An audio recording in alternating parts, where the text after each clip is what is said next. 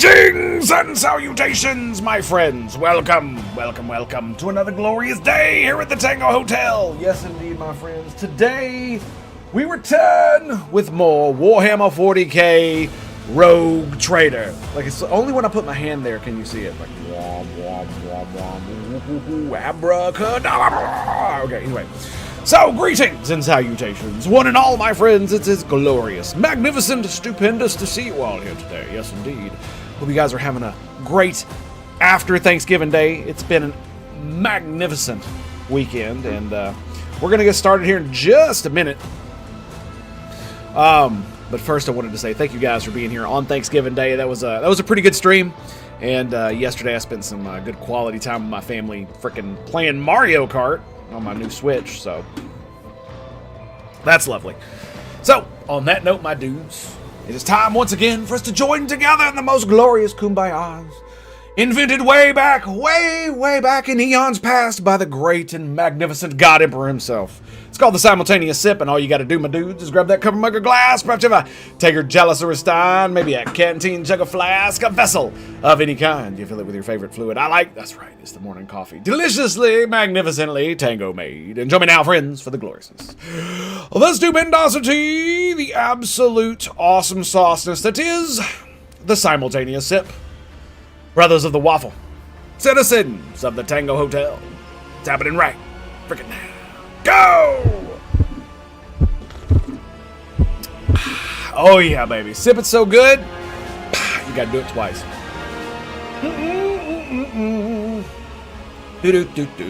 Oh yeah. Okay.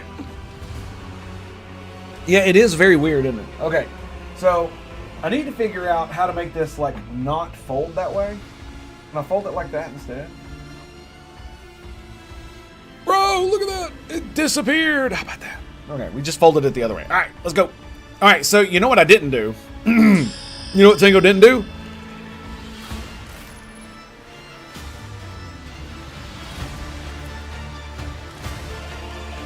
No! No! Come on. Okay. You know what Tango didn't do? Tango did not what's the word I'm looking for? Respec Argentia. And we're going to be doing that right meow. So we're going to do the good old nonsense where I take pictures of things. Alright. Let's get up here. Let's look at archetypes. And okay, so we got what is this? Fired up deals damage. Their critical damage is increased by 1 until the end of combat. Okay, good. Reloading. I wonder if rapid reload is actually that great. We do require a reload every now and then, but there's so many different times where using a reload isn't actually needed. Right? Unpredictable.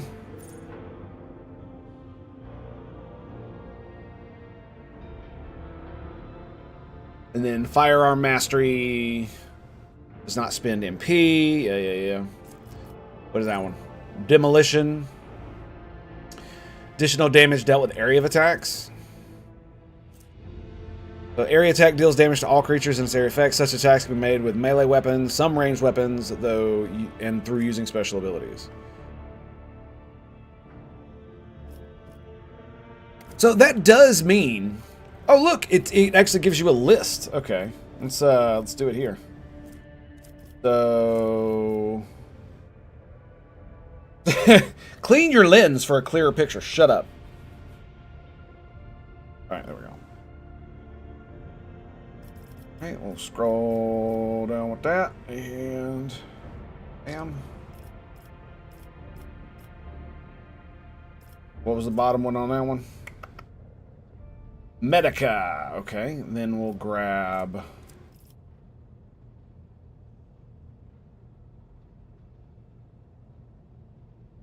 Then I think that's it. Yeah, that's it. All right. So, we've got all of our stuff. And the reason we're doing this is because I want to respec her so that we can take off Hunter. Is that what it's called?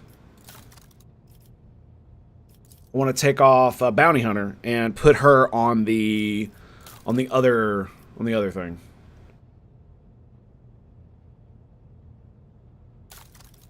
And okay, so, but I want to keep most of that stuff.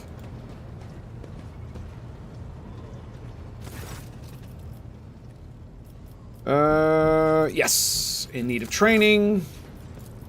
Yeah, luckily it doesn't cost anything yet. So we'll go ahead and pop Argentia. It does kind of suck that I can't just reset the bounty hunter part.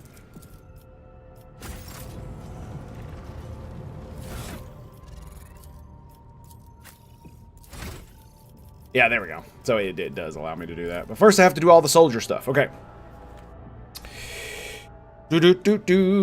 So, firearms mastery. We did fired up. Right?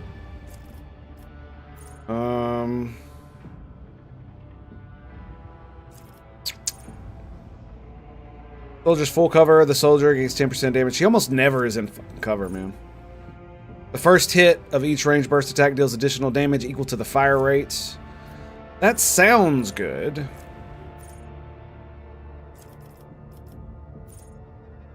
Enemies damaged by the soldier's area attack suffer 3 damage from the next attack that hits them. I wonder if that means her own attacks. So if she like hits them with the first one, the next one does 3 damage. Alright, so we're going to go with fired up. So whenever, yeah, 1% crit damage till the end of combat. That shit stacks. That shit stacks. Okay, ballistic skill. And then we grab concentrated fire.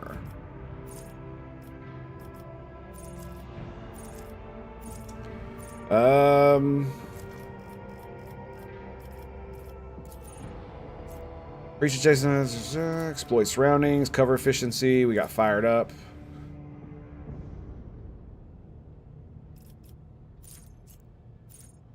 Oh, it was rapid reload we got. Yeah, rapid reload. Then it was concentrated fire. Like, does that actually mean that her... And this was, what was this? Rapid reload. Wait, hang on. Fired up, ballistic skill, rapid reload, ballistic skill.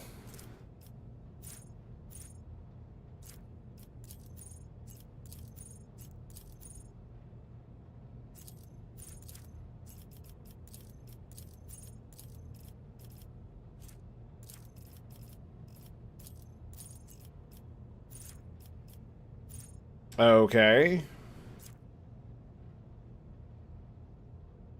We grabbed rapid fire. Or no, that was not rapid fire. That was concentrated fire. This controlled shot gives the soldier they're about to open fire. The soldier allies will automatically dodge. This is movement within a 3-cell radius, 0 AP. Spends all movement points. Not through obstacles. Okay, so we're going to go concentrated fire.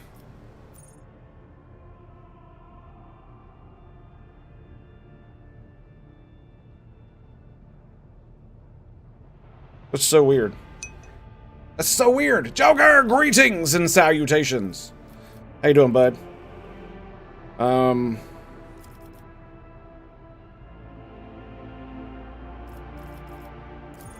Did I miss something? I must have missed something. Yeah, I must have definitely missed something. So it's 1, 2, 3, 4, 4. I have no idea. Why does it say ballistic skill twice? Then agility. That's so odd. Anywho. Alright, now, I think we can go concentrated fire. Just waking up, making coffee. I hear you, buddy. Cheers, baby. Pow.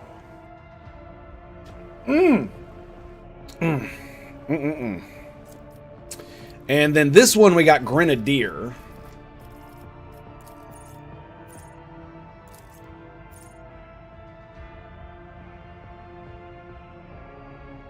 The use of the first archetype ability in this character costs 1 less enemy. That actually does sound pretty good. She's my only soldier, right? Because he's a warrior. She's a soldier. So that means that this is a soldier ability. And it costs 1 AP. In each combat. Okay. If it was round, I would totally grab it. 10% to crit and 10 armor against Xenos. Affected by an ally's non-damaging ability. Resolve is increased by 1.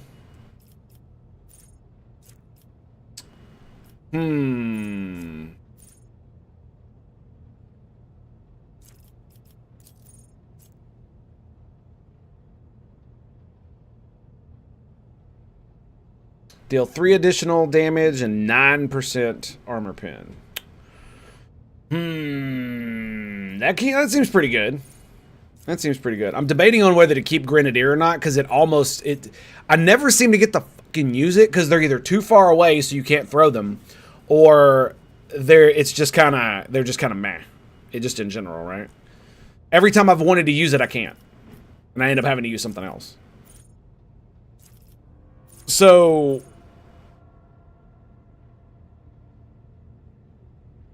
we could grab Bolt Weapon Expert.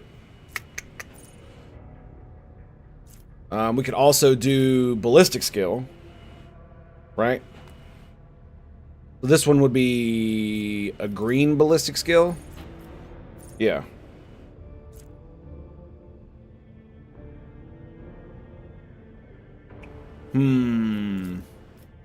Let's see what happens. Okay. So that was Grenadier. Next up, we did Unpredictable. So Rapid Fire no longer reduces damage.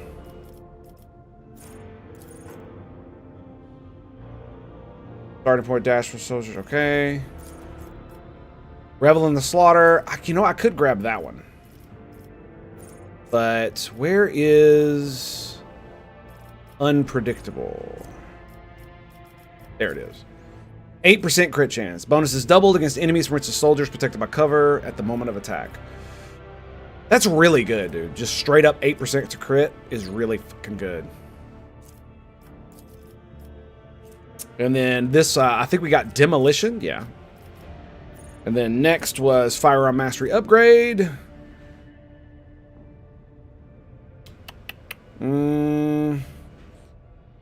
And this one, we're definitely... I think we're going to do this. The attacks do not spend MP.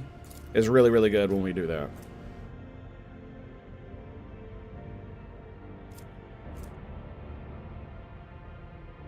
Each of their area attacks does additional damage equal to the number of attacked targets. You know what? Let's do both of these, because she almost never moves when I do that. So we'll just let that go. And then it was Demolition Engineer.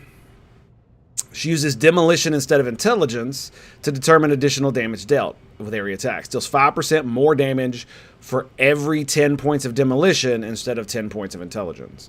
And she has a lot of Demolition. So we're gonna, yeah, we absolutely do want to grab that. And then this one is going to be Agility. Yep. And Rapid Fire. Gonna go Rapid Fire. And then that one's gonna be Medica. Medicae. Yeah,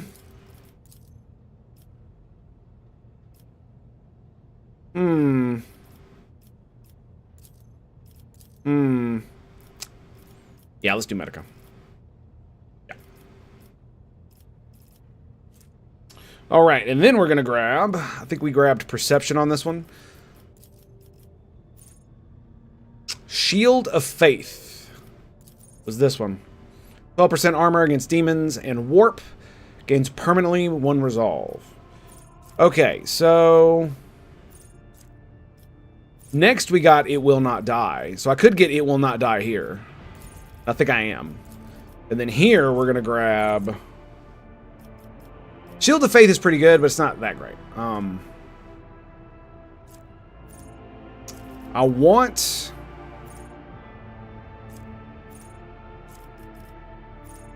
Soldier's second attack action in a turn. Deals 17% more damage to enemies that have not suffered. Okay.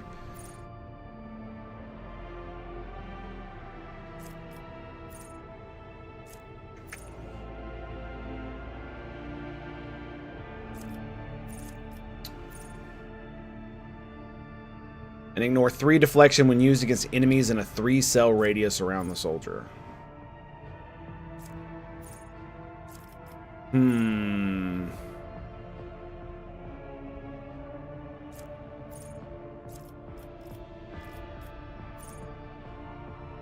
That's it. Rapid fire no longer reduces damage.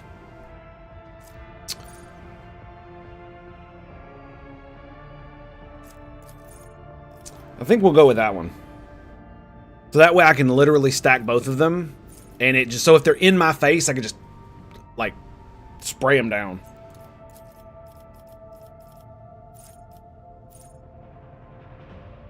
So it doesn't do 25% less damage. I still don't understand the random trajectory shit. Like, I don't know why it doesn't explain it. So...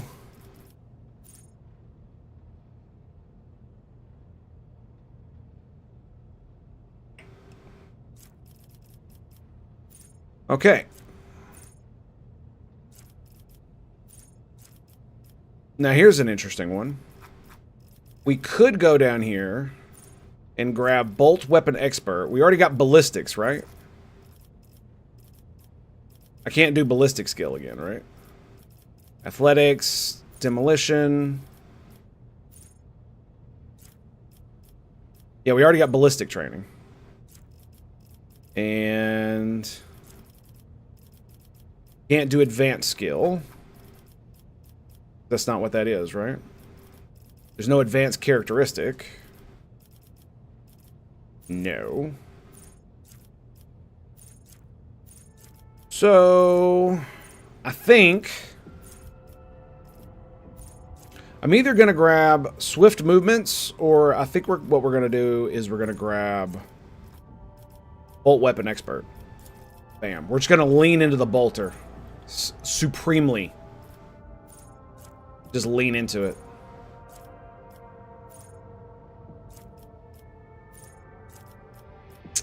No Heresy might also be a good one, to be quite honest.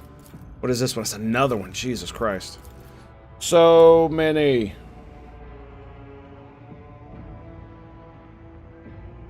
Yeah.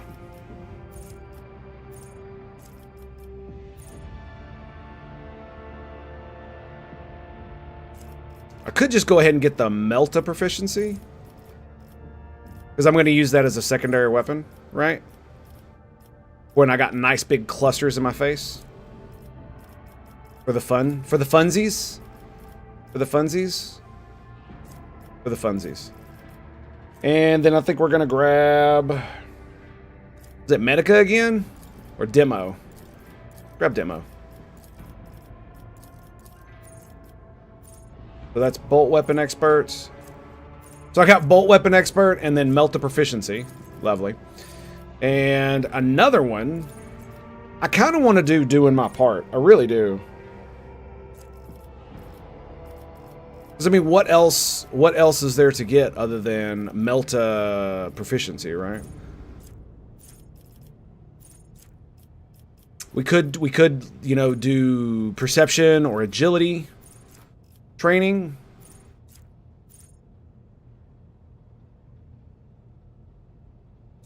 Oh, she comes with Flame Weapon Proficiency. Oh, I see. Huh.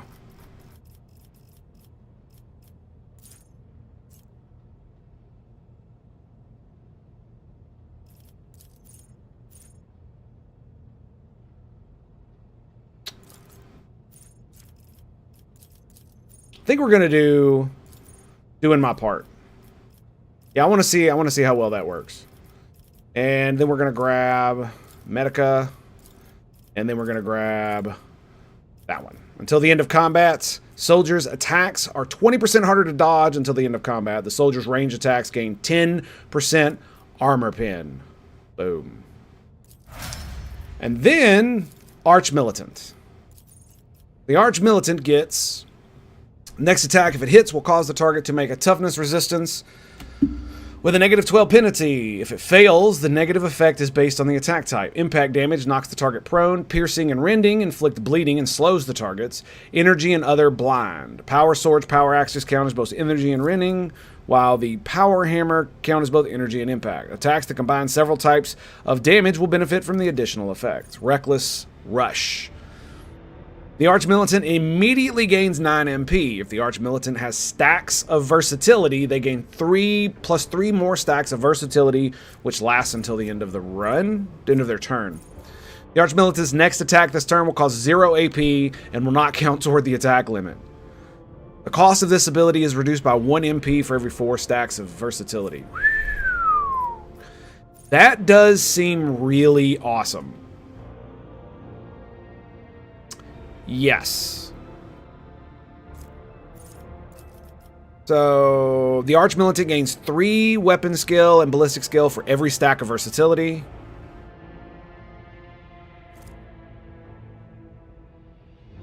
The Arch Militant has 4 or more stacks. The Arch Militant deals additional damage. So it's going to be really hard for me to get the stacks. That's the problem.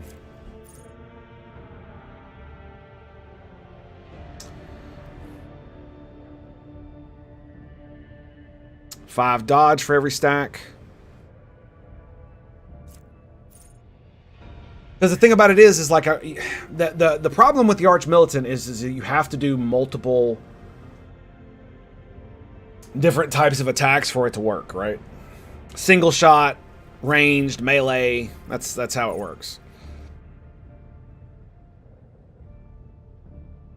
Area melee, area ranged, or ranged burst.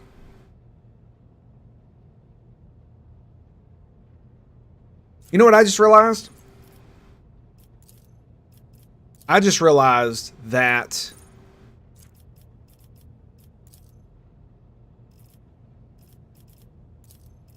this ability right here doesn't affect the bolter burst. I just realized that. And how did I just realize that? Because if you look at the Arch Militant, it specifies single shot melee, single shot or burst, single target or burst, area melee, area ranged. That's like the Melta. So, or ranged burst, which is what the bolter is. Oh, that sucks. Yeah, that does suck. But I guess that does mean that switching out between the Melta and shit will give me more stacks. They get dodge reduction, parry reduction, and ignore cover. 3% of enemy cover. All the Arch Militant attacks score critical hits, but the critical damage on those attacks is reduced by half. That's interesting. Free melee attack, dealing 6 damage instead of weapon damage. This attack does not count toward attack limit. Counts as a single melee attack for the purposes of versatility. Cannot be parried and will push the target 2 cells away. It just sucks because it's a melee attack. Her weapon skill sucks ass.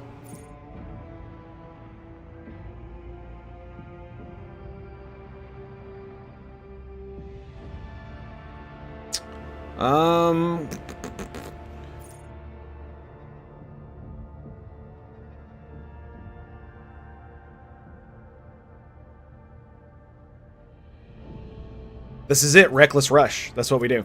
Because all she needs is 1 stack. So what that means is you attack with something, right? And then it gives you 3 more stacks with your 1 stack. So that's how you get 4 stacks. Bam, right there. All right, so let's look through this. Begins combat with 2 stacks. That seems like it's probably going to be it. When entering combat, the Arch Militant gains 12 weapon skill and 6 ballistic skill until the end of combat. Why does it say that? I guess for the purposes of rolling outside of combat?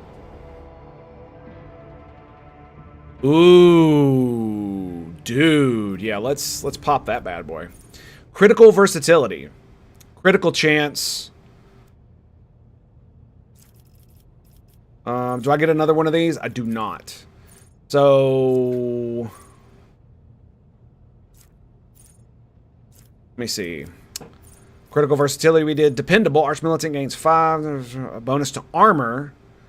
This bonus is kept when the Arch Militant uses cautious... okay, cool.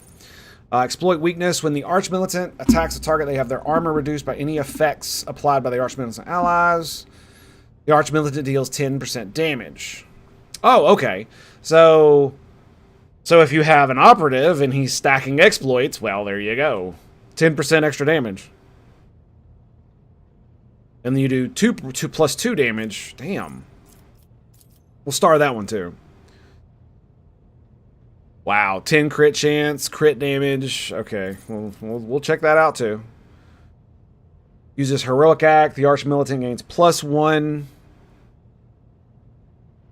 and 10% damage until the end of combat. Yeah, we'll worry about that later. Custom to Glory. That's pretty good. Gaining a stack of versatility increases critical chance by 5 stacks. Damn. When the Arch Militant is under the effects of Reckless Rush, their attacks do not cost MP. Whoa, bro. Killing an enemy with a melee attack makes the Arch Militant's ranged attack this turn cost -1 AP, and vice versa. Every round, the first single target ability used by an ally on the Arch Militant grants +1 action point. The first single target ability used by an ally on the Arch Militant grants +1 action point to that ally. Nice.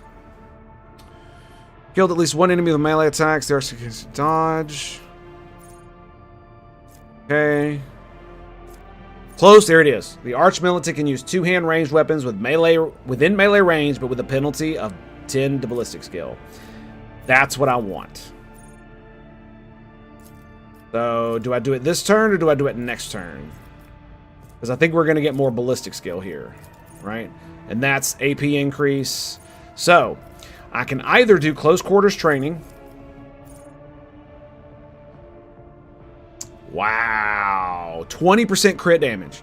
So, this... wow. Wow, that's... we're going to... Any ranged area or ranged burst attacks of the Arch Militant reduce the weapon skill of enemies. Okay, that's pretty good.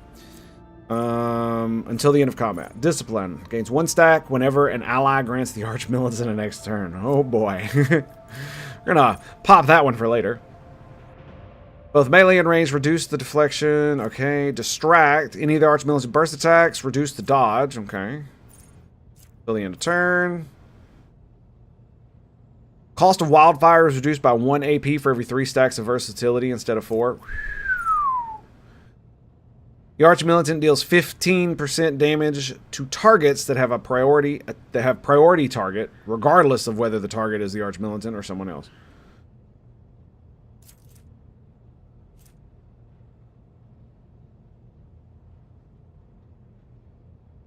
Oh, so if they're taunted, 15% damage to taunted. Okay, cool. Ooh, wow. Heavy Gunner.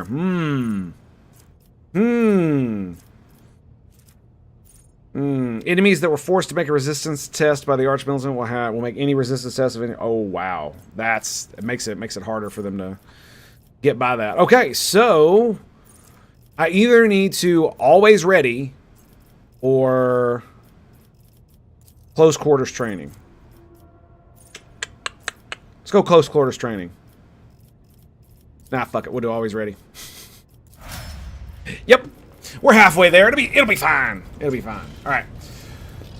Okay, now that that's done, let's do some scouting, shall we? Okay, we've done already explored. All right, let's do a quick save. I'm debating on whether to replace the Magos with her. The Magos is cool, I like him. But dude, she is such a badass in combat, it's ridiculous.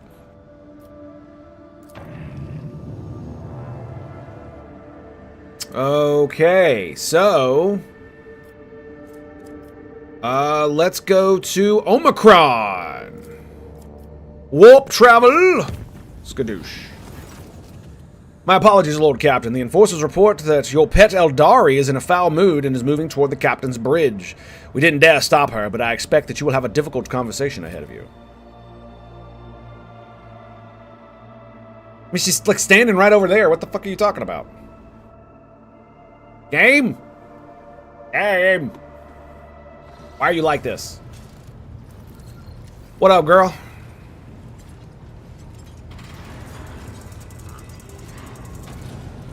Please spare me a brief moment of your time, Elantak. She appears quietly beside the throne, exhaustion and anger set upon her brow. Azurion knows that I do not care about the curious glances of Monkey. I grew inured to them back in the blossoming gardens of the Lilithon. Yeah, like I care what knife ears think either. From afar. They follow my every move. I too can be racist themselves as fuck. Against me. Let them. After all, what can be done with such weak-minded, primitive creatures?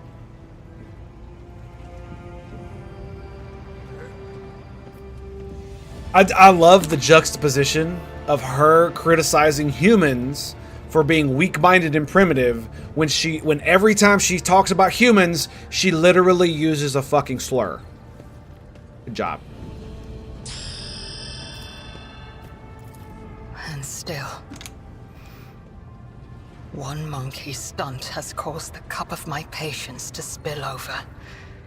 She dared to approach me, to speak to me, and touching my hand, she suggested that we withdraw somewhere private. She wanted K-Morag. The mere memory of it stirs up a tempest in my soul. Wait, what? Wait.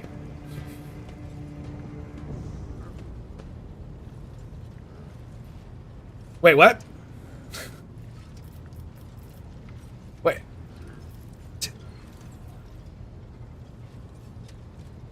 Sex. They wanted sex.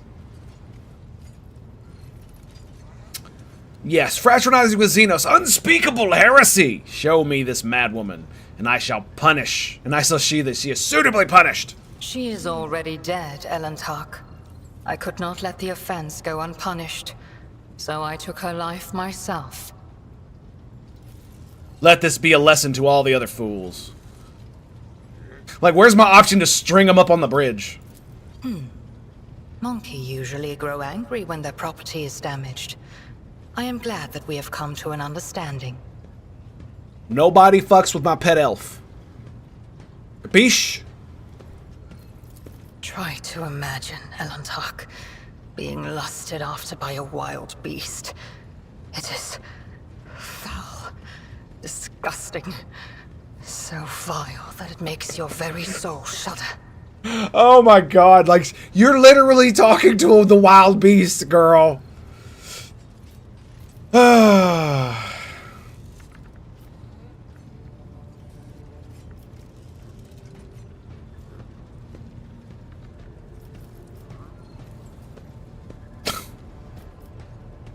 For a docile pet. Ugh.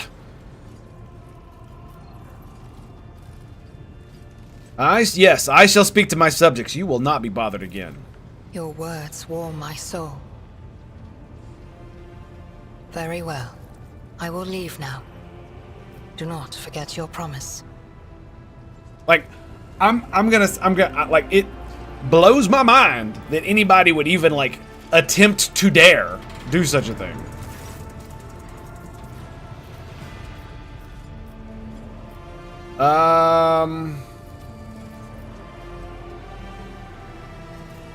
Is there no way for me to do this? I thought I'd be able to, like, immediately talk to that. Huh. Lord Captain.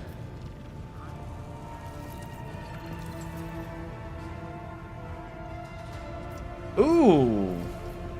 Okay, here we go. I've discovered that there are caches left by Theodora somewhere on Dargonis and Kiva. Do you know anything about this? It is wise for a rogue trader to have caches where they can safely store important information. And utterly unwise to share the coordinates of such caches with anyone. Even one's most trusted associates. I'm afraid I do not know how to find the caches, but I can offer some help. Your predecessor used this numeric code to deactivate certain defense systems in her service. If I know Lady Theodora as well as I think, then I'm quite certain that she left her caches well guarded. In that case, this code will be useful to you. Nice. So we had one code for the other one, and we just got another one. Or was it the same one, technically? Is there anything else we could discuss? Lord Captain? Nope. Lord Captain. I do indeed enjoy talking to him. You have my complete attention. His gaze filling with warmth.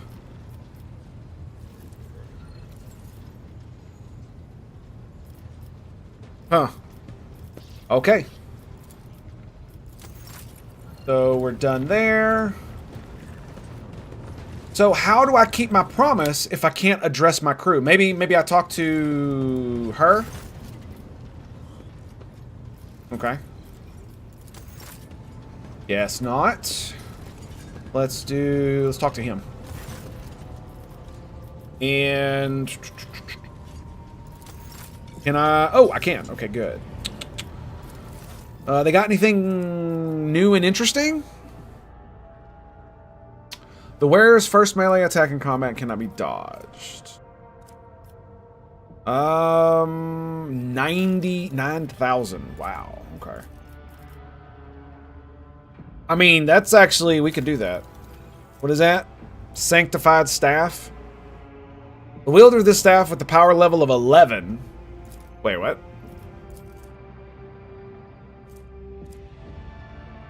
Oh, it's Sanctic powers. Very nice. So that means it'll only go up. All creatures within an area. Everyone adjacent to the target point suffers from 1 to 1 plus psi rating times Psyker staff level damage. The damage dealt by this attack to allies is reduced by the target's resolve. Huh. Well, that's interesting. 15 fellowship and 15 willpower.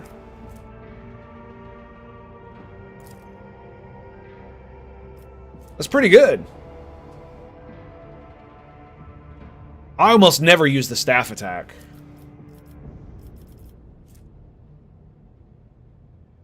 I wanted it for funsies, to be quite honest. I might actually grab that. Because we can...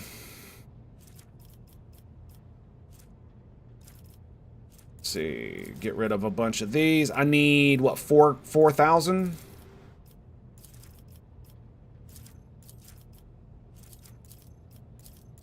Alright, let's actually check out the Explorators, right?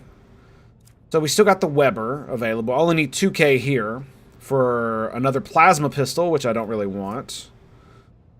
Using reload for any weapon costs -1 AP. Wow, that's minimum 0. You know what that means? That means I could give that to Argentia and she could reload her weapon for 0 cost. Every single time. Yep.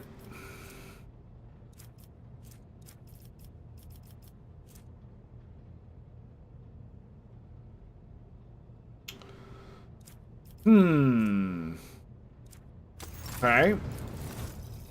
And this guy increases user resolve for each 2 levels of Iconoclast. Wow.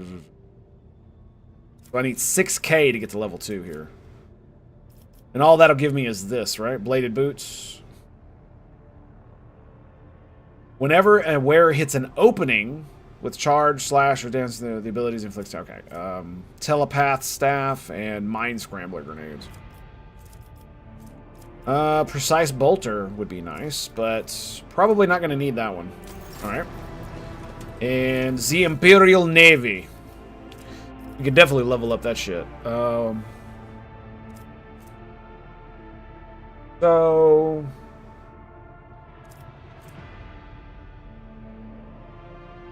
I could get another lance weapon on my prow rather than having torpedoes. Yeah, that could be good.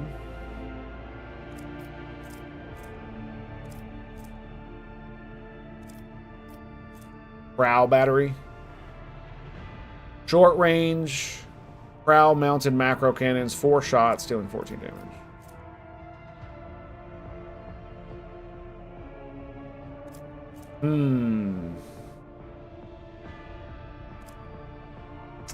So we can absolutely get that. What is this?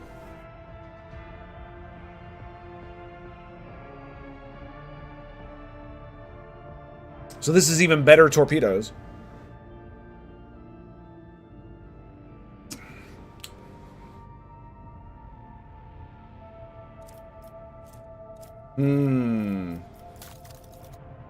So they only want that.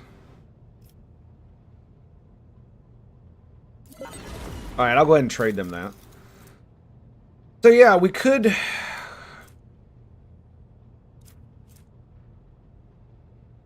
go for another prow battery rather than having torpedo tubes. I'm just not sure how good of a thing that's going to be. Because the prow weapon is very, like, point blank. But if I get them in there, it's 2 freaking shots, right? So I'm going to go ahead and grab it. Yeah, we're going to go ahead and grab it. And let's get... So I want to have the Sanctified Staff. I kind of do. So let's grab... What gives the most? Holy Gifts.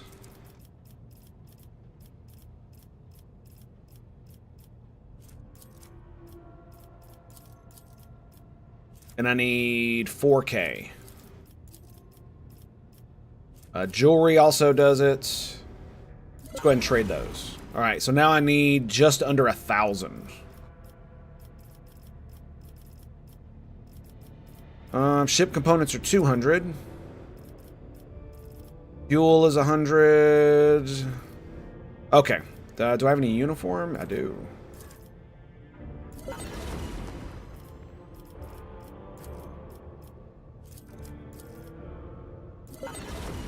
There it is. I need 60. We'll drop the fuel. Boom. So we need 10,200. Wow. So to get... The wearer gains 15 bonus to damage against enemies that dealt damage to the wearer this round. Nice. 5 crack grenades and a heavy bolter.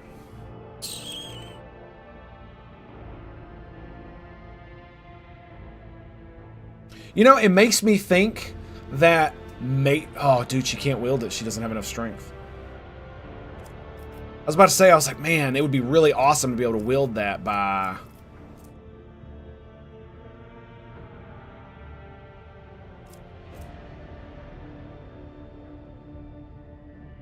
Yeah.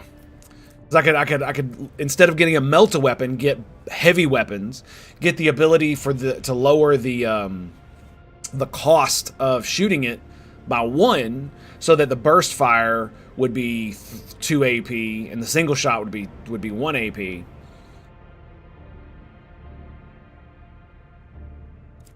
she's already got, you know, all kinds of bolter bullshit, so all right. Alright, we're done. And let's grab this. Nice. Yep, still got Ignite. Excellent. That is so cool, dude. Damage dealt by this attack to allies is reduced by the target's resolve. 10 cell radius. So that means it's within 10 cells of me, so that kind of sucks. But I kind of want to see what happens. It's only 2... It's 2 AP, so we'll see. We'll see. It's a good area of effect attack, right? So it's my psi rating worth of damage plus time. Okay, so 1, so minimum of 1, 2, 1 plus my psi rating, and my psi rating is 2. So that would be 1 to 3 times the power level of the staff, which is 11. That's based on my resolve, which goes up every time I use the Wrath of the Emperor. Yep. Yeah, she's got 30 strength. She wouldn't be able to wield a heavy weapon anyway. It kind of sucks, but you know, 'tis what it is, I guess. Where is Pascal? The Omniscient knows all, comprehends all. Tell me about your past. The request is approved. I have no outright restrictions on disclosing this information. Where are you from? Information about my origins is worthless. I belong to the priesthood of explorators and came to the Coronis Expanse over 200 years ago. Any events preceding that moment are insignificant. Well, how did you end up here then? I was honored to become a member of the Explorator Cognizance Fleet. When the Adeptus Mechanicus summoned the faithful for an exploratory venture into the depths of the Coronis Expanse, I joined the fleet in fulfillment of my sacred vows of comprehension. And why are you not with the fleet? After I betrayed Archmagus Amonat, the fleet conclave directed me to the orbital station, Alter Templum Calixus EXT-17, for penance.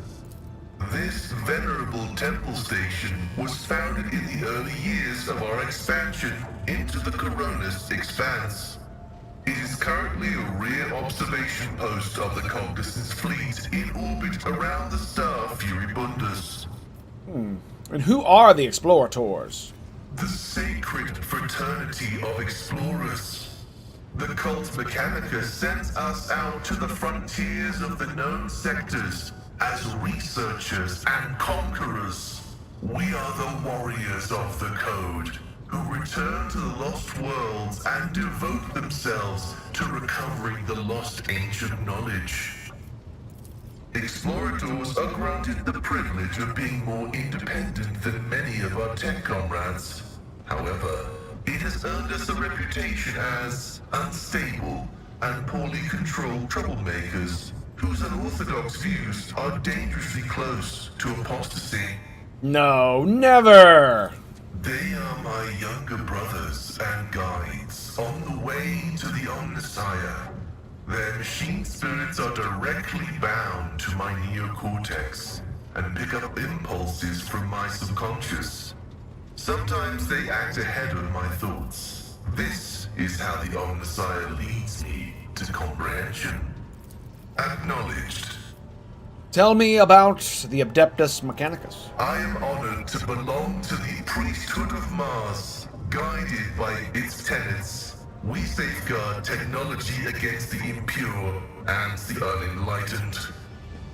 Why did you mention Mars?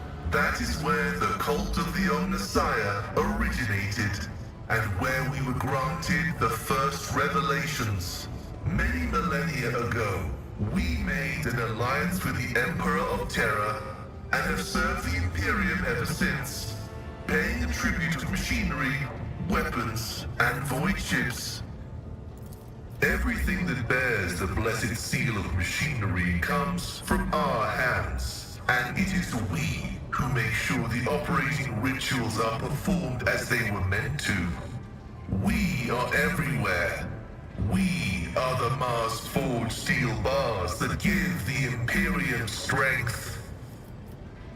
What did you mean guard it? It's not buried treasure. It's not secret. It is both a treasure and a secret. Technology is how the divinity of the Omnissiah manifests itself in this world. This is why the uninitiated may only be allowed to touch the most vulgar and mundane of its instances. We, on the other hand, are authorized to use the sacred catechism of maintenance and operation. Although there is another reason to deny lay people the sacrament of knowledge, it can be dangerous. Twisted by renegades, the Omnissiah's wisdom is called heretic, and the exposure to it may corrupt the uninitiated. Another danger is knowledge strangely interpreted and inscrutably twisted by the minds of the Xenos. This bane is called xenotech.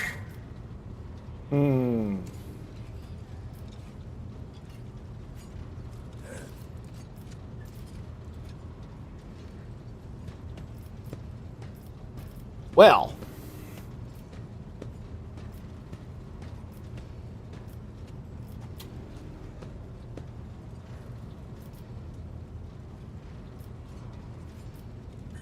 Like, why would I say that? Sacred objects should only be touched by those with worthy hands. This statement is true. What many consider chains on our way to comprehension is our armor, which we have inherited from our wisdom-blessed predecessors. Do you hold a high position within your fraternity? This electu indicates that I am a Magos, who has mastered the sacraments of many spheres of knowledge, and has the right to conduct services in a forged cathedral. And what is the Omnissiah in your understanding? He is the divine mechanism, the maker of technology. The universe was made to resemble a mechanical marvel because the Omnissiah rules over it. Knowledge is the highest form that he uses to manifest in the world. For now. Someday, he will come to this world in the absolute fullness of his splendor. The Adeptus Mechanicus worship the Emperor. He is the earthly manifestation of the Omnissiah, who brought humanity into the light of divine grace.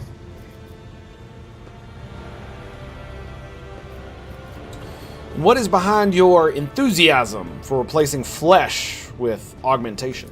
Organic tissue is an imperfect replica of the machine, transient and vulnerable. Metal is more stable, more effective, and more durable. Flesh speak is flawed next to binaric language.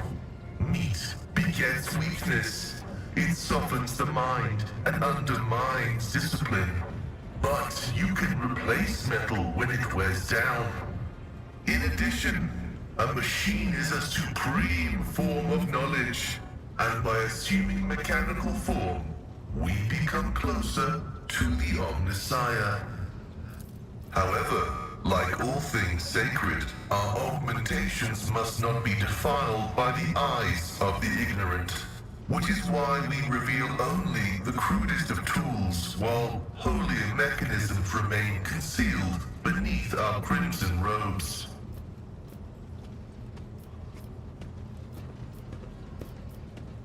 An interesting superstition. Not a superstition, a gracious truth. You have a strange way of speaking. Is that because your augmentation, or does your faith dictate how you should express yourself? Partially true. I had a voice modulator implanted alongside the respiratory purification module, but there is an additional reason. Gothic is not my first language. I am used to thinking and making statements in lingua technis. The binaric language is more informative, more ergonomic, and less prone to misinterpretation. Interesting. Acknowledged. May your labors be effective and fruitful. Interesting. Alright, so...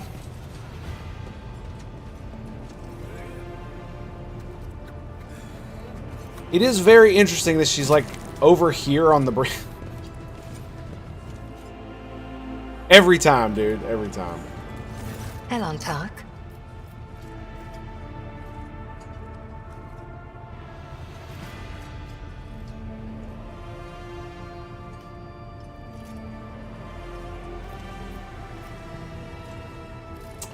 Yes. Strange and blasphemous things started happening during our first warp voyage with you on board. The crew is whispering that you may be the reason. Is this true? The minions of She Who Thirsts could sense my soul behind the thick walls and thin veil that separate your fragile lives from the roiling fury outside. A child of Asurian that dared to wander beyond the veil, within the reach of an outstretched claw, protected only by the barrier of unreliable monkey technology. It is too tempting a quarry for the monsters that serve Cylon Thresh. Our ships never venture beyond the veil, and I never traveled the way you do, monkey. Elantark, I admit this was a novel experience. I lost composure, let dismay into my heart, and almost strayed from the path. This moment of hesitation drew the attention of She Who Thirsts, but I summoned my will and used the knowledge of meditation to achieve balance, and hide my soul behind an impenetrable wall of resolve. Future journeys beyond the veil will still be difficult. Nice. But I will steel my heart, and not let the hounds of Cylon Thresh pick up my scent ever again. Fair enough. I've also been mulling over our conversation, and I can understand why you do not like monkey, as you say. I think there's something else. Something that I just don't understand. What do I see? Your words ring with the desire to know the soul of another.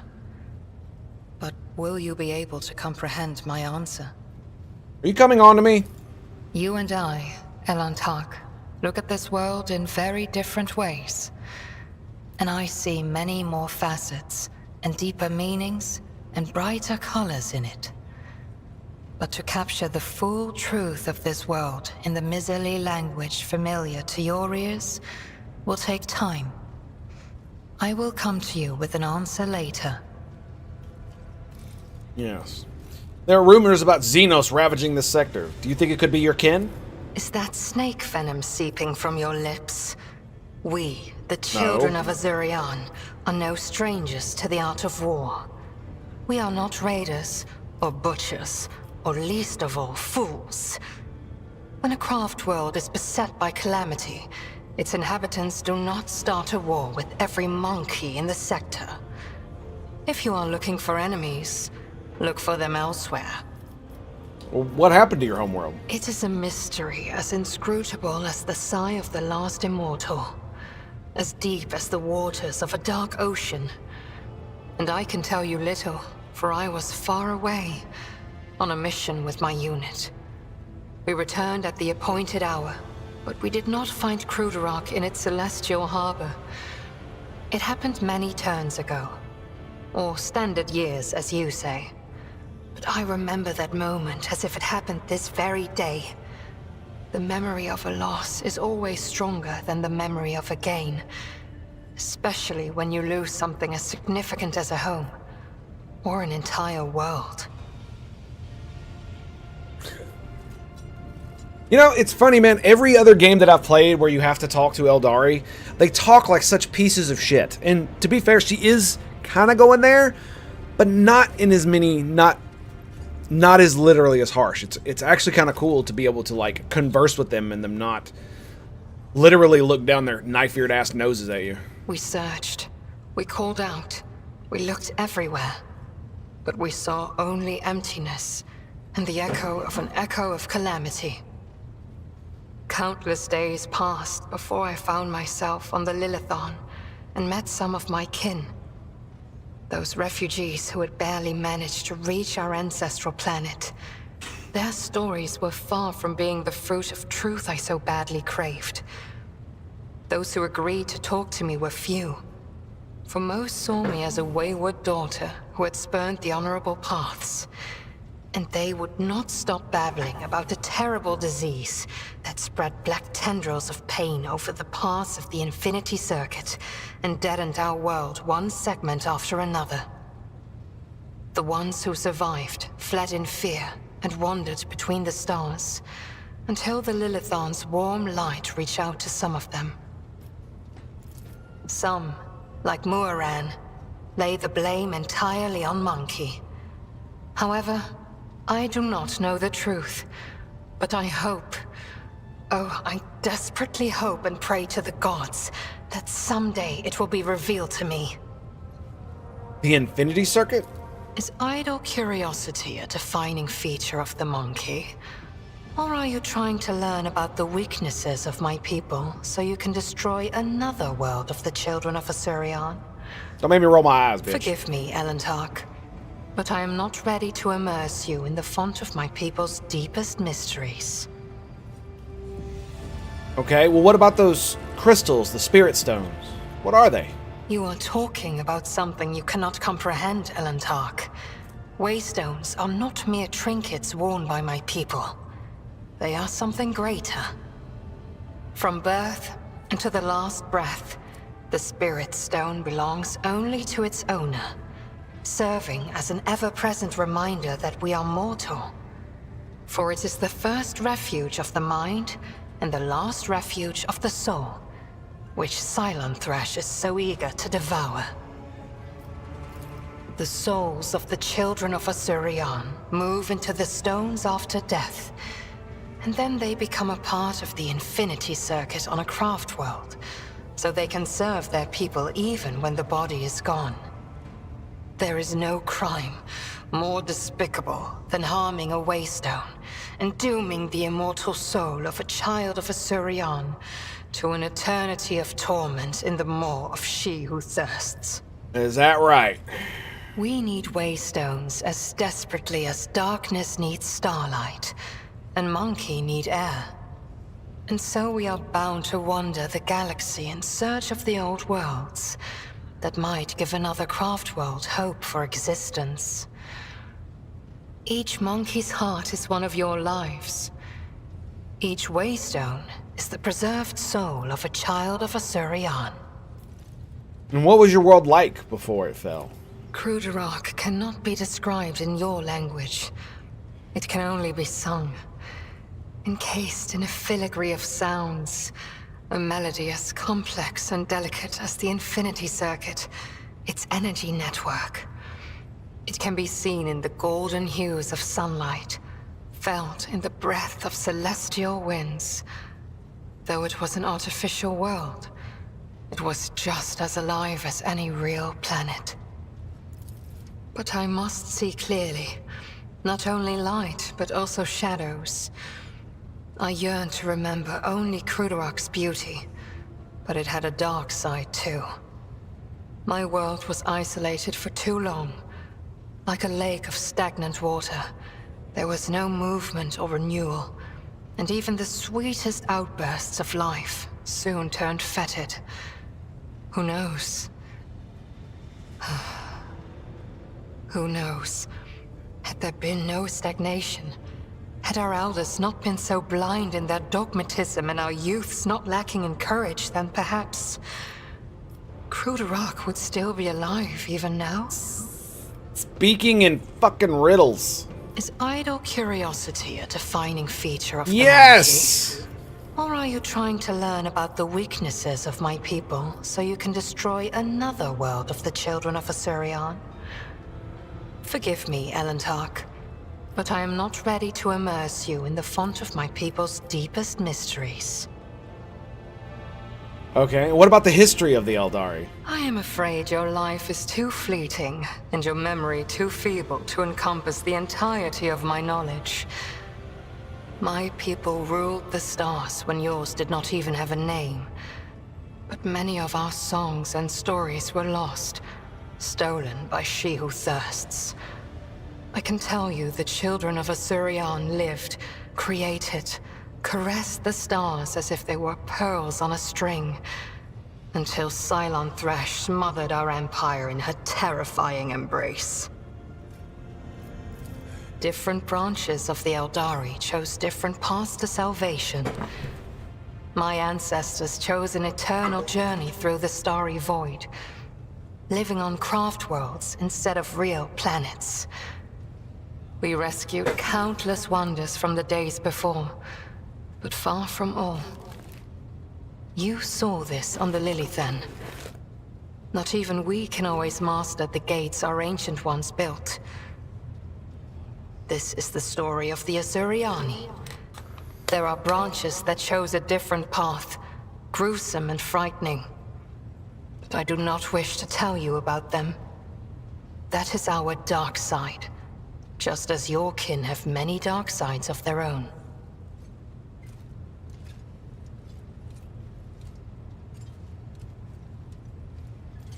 Yes, each one of us has a dark side of some sort, do they not? You keep mentioning She Who Thirsts. What can you tell me about her? Why ask this question? Is it idle curiosity, or something else? Do not turn your thoughts towards Cylon Thresh, whatever your motive. She is downfall. She is hunger. She is the enemy of all that is good in the universe. She is an enemy to the Eldari, and I hope to you as well. Stressing those last words, looking at you inquisitively.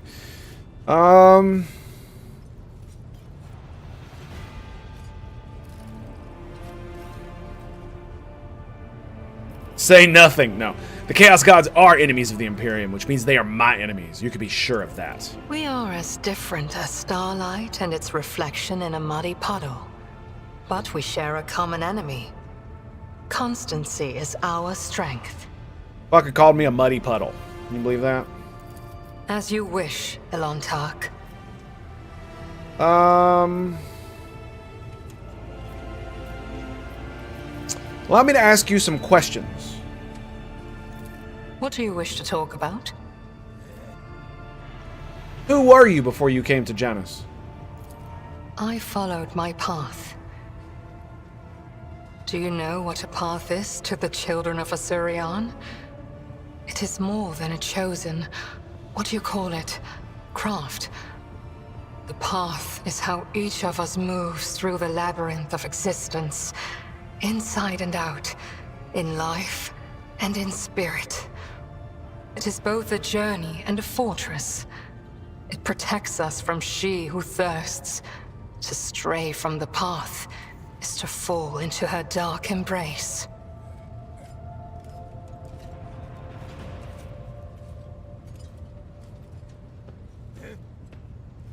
Sorry, boys. I'm not feeling so hot, so I needed to check something real quick. I'm, overheating pretty badly.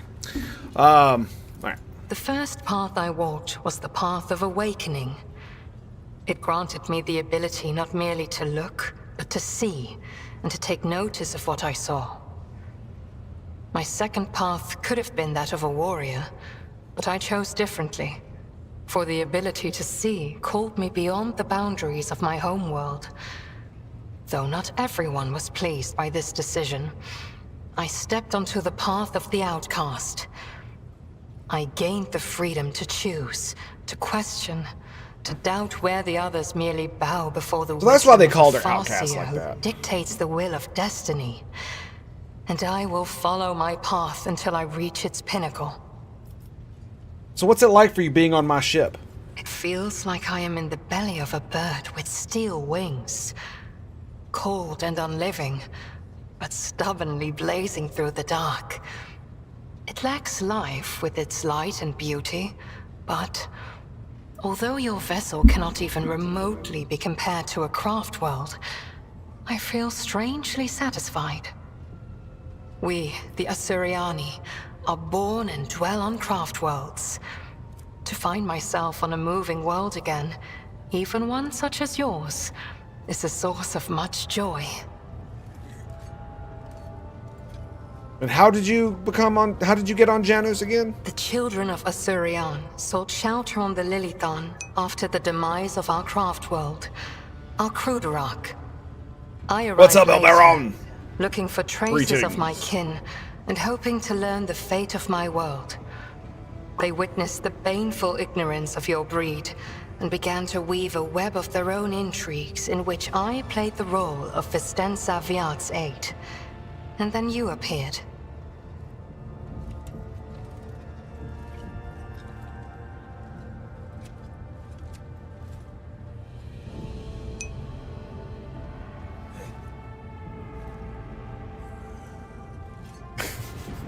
Sorry about that. Ah, bringing me some of that good old acetaminophen. All right. The words of truth sound like music. This is what our people say. And tell me about your kin and your homeworld? I refuse to discuss this with a monkey. We are but traveling companions who happen to be following the same road among the stars. Do not even try to get under my And coffee, skin. yes indeed. It will not work. Am I still unworthy of discussing your world? Nods curtly and says nothing. Well, thanks. What do you think's happening on Janus? The Lilithon is purifying herself of the corruption brought by the servants of Cylon Thrash. Gardens and birds, animals and people. It is kind of cool Many that you are could gone leave her forever, there. and even doing more that. are It's corrupted crazy. beyond healing. But the Lilithon is stronger. This world will live. It almost makes me interested to know what a heretical My character kin would are do. probably still looking for a means to enter the webway. May the Lilithon spirit aid them in this endeavor. Beyond the gate lies salvation, and perhaps even knowledge I thought I killed the fuck out of them. Cruderach and the remaining survivors. Okay. What do you wish to talk about? The The words of truth sound like music. This is what our people say. The outcasts my path led me to had a saying. Let me translate it for you. If you fall off a cliff, grab the roots and do not ask if they belong yeah, she to already a did that. weed. Okay. All right. I was like, why is it grayed out? I don't feel like I actually did that. All right, let's talk to her a little bit. Domin. Let me back out. Let's do the ritual. Domin. Give it to me, baby. Then follow. I still need to do the thing where I find the temple, too. I should probably just go ahead and do that.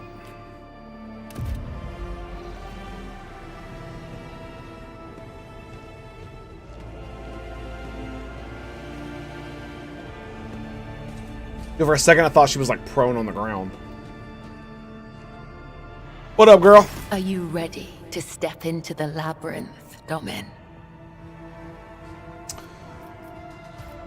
And what exactly are we gonna do? This is the ritual of binding. By the Undying One's will, our fates and ours one. But I must still guide you into the maze of my mind. Although it is my predestination alone to walk its corridors in search of answers, your image must become part of the tangle. For I am your shadow, Domin, and your presence will aid me in sensing whatever threats may be looming over you. And what is all this on the floor?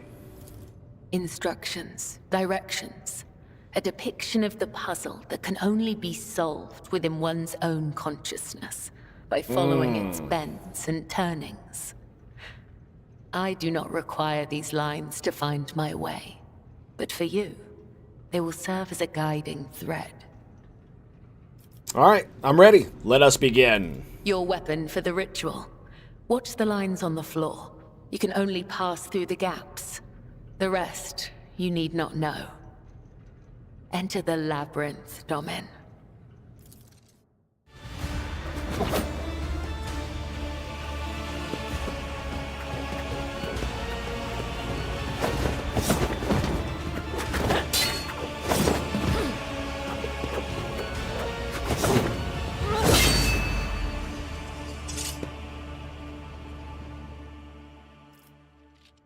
You are now upon the path. Your shadow now walks the labyrinth, and my gaze can now see when danger draws near you.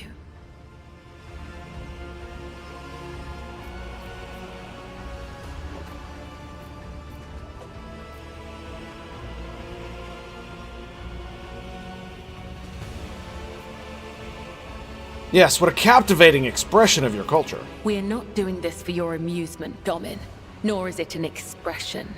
That which you do not comprehend still has meaning. Yes, I did not mean to offend. Your words have caused no offense.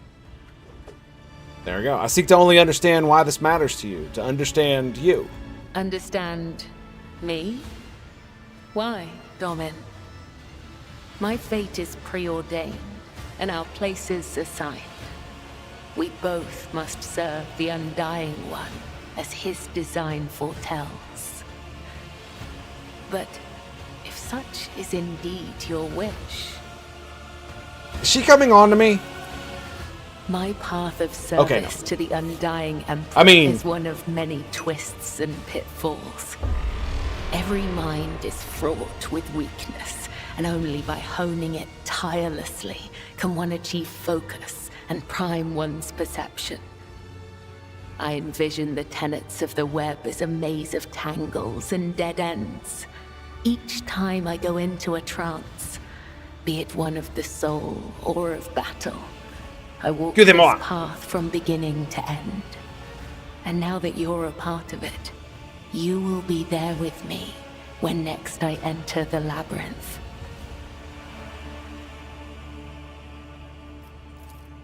You may deem it strange. You live in a world so far removed from my own that such rituals must seem absurd to you. I mean... I'm sure I would find your rituals equally mystifying. I wasn't gonna say it, but yeah, sure. To an outside observer, what happened here would have looked like an ordinary fight. But your senses grasp something more. They allow you to perceive a fragile bond that has formed between the two of you in the midst of this blade dance. As if Cabela's mind has opened up, reached out to yours, and acquainted itself with it. A surprising display of power and direction for someone who possesses no psychic abilities, or appears to be unaware of their own gift.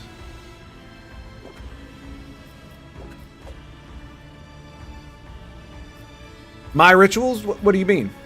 You are empowered by the will of the Undying One himself. And yet, when I look at your life, I am surprised. You follow a different thread. One that does not seem as strict to your thoughts and deeds.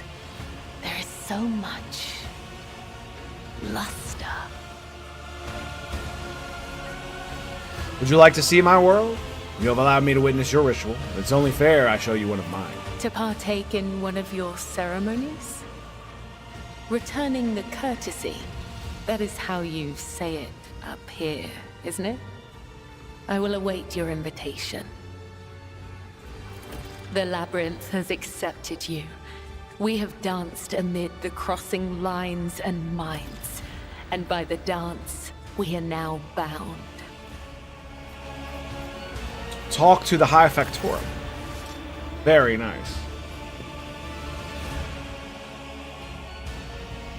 Yeah, I think it's time we went down to the... and tried to find the good old... what's it called?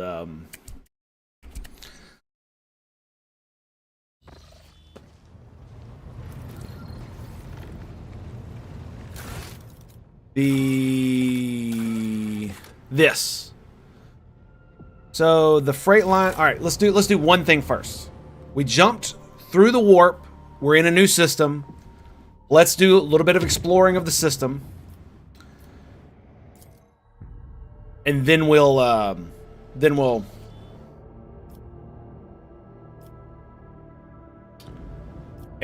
will.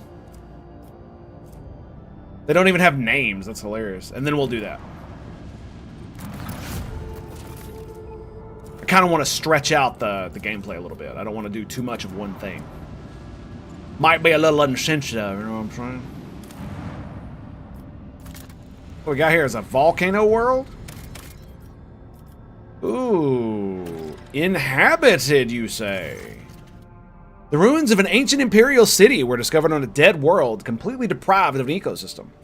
According to the reports, the entire settlement is contained in a titanic glass dome that once held an artificial atmosphere.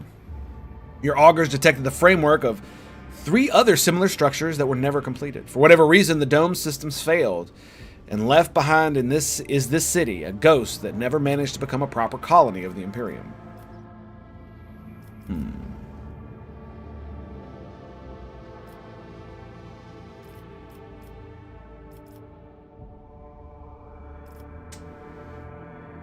Okay, send out a crew to explore the Temple District. Holy gifts.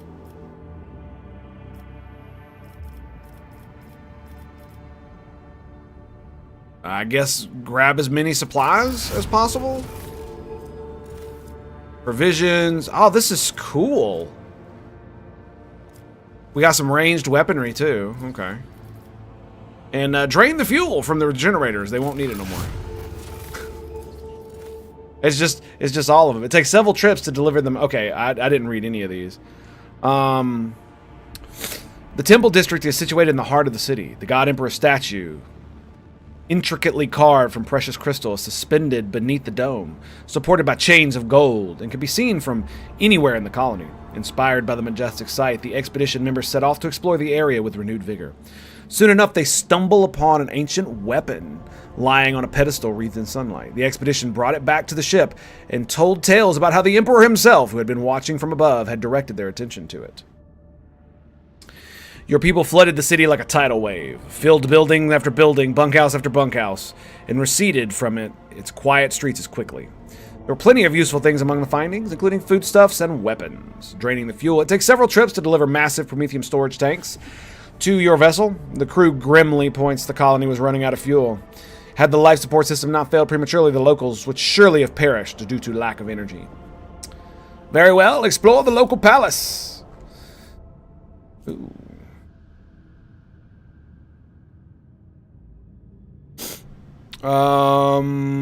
Ghost sword.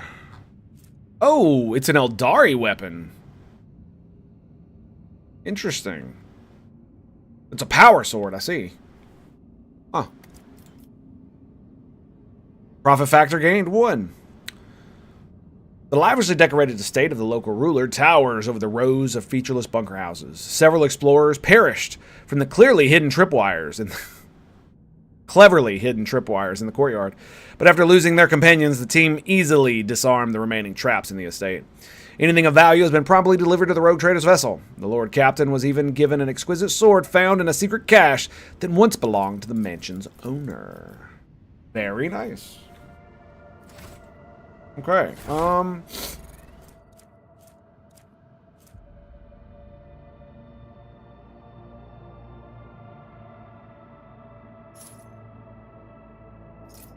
what the hell is this?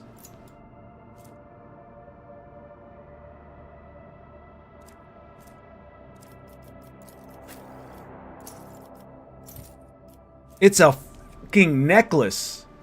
Whoa, that's cool, dude. That is very cool.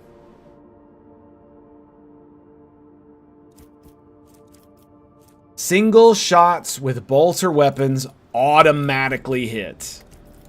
Wow, that's definitely something. Okay, well, she's got a swad. Is it any better?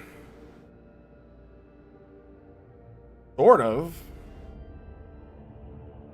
Got more pin. I don't understand why the strike is different. Why it looks different. I guess this is the one for power sword or chain sword or something. Like it's the same one for my staff. So I guess we'll just, I'll throw that in the, what you call it. All right, let's look at that. Let's actually look at the ship.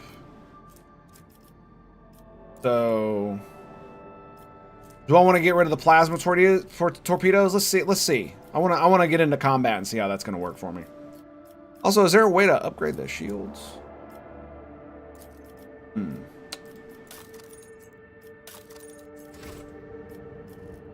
Okay.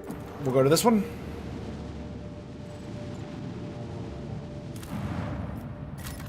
Begin scanning.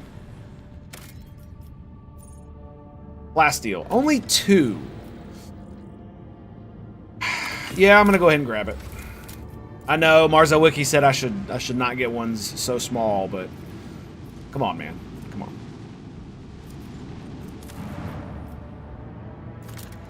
Scanning. Magnetic storm. The magnetic storm raging above the planet blurs our gaze of auger rays.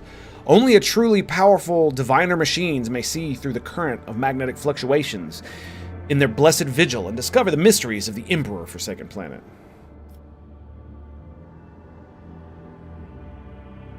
The rogue trader has decided to leave this unwelcoming world. Maybe she will return here one day.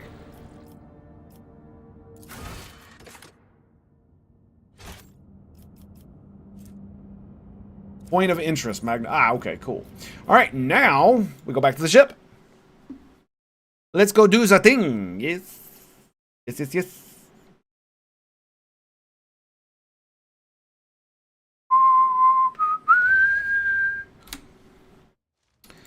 And get that quick save going on.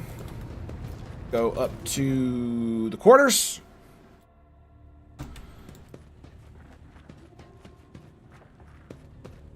All right, and let's grab lock. And we'll go ahead and throw that bad boy down in there.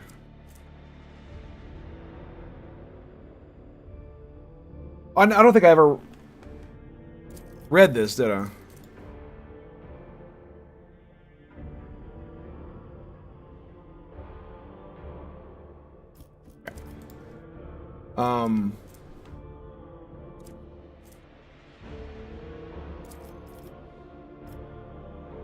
Now here's a question. What do I do with the skull? Do I just keep it?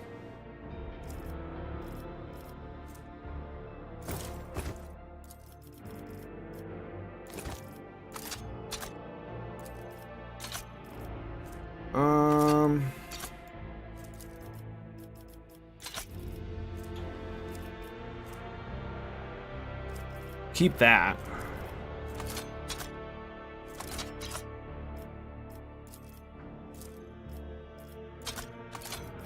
Keep 2, just in case I ever want to dual wield them.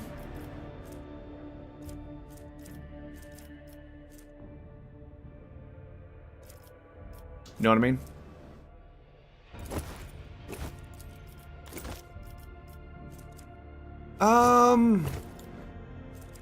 Actually, I'm going to keep that. Yeah, I think also I'm going to,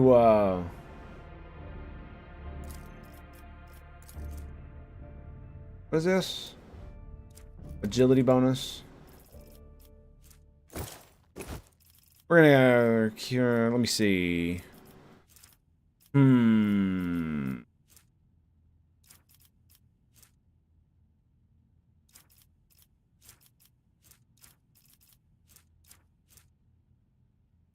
Sorry, chain sword. I've already got one of those. I think I'm gonna get rid of this too.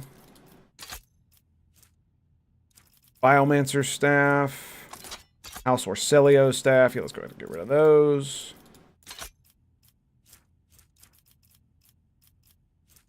Telepaths. Get rid of the sniper rifle. And psychic, sure.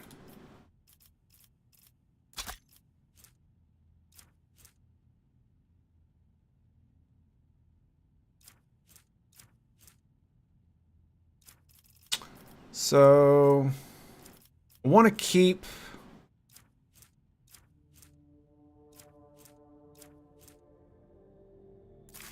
I guess there's really no reason to keep some of this stuff. Some of the stuff I want to keep because it's like fun quest shit. That's basically what it boils down to.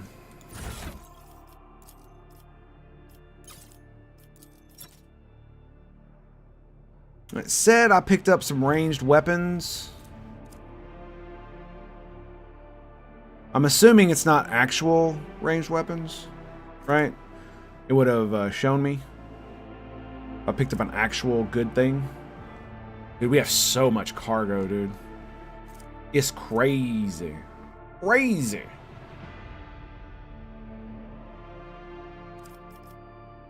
Yeah, it does kind of suck because she has flame proficiency. And I gave her Melta proficiency. She starts with flame proficiency. She didn't need to pick it up. Right? It's only... It has... The Melta has a lot more... whatchamacallit, though, so...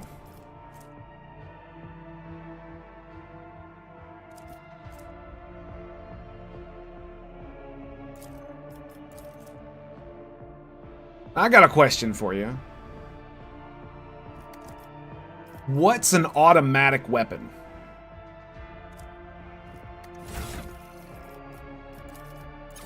You know what I mean?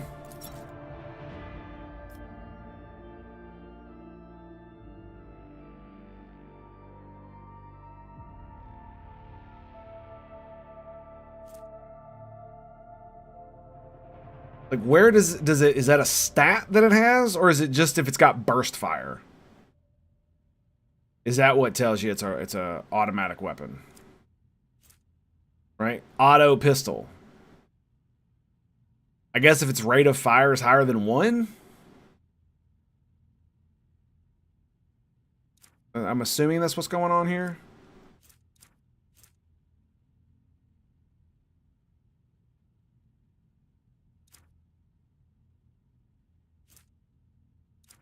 Bolter, auto gun.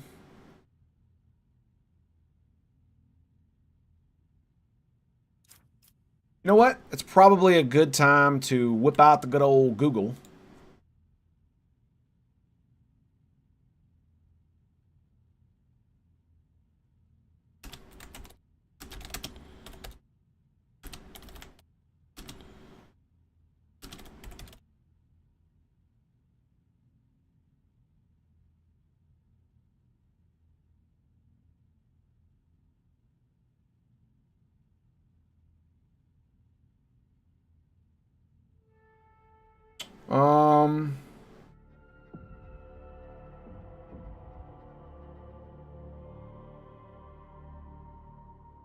So it looks like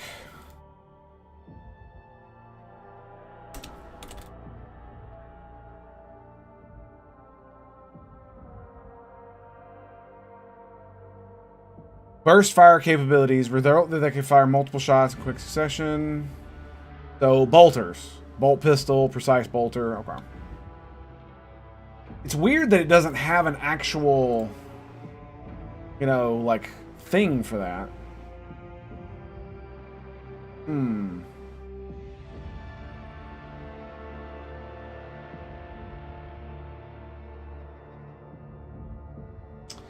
Interesting.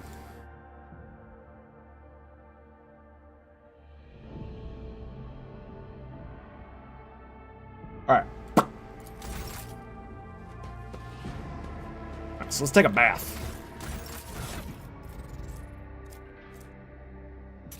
Let's get rid of this antidote shit. Put that in the cargo, and I'm gonna get some stems. Yeah, we'll keep the flamer around just for lulz. I might end up using it. I might respec her again, just for shits and giggles. And just use the flamer. But it does have less armor pen and all that other stuff, so I'm just kind of like, meh. Alright, so let's see my retinue. Let's see. Cassia, Henrix.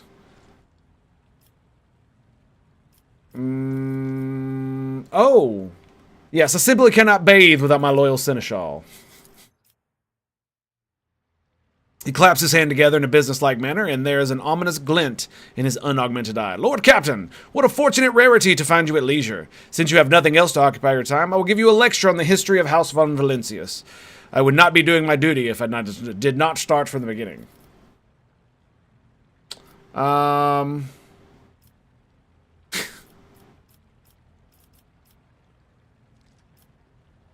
Very well, enlighten me. He clears his throat and looks smug. As I was saying, we shall begin with the origin of your noble lineage. Logic test succeeded. He provides you with a daunting amount of information, but you still learn quite a bit from your dynasty's history, whether you want it or not. Nice. A good roll. Albert's mustache twitches as he purses his lips in evident satisfaction. That's enough for today, your ladyship. Permit me to leave you while you contemplate what you've learned. And relax and close your eyes. Okay. And boom. We're done. Bada bing. If you're wondering why I did that, it's because I get a buff. Higher initiative the next time you enter combat. I really should raise my intelligence next time I get the chance to raise something. I got 80 willpower. I think that's enough for that. I need to raise my intelligence because that will increase my all of these things. Also,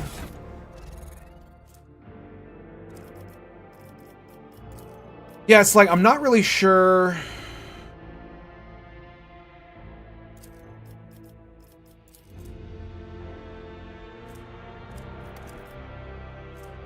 I'm not really sure which is better, right? Reducing recoil of all automatic weapons sounds good, but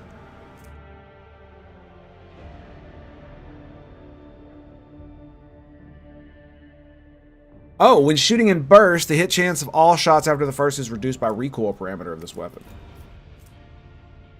Oh, I see. Huh, all right. Out. Grab a stem. And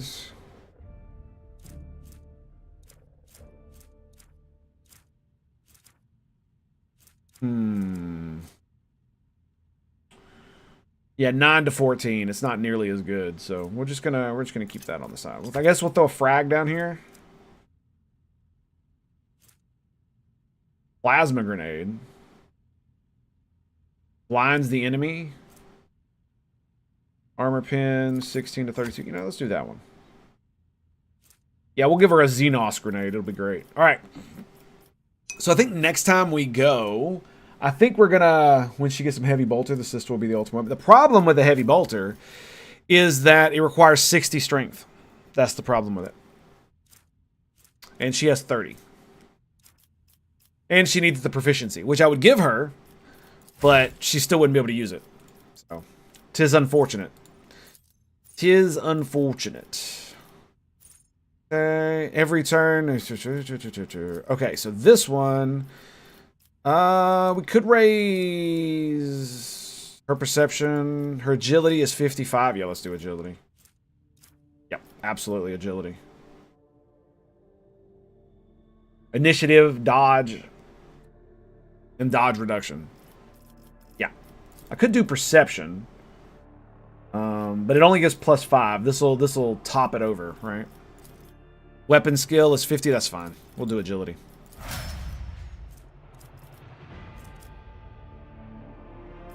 Okay, so let us. She's missing a bunch of shit.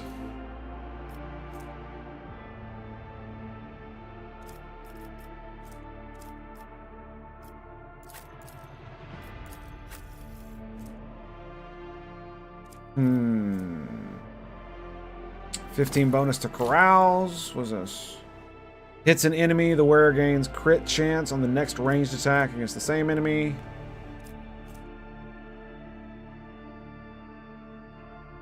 Whenever the wearer does 25... Okay, yeah, okay. You have 25% chance to gain 2 MP. That's nice. And... okay. That can snatch our stems. What about you? Med kits.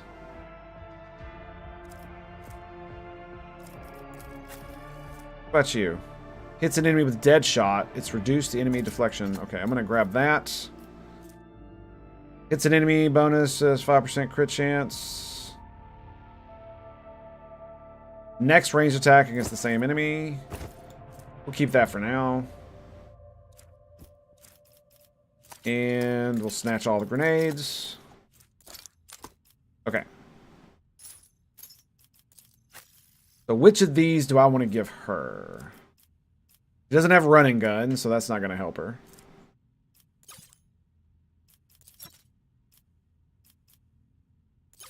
Let's do in ascending order. Okay, so when the wearer kills a target with exploit using a single or deadeye shot, 15 ranged attacks against it. Okay, yeah, let's do that one. And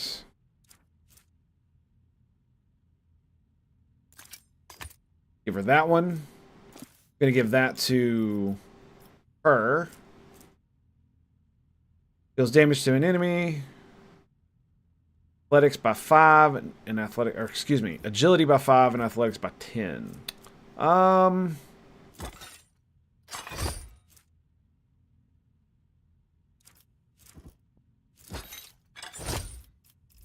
What do you have on your boots?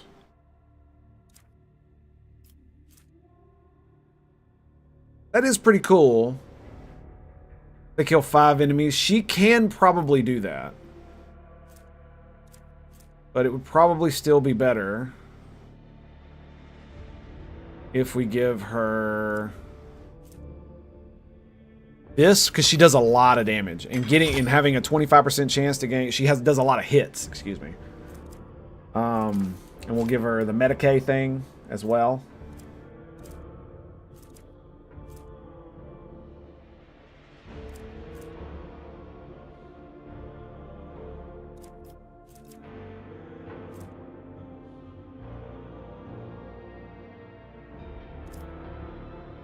Does she do a lot of attacks of opportunity? I don't think she does.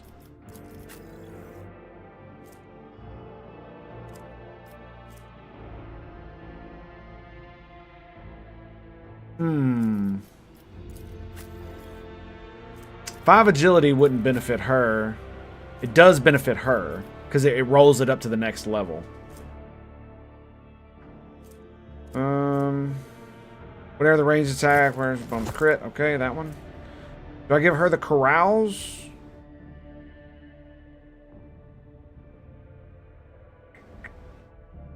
So using a med kit. Honestly, I should probably give it to her. And then we do this. When the wearer successfully hits with a single shot attack. Oh yeah, that's her right there. Bam. And she's got her bloodlusty helmet. That's actually not that great. But she can't use run and gun. Order that Xenos to wear some bikini skinny suits and cut her to thread. Yeah, I know, right? Jabba the Hutt. Yes. You know, I want to just say this for the record. She did kill a motherfucker for suggesting something similar to that. I just want to throw that out there for you there, bud. Somebody literally touched her hand and she just executed them. Yeah. It happens that way, doesn't it? All right, you know what? Let's do. Yeah. I think that's good. She doesn't have a neck though. Okay. At least we're still down here, so right. Where is it? So we'll throw some of this shit back in the thing, like the flamer, pyromancer staff. I'm gonna keep that just in case I want to use it. Running gun. We'll keep that just in case. Like, almost no one can kill that many people other than her, and I preferred her to have those other boots. So we'll leave that there. Okay, was there anything else? All attacks of opportunity deal agility bonus damage.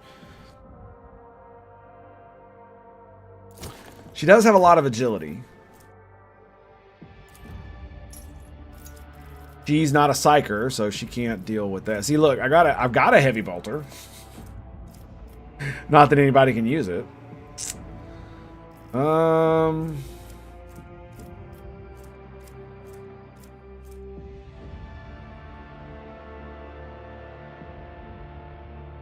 She can use the Thunder Hammer, can't she? I'm gonna see something. I'm gonna see that real quick. Bars Eldari. It sucks that I can't select someone else when I'm doing this. Is there anything I want to give her? Ghost Sword. She doesn't have Eldari. She's not heretical. Plasma. Marksman.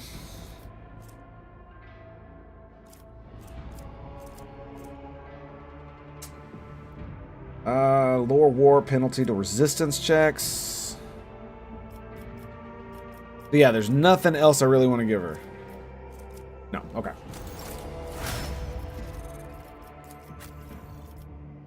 So she doesn't have a neck. Let's take the sniper rifle because I'm never gonna fucking use that.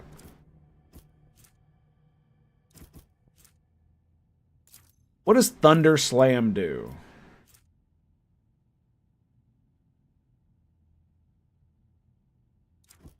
Basically, yeah, so it doesn't matter. I can give her a shotgun, though. For the lulz, right? Do I have a shotgun in here? I do not. Got that marksman rifle. A long lass. I could give her this. Got 6 recoil. Shotguns just seem so much better, though. You know what I mean?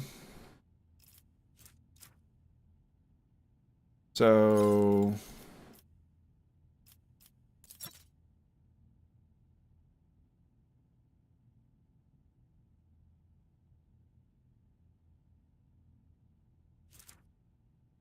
see, melee, and here we go, ranged. Can't use those. She could use one of these. Of a better version. The arc rifle. 9 range. Hot shot Laz.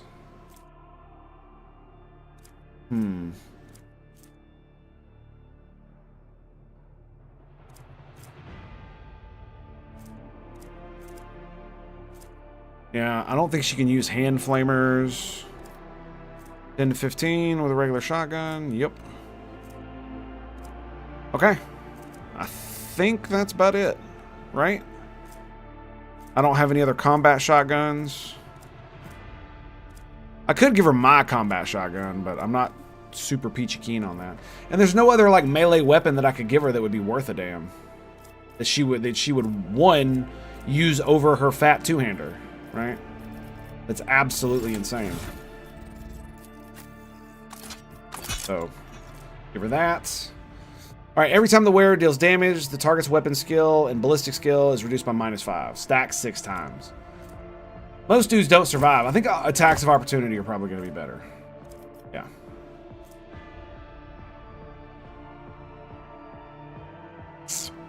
I do believe so.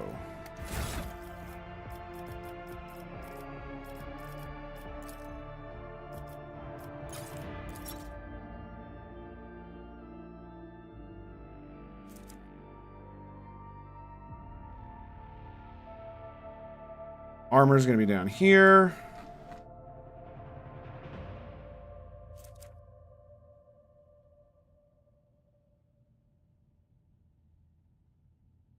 Might have gotten rid of that helmet. Yeah, what is she wearing anyway?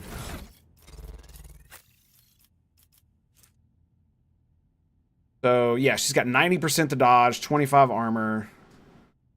Gives her 10 parry. So she's got 80% to parry, and base armor property gives 10 dodge against melee attacks. So she's basically got 100% to dodge.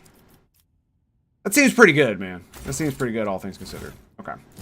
Let's just...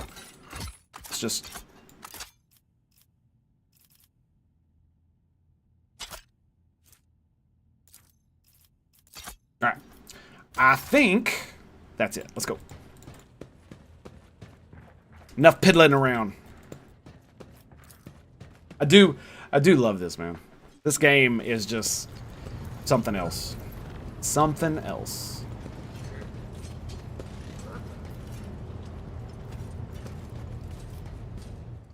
Here we go. Let's go find the thing.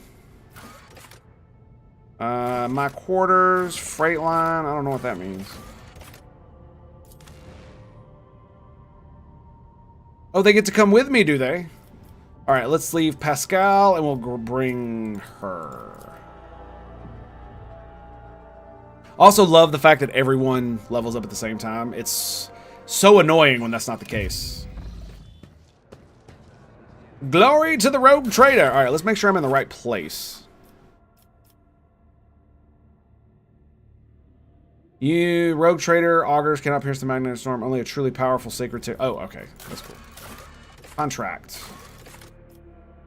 Oh, nice. Damn. Well done. Well done. All right. Quests. Death call, lower decks of the path. Again, the freight line. Thus, it must likewise serve as the starting point for the... So, we need to go to the freight line. I'm assuming this is not where I was supposed to go. I didn't? Oh, nice. Cool.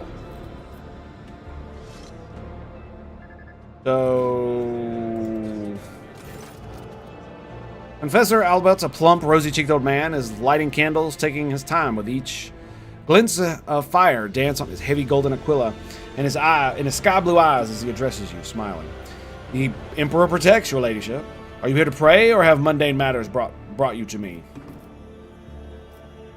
No,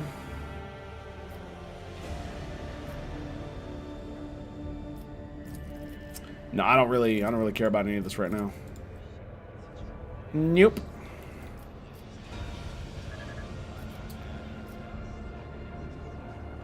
Let us walk this path to the end. I beg your pardon. Test failed. Aw, boo.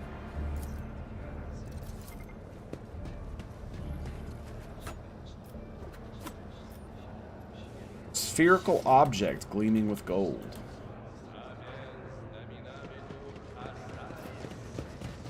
Heresy grows from idleness. It does. It does indeed.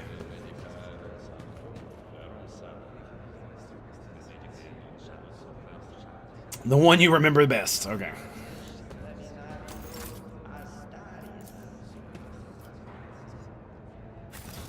Alright, let's get out of here. So we need to go to the freight line. Bam. Didn't it say I needed to go by myself?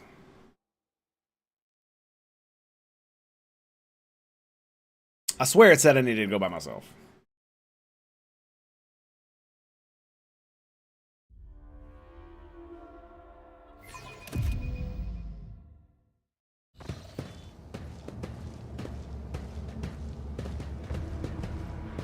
I was about to say, you boys better stand to and chop chop.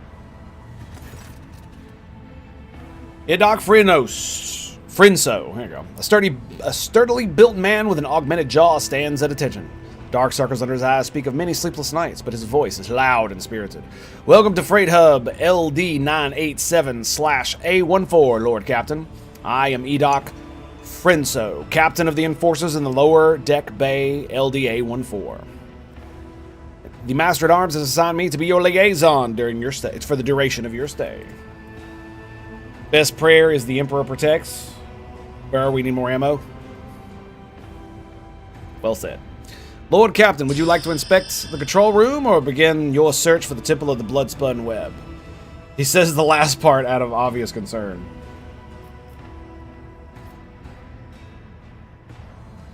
Seems you were prepared for my visit. How did you know I was coming? Master at Arms ordered us to be on standby after the Bloodspun Web openly invited you to visit their temple. We have been awaiting your arrival every day since then, Lord Captain. Okay.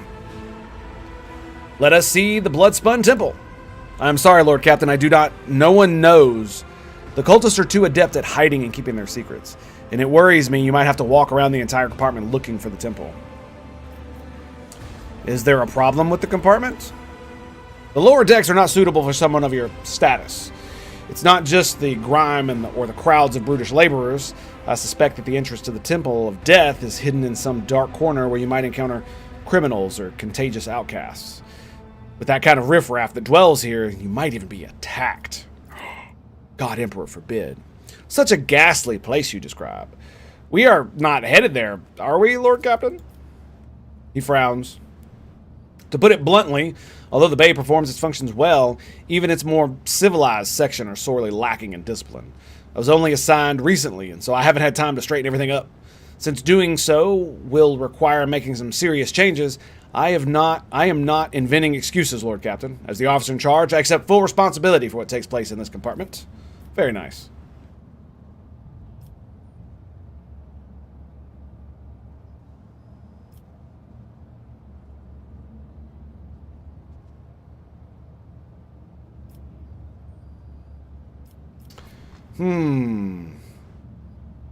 Seems like it was almost in exile. Did you commit an infraction? He shakes his head fiercely. No, Lord Captain, quite the opposite.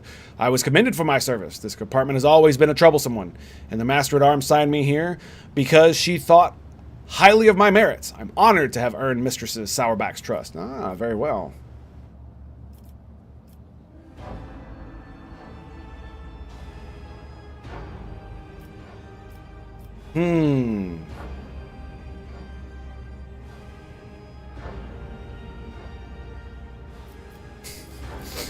Like, these are basically the same thing. It's just one is more of an asshole thing than another. Yes, rejoice, friend So. For the Lord Captain herself has deigned to deal with your problems. Rest assured, I will provide you crucial guidance once I am done inspecting the bay. But Frenzo stops himself mid-protest and assumes a more compliant tone. In that case, I urge you to remain vigilant. Excuse me. The freight trains move at great speed, and the inhabitants of the residential units are despicable rabble. One must never drop one's guard around them. Emperor preserve you from stumbling into the pestilence pit, and that's where the madmen and lepers live. And the cult of the Bloodspun Web has presence in this compartment, does it not? That is correct. The enforcers do not bar them from carrying out their sacred duties. He scowls. As irregular as it is to have armed crew members set up a secret hideout, forbidden to the enforcers that can go and that they can go around dispensing bloody justice. And do you take issue with them? He avoids looking at Cabela. I do, Lord Captain, but the cult is authorized to exist on the ship, which means their activities down here are not to be interfered with. And what do you know of them? Not much, but I am always trying to learn more, given that they like to pay visits to my compartment. He scratches his head, thinking, the Spinners honor the Emperor through death. They kill notorious retrobates and heretics. Sometimes they kill righteous folk, and other times, even seemingly at random. Their rituals are morbid, and their prayers are strange. Anyone not initiated in their rites would struggle to make sense of them. I see. The captain grumbles suddenly under his breath. Yes, tell me about this station. It connects to the lower deck freight residential and artillery bays. Our task is to monitor the flow of labor force and prevent supply disruption between bays. And who maintains this hub? Traffic controllers, the technomats trained by the priest of the machine cult to keep the sacred cogitators in working order and prevent train collisions. The consequences of an accident like that would be easy to imagine, especially if one of the trains were carrying a macro cannon ordnance. Also employed here are Enforcer Squad, a team of Inferni, the clerks who keep the cargo records, and a Medicae officer. A fine chap whose medicine of choice is a bullet. May the God Emperor forgive him. Not every void ship can boast its own railway. That is true. Usually higher class ships are the ones that get the trains, but it's far from the greatest thing a rogue trader's warrant can see done. The credit here goes to Lady Theodora's predecessor, on whose orders the Adeptus Mechanicus assisted in birthing this miracle of sacred engineering from the womb of the dynasty's flagship. And what is the situation down here? Most of the locals unload trains and sort provisions. We maintain maintenance jobs. We give maintenance jobs to the more capable ones. The rest are reserve workforce. Whenever the crew are lost on a deck, we find replacement from among those rats. And if extra hands are needed anywhere else, there is always more than enough volunteers eager to work for rations. They even queue for jobs. The rabble down here cause you no problems, I hope. Surely you are joking, Lord Captain. The rabble are base in nature.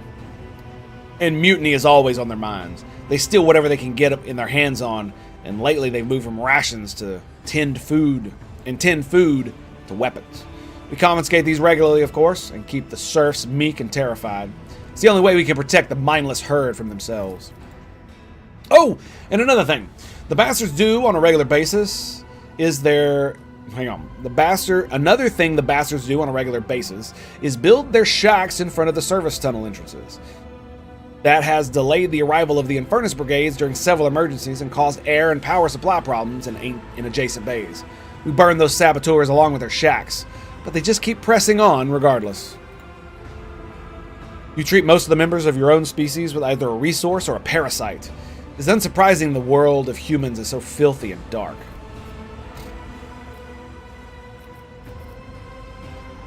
Mutinous rabble? How paranoid of you. To the best of my knowledge, being paranoid is practically a requirement in our line of work. In any case, the rabble are always plotting. Take my word for it. My man. Good boy, Pats. Be steadfast in your duty, Captain. The Emperor protects.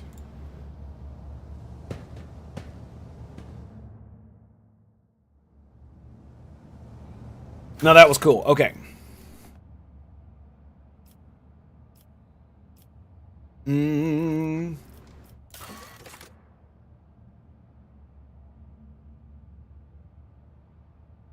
It doesn't say alone, does it?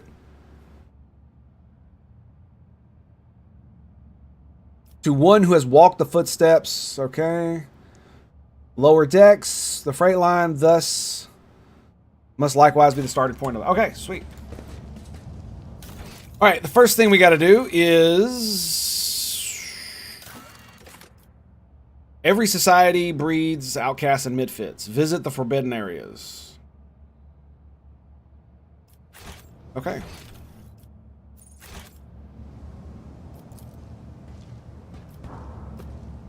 The servo overseer makes a note of everyone who passes the station. Excellent. That's where he is. Enforcers, the traffic controller. But wow.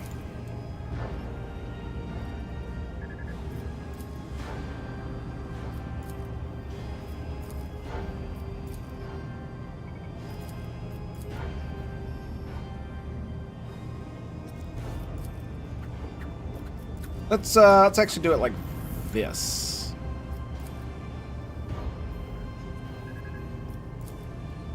Spread them out just a tad. Something like that. Get her a little bit out here too.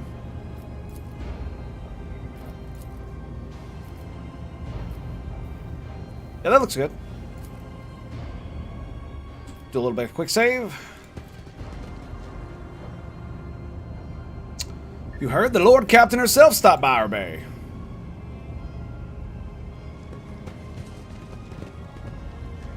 Okay.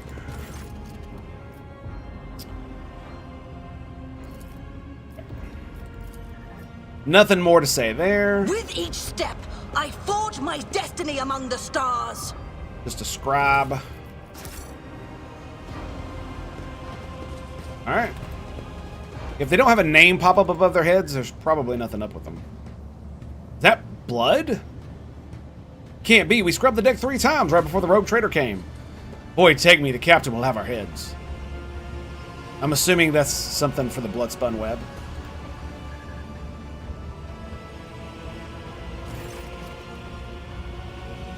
Is this the welcome you give the rogue traitor? Albed's nostrils flare in anger. Whoever had the audacity to leave this behind this appalling symbol, I'll see to it the Master at Arms calls them to account herself. corner of the captain's mouth twitches nervously as he mutters, "Damn those! How did they even..." Examine the mark. You have seen this sort of symbol before. Death cultists carve bleeding marks like this own into their skin. Cabela carves the same symbol on her back of her hand with a knife and whispers a prayer. Domina Hope, remember this sign? This is the beginning of your quest, the first blood trail.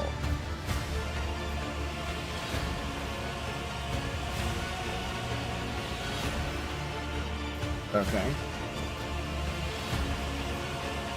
Do you know what this mark is?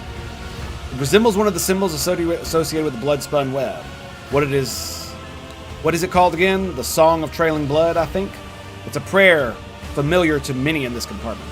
We've heard the spinners say it when they, well, perform their signature acts of service to the Emperor. Takes a deep breath. The soundless shadow sank into the dark. Okay, I'm not reading that. And...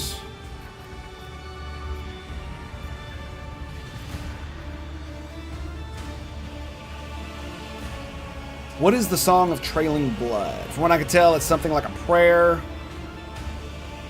Matriarch, they call her. So, I guess I'll accept the invitation. Hope you find what you're looking for and return to the upper deck safely. Follow the blood symbols. Crescendo, Blaze, now on her sacred blood. Okay, sweet. Let's go.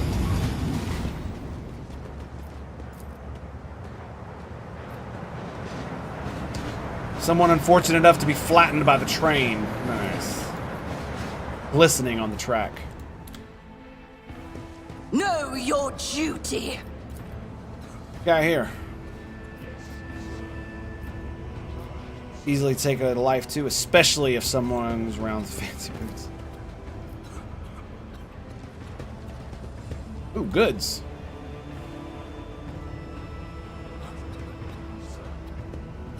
What's going on?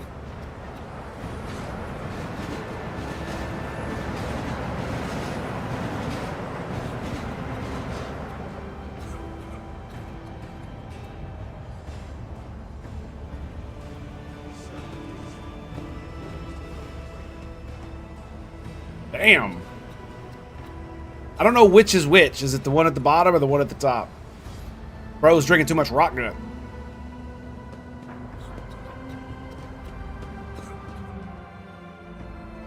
I'm assuming it was that one.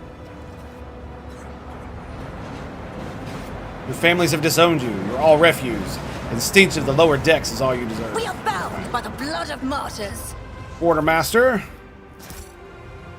Freaking medkit. Hello.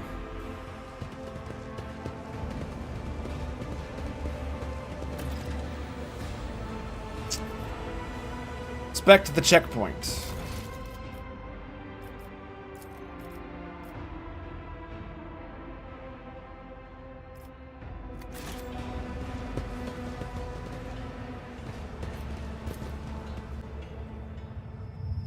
Stare at the mark, the quieter the sounds in the station become. The shadows grow longer and seem to stretch in the direction of adjacent section.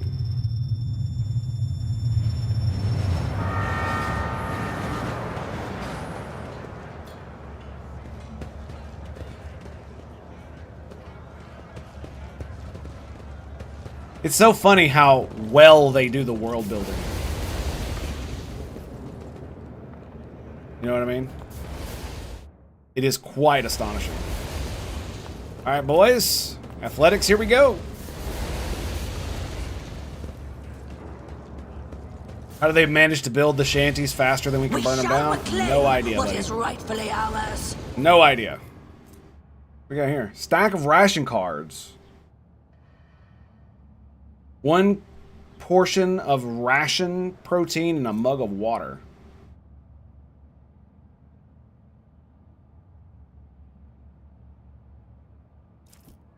Okie dokie.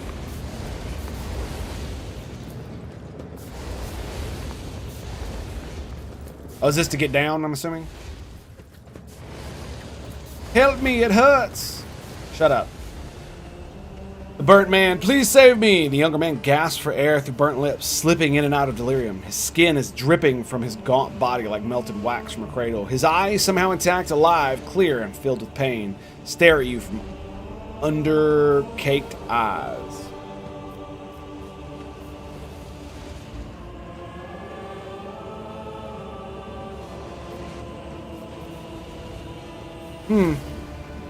What happened to you? I'm Vale, a cleaner. I was in my house asleep, and forces came and set it afire. I didn't make it out in time. Do you know anything about the mark? He tries to turn his head, his blackened skin crunching as it opens, the scarlet cracks. A spinner came. She painted the symbol, and then gave me water, and whispered a strange verse. He told me to memorize it and recite it later, so that help would come. And here you are. Then I should... He begins to whisper, his lips twisted in pain. 2 soot-smirched souls her mercy did grant. Last breath expressed, knife met heart. Removed from chest, passed on death. Her duty blessed, a balm for those who would suffer. Anguish and distress, longing brought to rest. Of mortal bonds the soul divest. Assess the man's chances of survival. He might survive, but he will be maimed for life. Too much of his muscle has been charred to the bone. And even if he does retain some ability to move, pain will be his constant companion. His motor skills have been damaged beyond repair. A broken man or a corpse, time will soon tell. There are times when death is more merciful than a life of perpetual agony. I grant you the Emperor's justice. Wolf, greetings and salutations. This is mercy. Horror flashes the man's eyes, but once he sees your calm expression, he lets go of the fear and bows his head in resignation. So be it. I can't take it anymore. I'd rather die. Emperor protect. Sedzi, what up, buddy? Greetings and salutations. Wolf, Sedzi, my dudes. Good to see you, boys. There is no curse more terrible than an existence between unlife and undeath. You have liberated a tormented soul, Domino. The Undying One sees the good you have wrought. Of course. Of course. Of course. Why would he not? I need like 100 more points. Indubitably, good sir. Indubitably. Alright. What do we got over here? We got more loot. Oh, did I miss loot?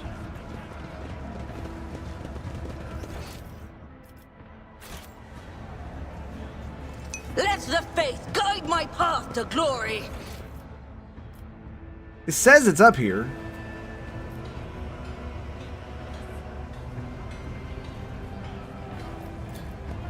I guess not. Huh. Anyway. All right. Let's check out. Let's check it out over here. So this, what is that? Dead man. Okay. Hot from the oven. 1 ration card off the price of regulars. This shift only. Flute player. Uh-oh. Do I smell heresy? I might smell heresy. The divine watches over us.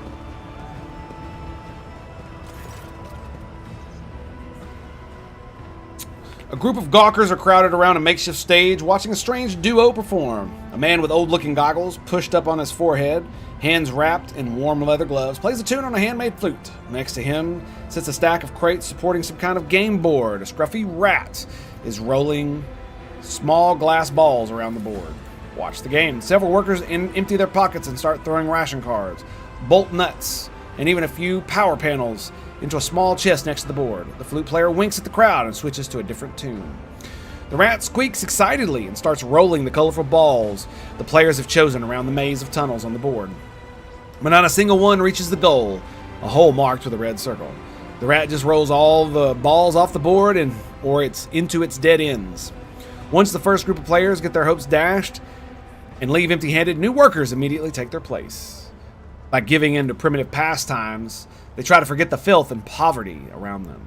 They are deceived by laughter, a brief flash of pleasure, an imaginary moment of relief before sleeping mind sinks into the meaningless existence once more.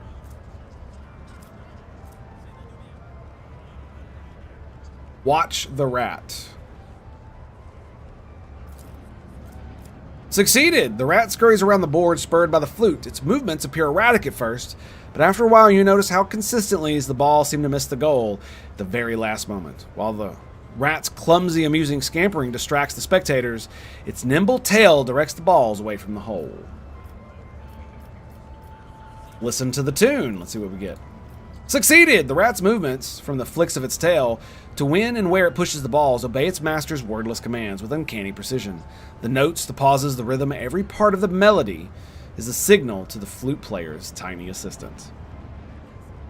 A fine show. The crowd, which has been too absorbed in the performance to notice your presence, turns to you. Expressions of frightful awe appearing on the workers' faces. Many start whispering prayers. The flute player's clear eyes widen in surprise, and then with an open and friendly smile says, "Many a grand story of the Lord Captain's generosity is told, and I swear on my own flute today I will add another. To a fortune peddler, the Lord Captain's grace is a gift from fate itself. He applauds you with gratitude, and the workers timidly join in. Perhaps you would like to trade some of us of the Captain's fortune? Blah. Perhaps you would like to trade us some of the Captain's fortune of yours, your ladyship." The flute player bows respectfully and gestures to the game board. The crowd buzzes with anticipation. A curious-looking flute. How did you come by it? He pats the instrument gently. My mother loved music. She used to hum beautiful melodies to me when she passed away. I carved this flute from her hip bone and learned to play, out of sorrow and respect for her memory. Okay. Are you suggesting we play a game? The flute player smiles eagerly. Please bless our little lark with your attention. Cheat? Play fair. Okay. How would I cheat? I guess we'll play fair, yeah. The man readies his flute and the rat dives under the board. You hear clawed feet scrabbling against the crate, and a few moments later, a green ball pops out of the center. The rat almost manages to get the ball in the hole, but sharply changes direction right at the last moment. Then it happens again and again and again. At last, the ball hits a dead end, signifying your defeat. Another round, your ladyship, the man bows his head in a slight smile. You know, I've heard wise visitors from higher up say that this little game offers more than just amusement. They say it's an opportunity to test different strategies, to learn about others and yourself.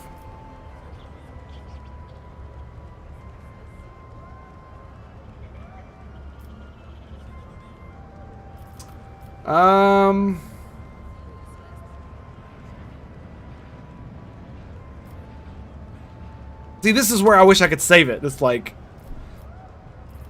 you know what? Let's just do this one. I've had my fulfillment of my fill of entertainment for one day. Take this. Thank you for your generous gift. These folks will shower me in ration cards to get their hands on something that belonged to your ladyship. Fortune gave me the brightest of its smiles today. I hope you have enjoyed yourself. I certainly won't forget my faithful meeting with the Lord Captain. He clears his board in one deft movement and begins a new tune. Wait. Honestly, I think it's funny. I absolutely think it's funny. So, beggar? A group of beggars are rattling their alms mugs and obscenely displaying their hunger-stricken bellies and various disfigurements. A toothless man falls to his knees before you. Your ladyship! Spare a throne for those who can't even work jobs.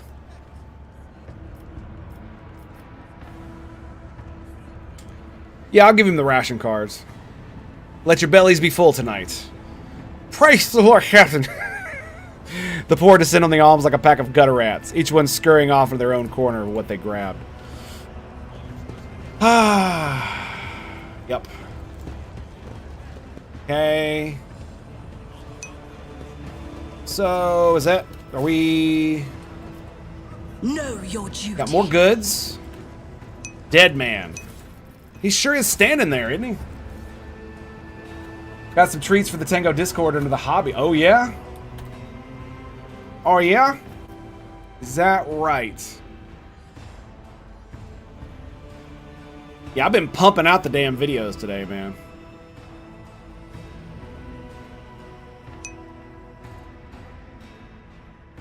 And I've got another one coming out. I don't know when I'm going to be done with it. I'm editing it right now, but I finally got the recording done about Dragon Age and how it's not actually an RPG. Oh, yeah.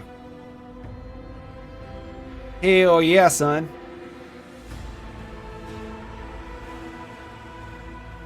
There it is. There it is. My man Sudsy. More 3D printed goodness. That's some sexy shit right there. Oh, yeah. Daka Daka. Dude, one of these days, Games Workshop is going to get their shit pushed in with 3D printing. Yep. And they're absolutely going to regret it. All they had to do was not be shitty. That's all they had to do. And they couldn't even do that. Poor bastards. Yeah, well, I mean, some people are still buying their stuff because it's still technically better at the moment. But, you know, now they're getting more competition from people who used to play the Warhammer tabletop. I know several creators who are making their own war games. And then on top of that, it's like, I'm certainly never going to buy any of their shit now. Like, I thought about getting into it maybe, or just buying some of the figures for, you know, shits and giggles because I like stuff. Never going to happen. Never going to happen. Yeah, it's never going to happen now. That's for damn sure. Like, the only reason I give my money to them now is because I like Warhammer 40k games. But it's one of those things, man. It's like, I mean, here's the thing. Maybe with the huge cultural shift, they'll see it and actually start to pivot like all the other companies. And if they do, after I beat them with the stick a few more times, I think I could, you know, forgive and let live and kind of thing. French Crusade is its biggest competitor with former GW talent making it. Yeah, I know, right? Yeah. Well, the problem is that they're also doing the same stupid shit as GW with their virtue signaling nonsense. So, that's really my biggest thing. It's like, I don't care if you want to like charge $1 million, you know, charge an arm and a leg for your overpriced crap. As long as it's good, then, you know, people will buy it. That's as simple as it is. But I'm tired of giving people my money who claim to hate me, so I'm just gonna not do that. Okay, let's see what we got here. Dead man. The sinewed middle-aged man watches the bustle of the bay with detached expression. Every so often, whenever his eyes linger on the blood mark inscribed nearby, his face changes strangely and his hands clench into fists. Just as you begin to hear the rumble of another train approach, the man's gaze turns toward the track. He leans forward.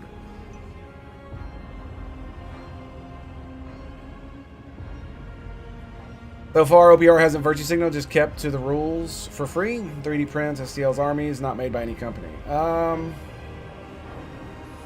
Yeah, that's fair enough. That's fair enough.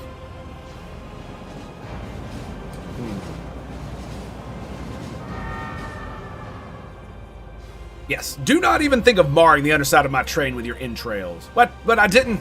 The man starts and almost falls, but manages to keep his balance. In the dim lumen light, you notice old scars scattered all across his body. The scars seem vaguely familiar. Look at the man's scars.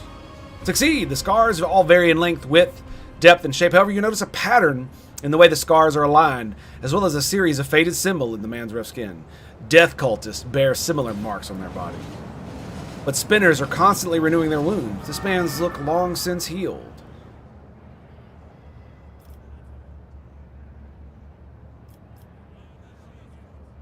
Yes. Your eyes always return to that symbol. What do you know? The symbol of the blood-spun web. I came here every watch, but it hasn't been here before now. I guess today must be a very special day. He smiles strangely. The man's faded eyes go wide as he notices Kabbalah. His voice quivers. You! Have you come to take me to the other side? He briefly studies the man's face and then turns away. I do not know you. Death's gaze is not upon you. The man lets out a dull groan and turns to look at the symbol. But then why is it here? You know the symbols of the blood-spun web. You bear similar scars. Are you not a spinner? I was, but I failed to complete my final assignment, so I was exiled from the cult. The Vizier told me to kill one who would be a captain, who would be a certain junction of the utility tunnels for a certain hour. I went to the appointed spot and then waited. An hour, 2, 5. The junction was still empty. Nobody came. After hours of waiting, I finally realized the person at the junction had been me the whole time. It was my turn to go to the Undying One, but I was afraid. I couldn't do my duty. I ran. Humankind followed its own paths as children of Assyria do. This monkey would be one who has lost his path. The spinners simply let you go and made no attempt to find you and kill you. There was no pursuit. I thought I'd see their black blades the very next day. Instead, years passed without them taking my heart. I tried starting a new life, but the terror never stopped eating away at me. When I got truly desperate, I went to the Temple of Death myself, but no one there would speak to me. When I gave them my name, they just whispered, "Cerebed has gone to the Undying One." They looked through me as if I wasn't there. I've lived like this for 20 years, like a coward, like a dead man. You were ordered to die? For what reason? The man looks at you, but some would choose to leave the righteous path. These earn penance in due time. Her whips sing vengeance and renegade menace. Her blades pass sentence.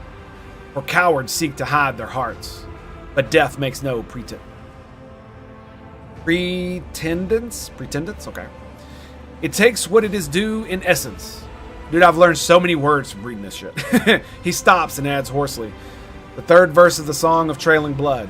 The Vizier recited it to me before sending me on my final assignment. I didn't realize at the time that this was my judgment. There were plenty of reasons. I sowed death. I offered him the souls of the most pleasing men and women I could find because it kindled my passions. I killed well-off crewmen who didn't deserve their wealth, and I took their thrones. I killed enforcers who looked into my eyes without fear because I wanted to be feared. I reveled in bloodshed. I betrayed the tenants. I realized it, but I couldn't help it because I enjoyed it.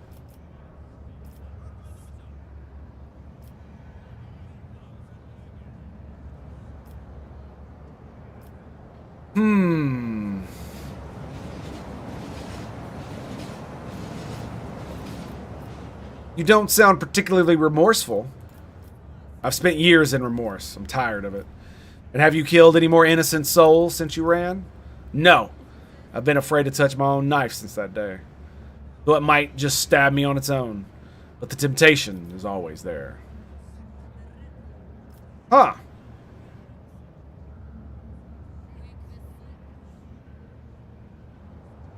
I want to kill him.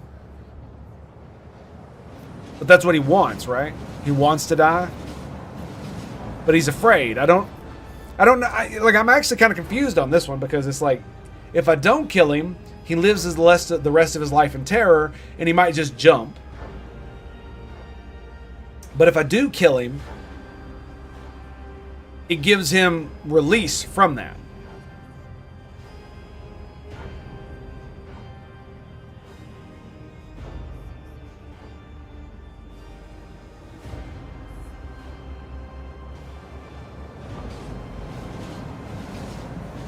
And the worst part is neither one give me any points.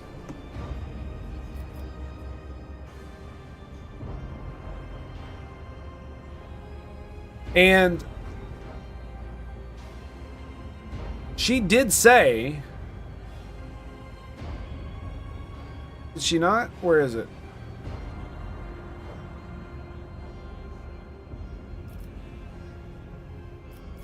Yeah, we'll go with number 3. You are disgusting, and I will not grant you the relief you crave. You may live on in suffering, fearful of every shadow. No! What about the symbol, the portent you were supposed to... The man's tired eyes fill with horror that quickly turn into hysteria. His knees buckle. He staggers heavily before falling into the tracks with a pitiful cry. No! Help!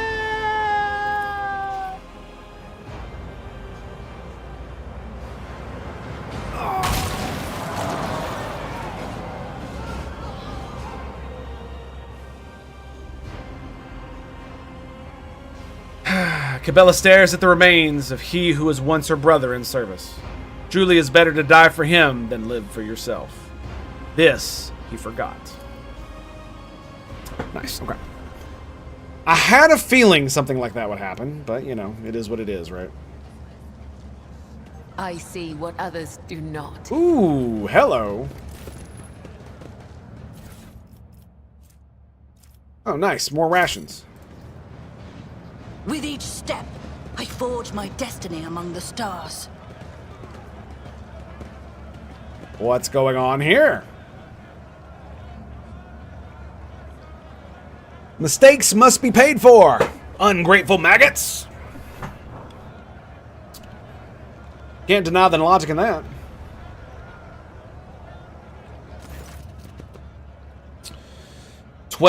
The battered worker throws himself at your feet and touches the toe of your boot with dirty palms. Your gracious ladyship, hand of the god emperor, save your unworthy servant.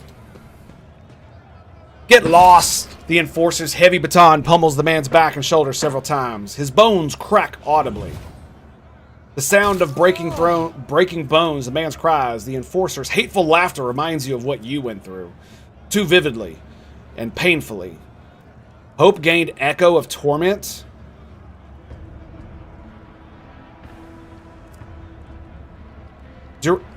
What the fuck? Really? Dude. A permanent debuff.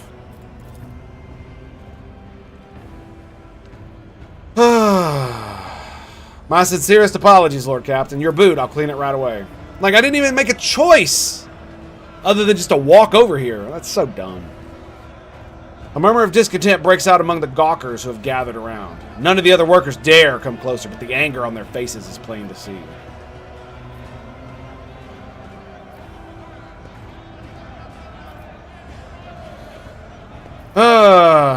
Do I care what he says?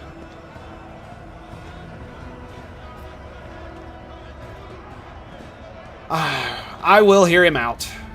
Your ladyship, I work hard, never even take breaks to rest, and all I earn is 7 ration cards with 15 mouths to feed back home.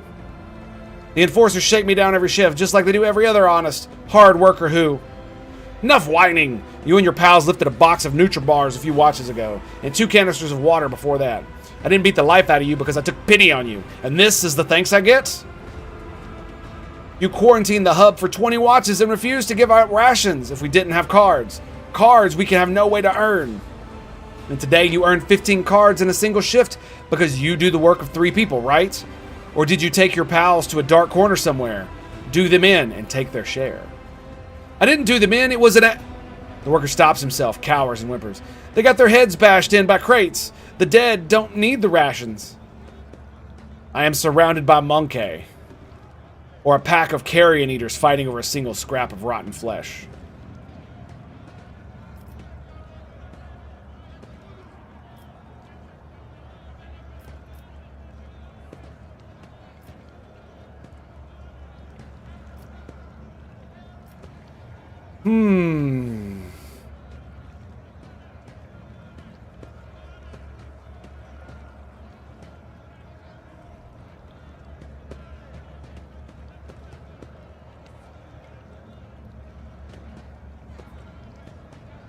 Okay. What the fuck?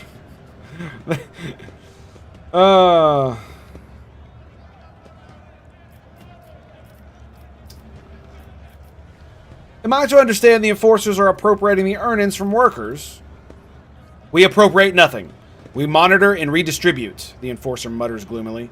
The rabble are lying and thieving lots. We have instructions to stay alert for people holding more than their standard amount of ration cards, to prevent supply embezzlement and famine.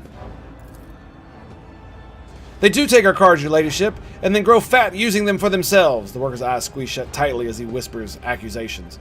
He seems unable to believe his stroke of luck. Every crime will be punished accordingly. I offer no protection to thieves.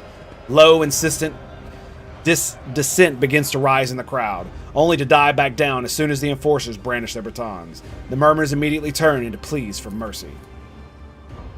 A sullen, red-bearded man with keen black eyes draws your attention. His oddly piercing gaze seems to size you up the whole time you were speaking, but now he has hastened to conceal himself behind the gawkers. The next thing you know, you're watching him run deeper into the tunnels. The enforcer hisses at the worker and vindictively. Oh yes, 12. This time I'm going to break 13 of your fingers and ribs. As a lesson to your slimy accomplices.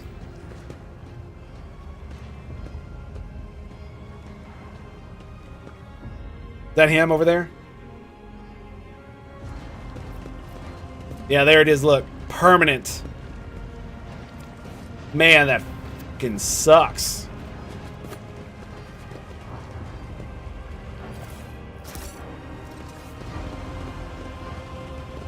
Yuck. Over there! Yeah, that really... A soldier would have been disciplined for such a performance. Did you fail? Oh, he's fatigued.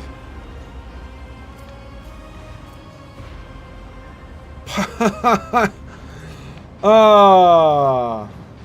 Visit the void ship to remove. Boo. Oh well. That should be fine. So, failing doesn't get you... Okay, that's cool. Failing doesn't make it, doesn't mean you stop.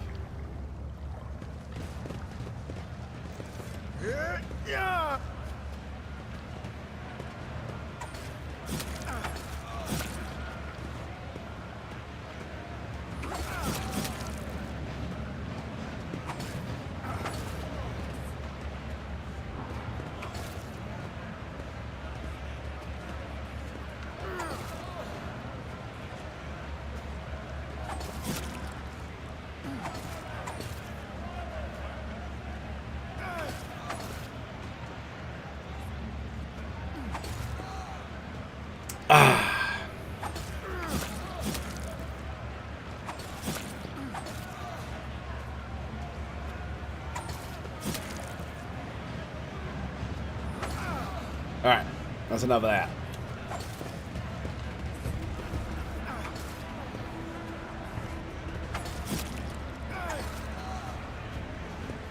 Okay. Glory to her lord captainship. We talk to the sordid goons? No. Another beggar we could talk to.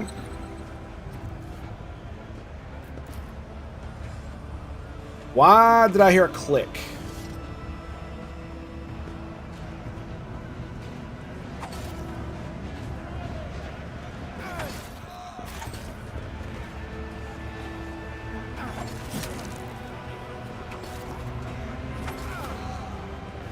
Okay.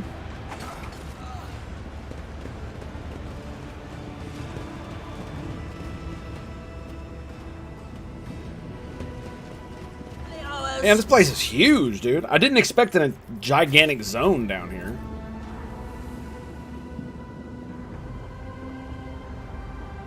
Looks like the spinner killed him.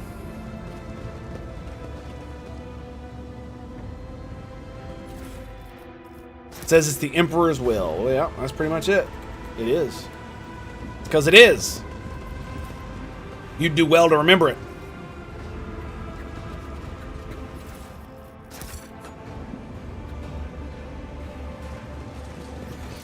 Damn, dude, look at all this. The foreman. Oh, is that him? Let the faith guide my path to glory. Attention to detail is the key to success. Hey, nice. Stealing from the poor. Gotta love it, right?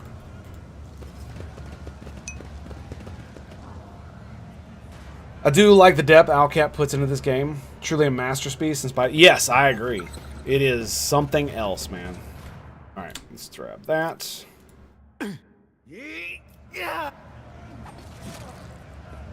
Nice. Succeeded.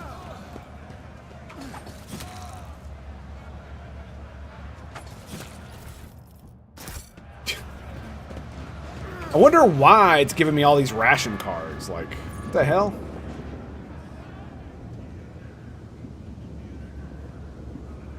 Gotta be for something. I mean, I did give it some to some beggar. And not only that, dude, their world building is astounding. But it is one of those things that you can auto-saved. It is one of those things where it's like, over us. you can kind of understand it because they have the ability to write whatever they want without having to deal with voice acting. And I really think, like, I just released a video about this where, remember I talked about it the other day? I basically cut that into a video, and it's like, AI will absolutely, AI voice acting and AI storytelling will absolutely revolutionize these kind of things where you can, because I mean, the thing about it is like, imagine you had an AI trained on the Warhammer 40k universe. And so it understood the nuances of the lore to the point where it could come up with unique and interesting stories within this world and actually have it be like true to lore and whatnot, and then write lines and dialogue, and then have it, you know, voice act all of them with different voices and all kinds of other shit. All right, the foreman. The day the Lord Captain wandered into our slum will be remembered in legends. The broad-shouldered man raises his hand in greeting. His old prosthetic creaks plaintively as it takes the weight of his body. The locals and the enforcers call me the foreman. I have no other name. You might say I'm in charge here, in the whole of a place. You recognize the shaggy beard and the keen black eyes. This is the man who was watching you during your encounter with the enforcers and the station worker.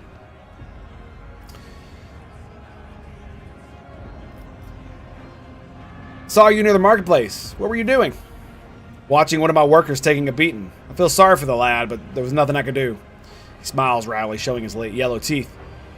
Almost all the front ones have been knocked out.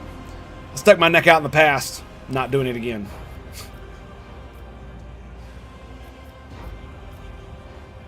I seek the Bloodspun Web's temple. Do you know where it is? The cultists do not let people like me in on their rites and mysteries. I am grateful for them for their services to the God Emperor, but to be honest, I can't get behind their love of death. I'm much too fond of living. And what's life for the workers down here? They toil day in and day out for the glory of the ship. The rest of the time, they do their best to survive, faced with hunger.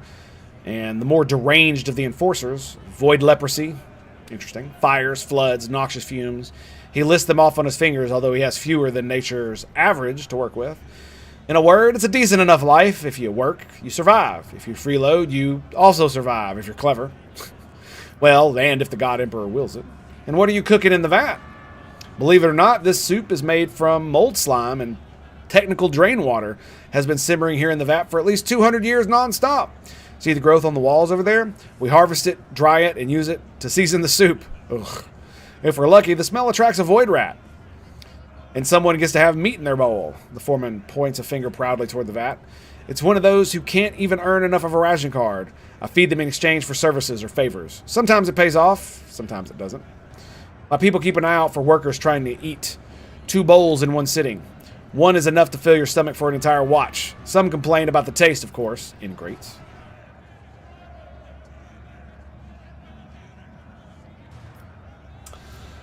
I am not gonna do that. Yeah, I'll give him the ration cards. Hand these out. You'll know who needs them most. He opens and closes his mouth in astonishment. Lord Captain, you've just helped some good families survive. I'll divide them up amongst them, and be sure to tell them your ladyship who did this in good term. All right, we're done. Okay. Let us walk this path to the end. Oh.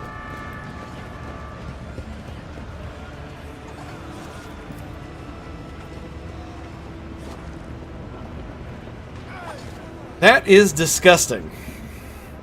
Seriously disgusting.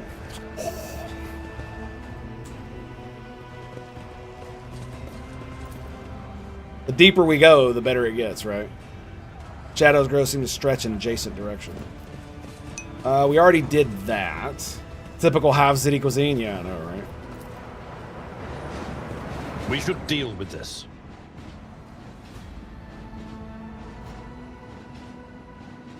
Dude, I thought we were gonna get run over by a fucking train.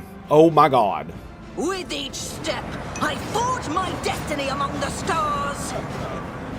If you read the old lore books, I bet they do. I better myself through my service.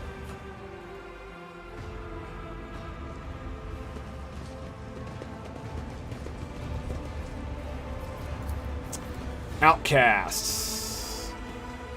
Sick and broken or hurted to die of various diseases. Do not touch anything. Okay.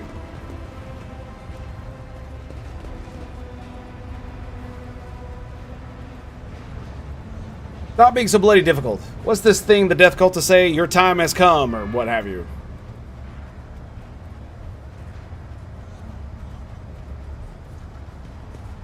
No, please, what did I do? Ugh. Talk about being everywhere at once. How about we take the stuff from the marketplace? We'll get to eat soup tonight. Lovely.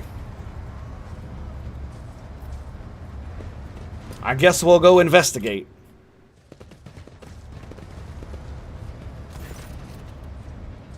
Specimens before you must be the most repellent inhabitants in this compartment. They are covered in sores and bald patches glistening with pus, and stench of unwashed bodies brings a tear to your eye.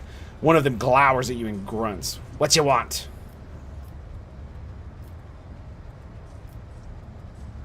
For what crime did you kill this man? Grinning, the leader spits out, for the crime of wealth. That dead bastard had rations and fuel cells. We'll trade them for porridge.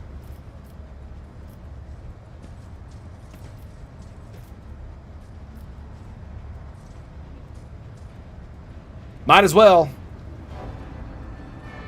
And you speak like that to the Lord Captain? Insolent scum!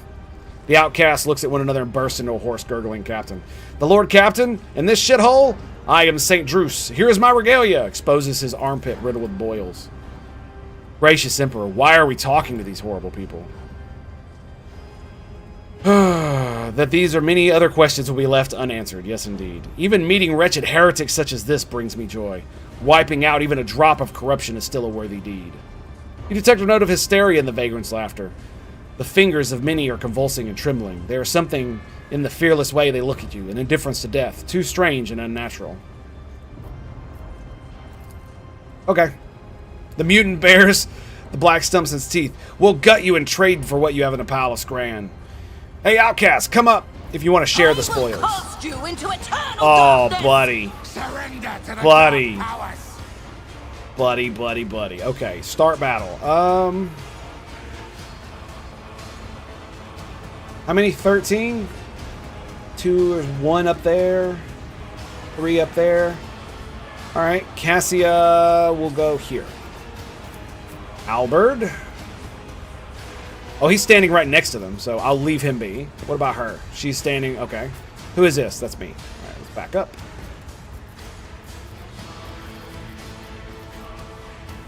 That one goes. Then those guys, then that guy. Oh, there's a bunch over there. Okay. Alright, she is... Oh, there's 3 there. Okay.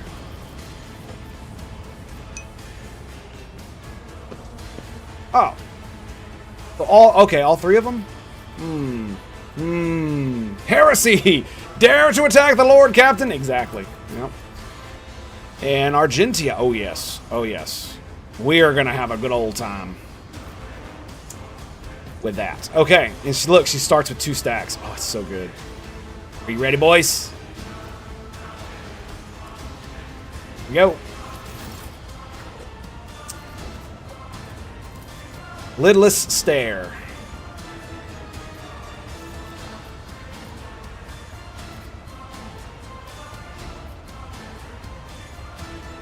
That's pretty good. I'm not accustomed to being ordered around. Oh. It does suck that it doesn't tell you if they were stunned.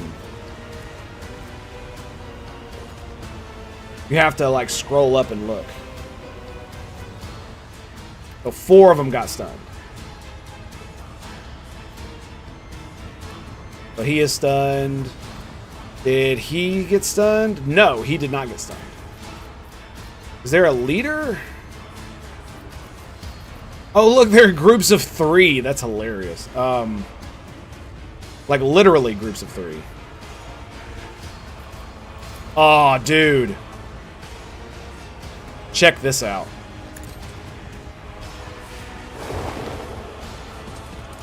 Gray hair.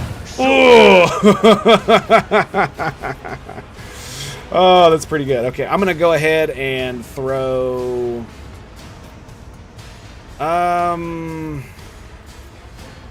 And I guess we'll just throw front line here.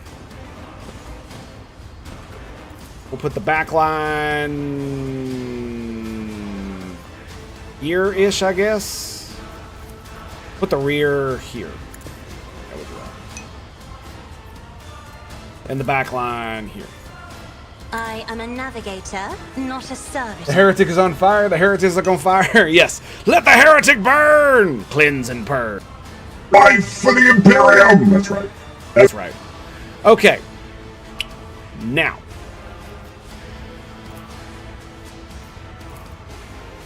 Then you three go, then you three go, then you three go. Okay, so here's what we're going to do. We're going to give Argentia a turn. Yeah. Are you ready for this? Are you ready, peasants? Concentrated fire. Oh, what is this? Immediately gains 9 MP. If they have stacks of versatility, they gain 3 more stacks of versatility, which lasts until the end of their turn. So let's quick save. So if I pop this, it should give me immediately more stacks.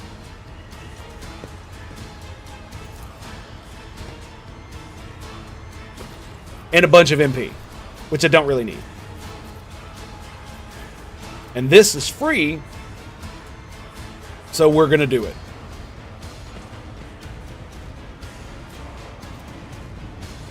Yeah. As the Emperor commands, I act. Because she's the only soldier. Are you ready, peasants? You dare attack the Lord Captain?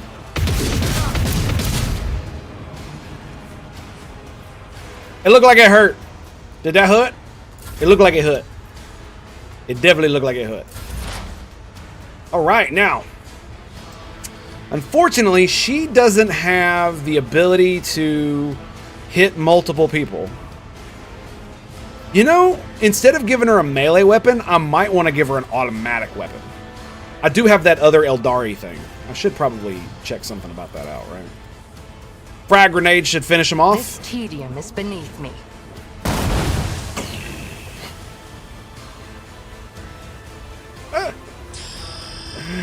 Oh my goodness.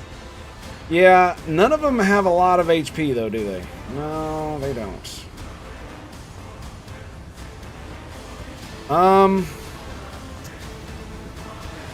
I guess I could just kill that guy, right? I will not. Oh, I can't attack because I used a grenade. Well, ain't that some shit? Well, that sucks. I forgot about that. Guess we'll just pop that and pass the turn. Oh,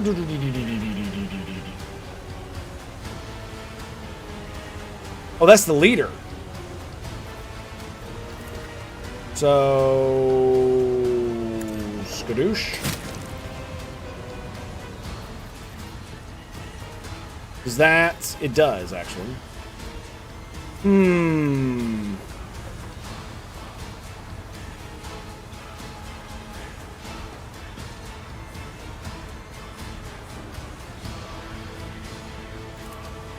Let's do it. That doesn't end my turn. There it is. He's dead now. Okay. So what we're going to do is I'm going to move here. Oh, because I'm in melee range, I can't. Oh, that sucks. Let's do this. Let's charge. You're wrecked, bitch. And then I'll walk up to this fool and just smack him. Footprints of scarlet. Whack. Lovely.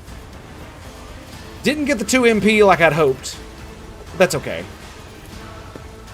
And we will charge. Yep. Whee!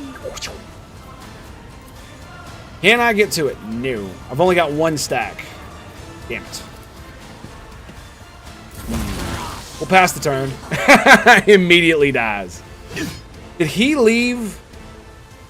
Did he leave gas where he died? That's disgusting. That's disgusting. All right, whose turn is it? It's Hope's? Okay. So we will... Blessings of the Emperor be upon you. There we go. And... Alright, it's time to try this. Okay, it is a 3x3 square. Look at that, 59%. Why is it only 59%?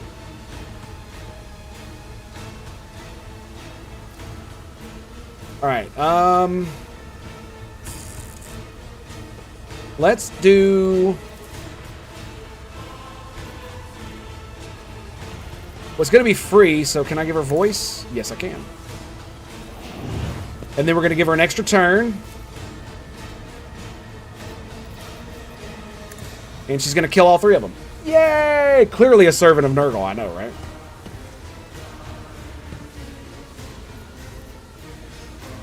Oh, damn, she doesn't get any movement. Oh, we can do this. Yes! Yes! Charge! Okay. And then we do Death Waltz. Have at thee, bitches.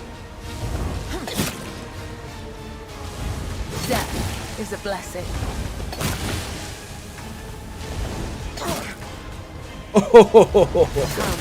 The other side. Oh. Say it ain't so, baby. Say it ain't so. I think that's pretty much it. We can... Yeah, we can actually get back. It's not really going to do much of anything, but we'll do it anyway. But what that'll do is it'll allow Hope to do a free attack.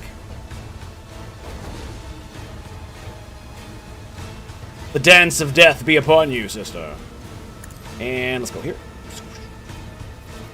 The fact that you can use it twice is pretty baller.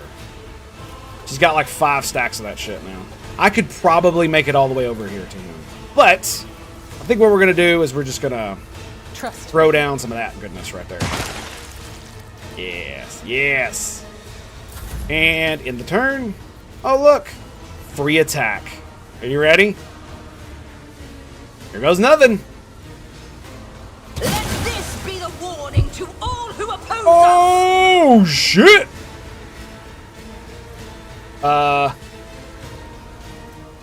32 warp damage. Okay, let me... So I used that. It said it had a... It said it had chances to hit, but I don't see the rolls for that. You know what I mean? Huh. Oh well. Alright, so... Hammer of the Emperor? Oh, dude, I could have done the press the advantage too. All right, boys. I think that's gonna be it. I think we're gonna call it there. And guess who gets to go next?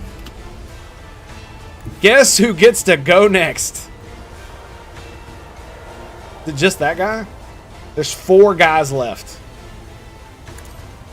Stand to, sister. Do you remember what it said about single shots being unable to miss? I'll do it. Oh. Oh. Oh, it's so good, man. So good. Let's go, baby. All right, where?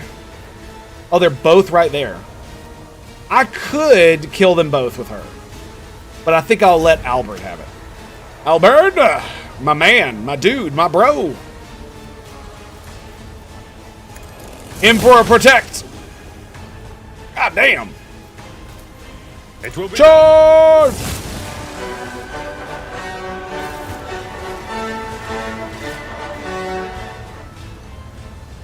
And that, my friends, is how you do it. That's how you handle the rabble The end of the wearer's turn, they gain temporary wounds equal to the amount of collision damage inflicted by the wearer.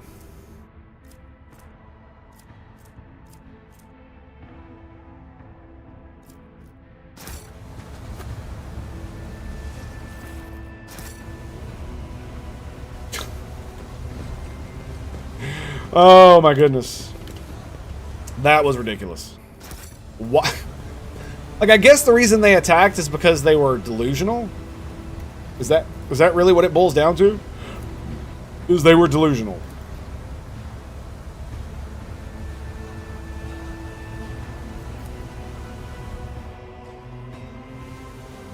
And couldn't help themselves.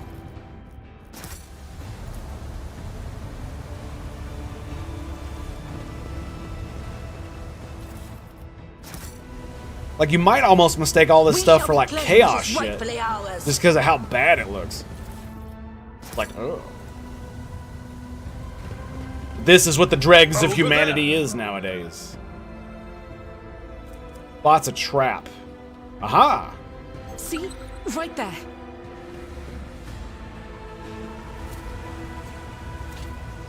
Duty prevails.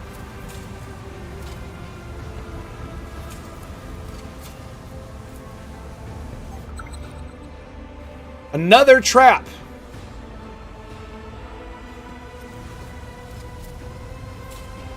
Like, holy shit. Favors me today. Did he just say he begged me for death?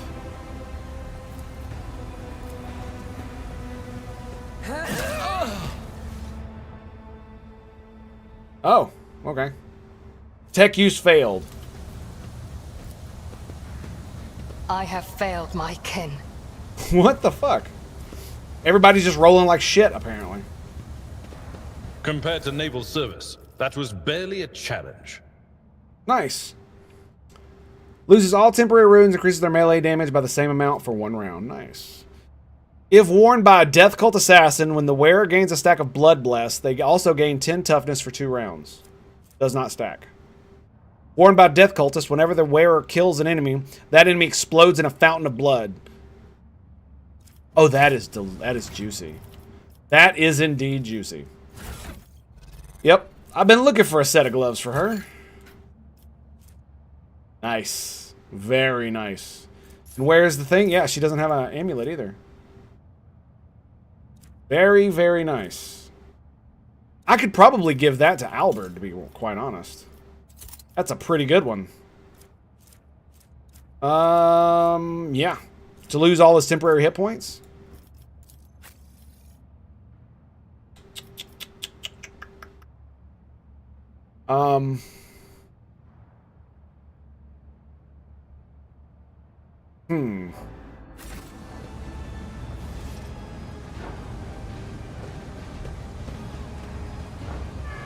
Know your duty.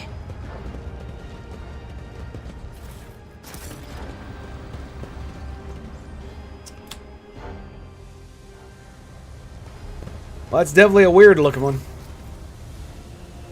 The figure in decaying tatters is rocking to and fro, muttering indistinctly in several different voices, occasionally breaking into hoarse laughter as you come closer. She freezes and turns slowly to look at you. An ugly, rusted mask covers her face. Are you here to take Zelda to the other side? No. You're just wandering around in the dark, looking for the light, but it's nowhere to be found. Do you really not see it?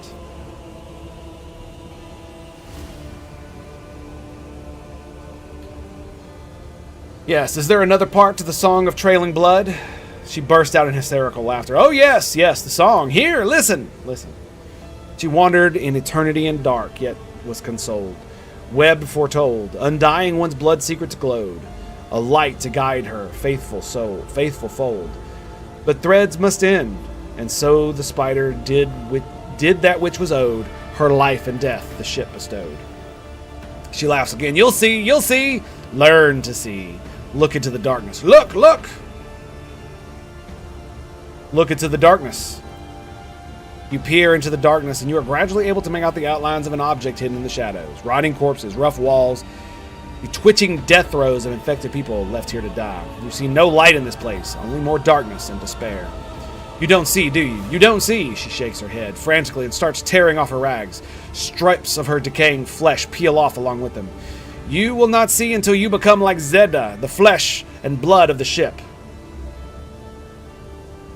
How do I become the flagship's blood? Oh, Zeda will show you, and you'll see true light. Come now.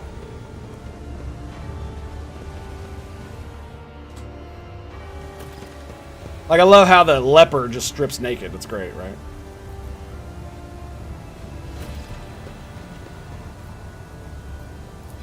Is that really what we're supposed to do?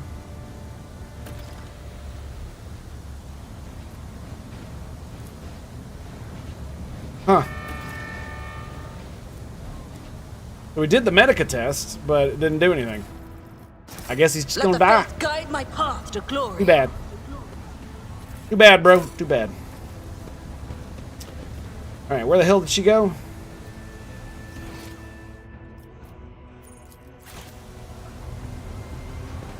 Ah, I see. This thing, huh? Whee! Well, here we go. The rotating blades promise nothing but a senseless and brutal death. Slipping past them would require some unreasonable precise calculations, or blind luck. While listening to the air currents for a moment, you think you hear Zeda's whispered prayer rising from the depths of the shaft.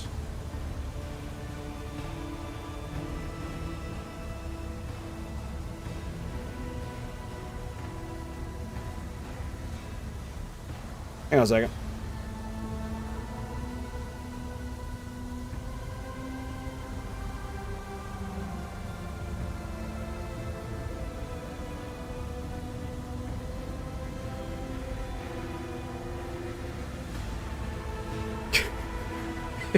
Sorry. Oh, my son.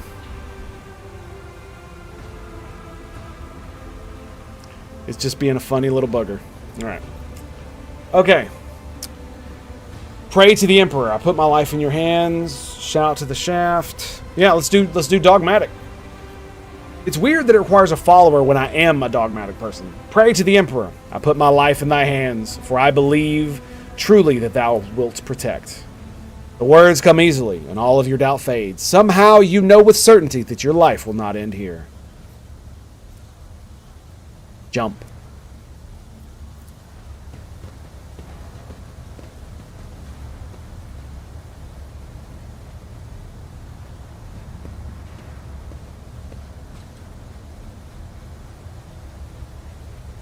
Come to your senses! I know, right? Stop! Don't do it! Whee!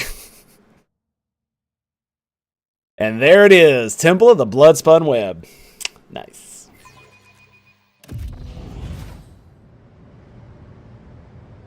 Well, well, well. Looks like I'm here. The divine watches over us.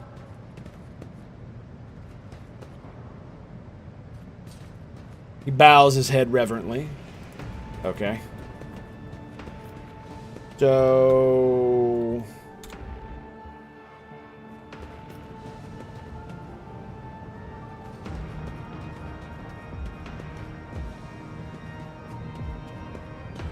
well, that's interesting.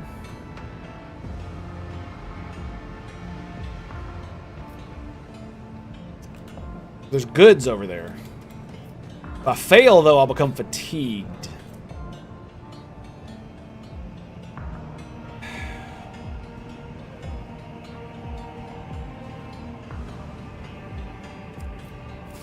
Wait, my other permanent thing is gone? Oh, so it's not actually permanent. Okay. Well, shit. I guess it was just for a little while, I guess. Did I fail? No, I succeeded. With each step, I forge my destiny among the stars. Expand their temple even higher. I mean, was it really worth it? Just to get a little bit more. Really? Really?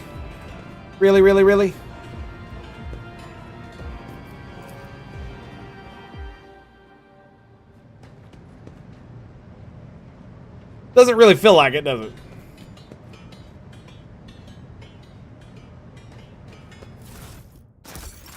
Let us walk this path to the end. But I guess that's the whole point, right? Is to raise your, what you call it?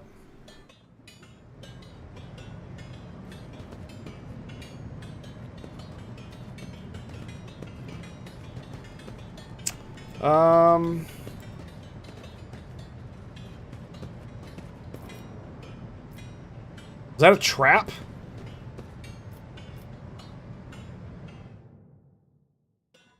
I'm going to assume the answer is yes and act accordingly.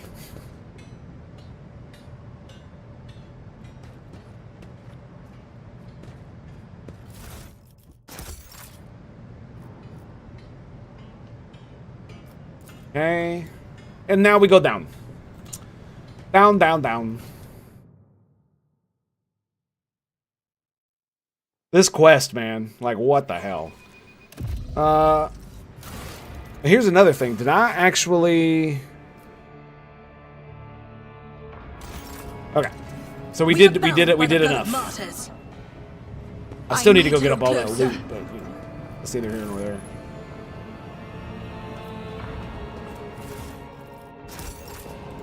Having some pretty good rolls, man.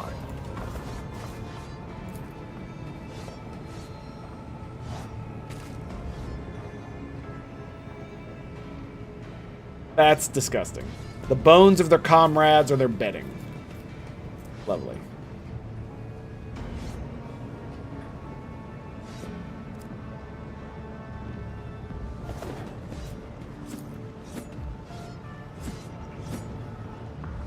Succeeded.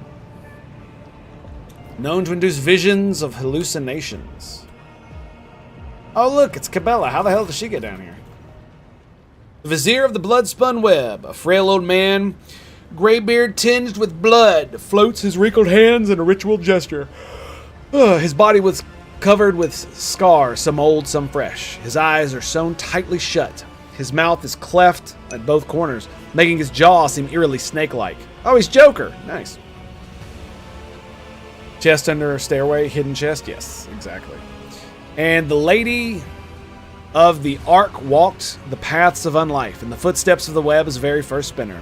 And the servants of death bowed before her, for the Daemon is the giver of life. The old man goes still, his head turned to the side. He nods toward the temple's muffled silence. Yes, yes, truth like a stream pours from your lips. We welcome her as the tenants demand. Oh, there's my party. Your hues are almost as pale, as gray as your beard. But what is this? She flinches and takes a shuddering breath. A scarlet whirlwind shines through the faded colors. A thin blade appears in the old man's trembling hand. Although his arms are stiff and they look as if they can barely bend, the next instant the dynasty's symbol is etched on his forehead, dripping blood. With a brief motion, he flicks the blood off his blade, and several drops land on your face. The blood-spun web welcomes you, new lady. Welcomes its new lady. I am the Vizier. For many years I have waited, and now you are here. We have waited, whispers echo his words from the shadows.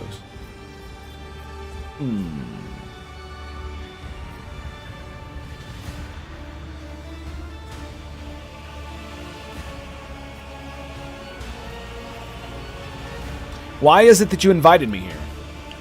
Death whispered your name and commanded us to honor you with a sacred ritual. But only inside the temple can the spinners perform it. The Vizier is suddenly distracted by someone invisible and nods toward the empty space. Yes, we are glad she has reached this place. We are glad to serve. What do you mean waited for many years? It was not so long ago that I made my acquaintance with the cult. As I delve into my divinations from the fresh flesh and blood of the departed ones, I turn to a relic most ancient and priceless. It is his tarot. Excuse me. Inherited by the cult from the matriarch spider who spun the first thread. One of the readings I did back when I still had strength to leave the temple and usher souls to their final journey. That was when the intricate tangle of destiny I glimpsed our meeting. But when we would meet, alas, was not revealed to me, so I waited year after year, and now the hour has come. Is he gonna fucking fight me? Is that what's gonna happen? You are a psyker. You sense a strange disturbance around the Vizier. It is similar to the one that appears around Cabela, but stronger. He is not a psyker, or else he is Or else he is such a powerful one that he can conceal his gift. However, his psychic potential is definitely higher than that of the average mortal. They are people like that in the Imperium, undiscovered by Inquisitional hunters. They live their lives as individuals with a reputation for having strange things happen to them on occasion. Perhaps this decrepit old man is indeed capable of gleaning something more from the Emperor's turret than just painted pictures.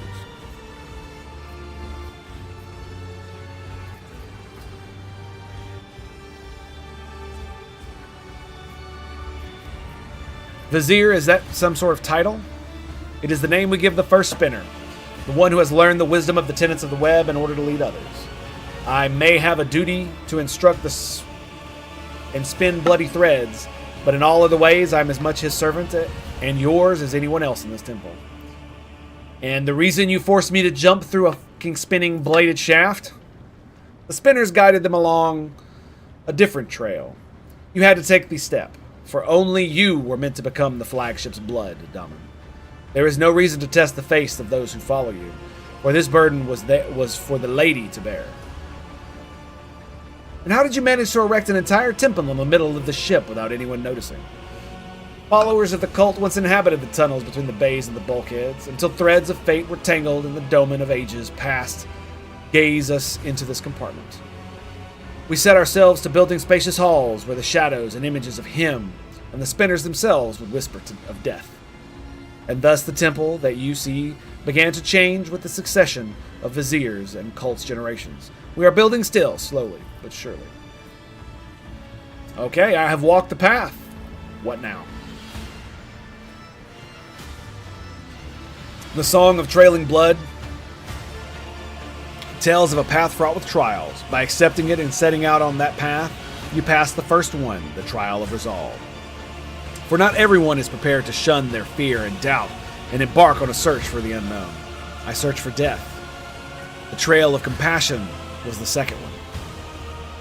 You passed it when you put yourself, albeit briefly, in the service of another soul, a man suffering for burns.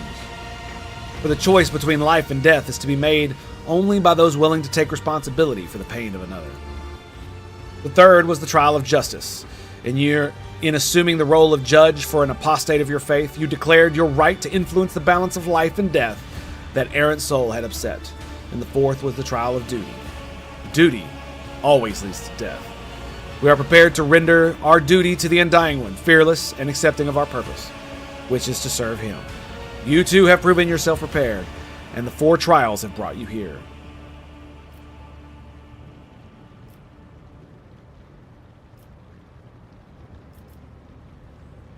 The path I've walked has helped me understand myself better. For the tenets teach us that the lessons learned is in itself the supreme reward for one who is open to self-discovery. The Vizier's sewn-shut eyes seem to peer into your face, studying it. Then he turns away and speaks into empty space. Peace, my brother. The time has come.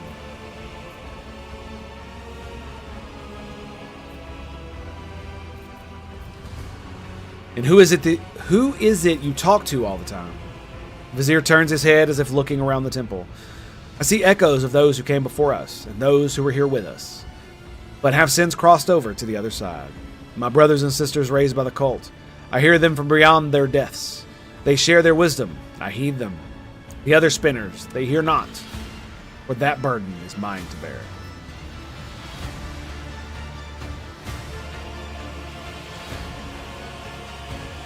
And your eyes being sewn shut, are you blind, or is that another of the cult's rituals? I was sighted for much of my life, until a disciple of mine violated the tenets, and I realized just how blind I had been. A lesson, but a bitter one. To look with one's eyes alone is to be easily fooled, but the heart cannot be lied to. Such is the truth, and such was my choice. I sealed my eyelids with a gaze of true sight. Now I see more and better. In this conversation, another test, a smile graces the Vizier's bluish lips. The tenets command us to prepare for all trials, corporeal and spiritual alike. Are you prepared? His mouth closes, but you can still hear his whisper. A prickling sensation in your face is making you increasingly anxious. You raise your hand to your cheek and only to realize you can't feel it. You look at your palm and see a few smudged drops from the Vizier's blade. Oh, we're going that route, are we? A strange, serene calm envelops your body. Your fatigue subsides and you seem to float in the air, seeing things you had not noticed before. The shadows in the corners taking on shape and color. The subdued lumen light playing the cultist bone masks. Are they really masks? They're tall, lean, empty-eyed wearers. Might as well be dead people. A chill runs down your spine. And what is the meaning of this? Your heart is beating slowly. Your breathing has become deeper and your thoughts are muddled. You seem to be under the influence of a potent stimulant. Look around the temple. One moment the walls of Death's sanctum grow infinitely wide. The next they are as narrow as to make it hard to breathe. The floor dances under your feet, and the undying Emperor's statue seems to shake its head threateningly as it looks down upon you. And what happens now? That is for you to tell me. You look at the Vizier, and his trembling frame seems so small and insignificant. A single step is all it would take to crush him, but the visions are starting to wear off, and now the old man towers over you. The keen gaze of his sealed eyes is studying your every movement, waiting for a response.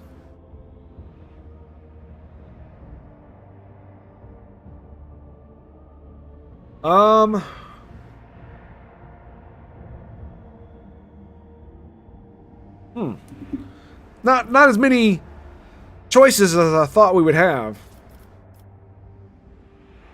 I guess we'll go for the initiation. I shall become an initiate, a servant of death.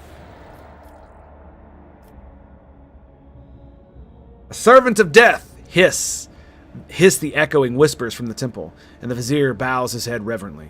You have become the blood of the flagship, and now you become one of his faithful servants. We may not name you a spinner, for a spinner's thread demands forsaking one's previous life, but the blood-spun web will still accept you. The tenants allow it, but only for a Daman who has followed the trailing blood until the end. Bada bing! Nice.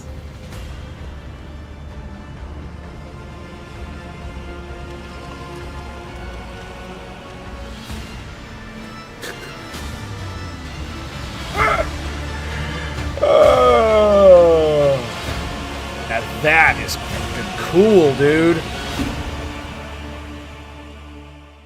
Wow. Upon the ritual platform at the undying Emperor's feet, under the keen gaze of his dark, empty eye sockets, you feel completely insignificant. Surprisingly, the thick blood pouring from his hands onto your brow, chest, and shoulders is still warm. Don't like it at all? Yeah, I know, right? Bowed before his image, the Vizier assumes the ceremonial posture with incredible ease. Some heresy? I mean, hey man, they're worshiping the Emperor, that's what matters, right? You are slowly plunged into the darkness, to the sound of ritual trance and swooshing blades. Amid the noise of splashing blood and cultist whispers, you hear the words. Death has spoken your name, Dominant Hope. Death accepts you. Offer a prayer. Let's do that one. Each word consecrated to him echoes in your temples and chest. Your veins become hot. Your blood turns to liquid flame. You have no fear in you. A whisper seems to come from above, from the Emperor's lips of stone. I see you.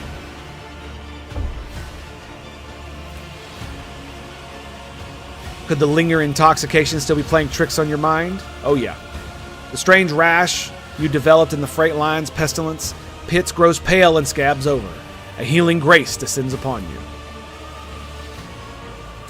The Vizier's voice grows suddenly thunderous and snaps you out of your reflections. Death has accepted you, Domina.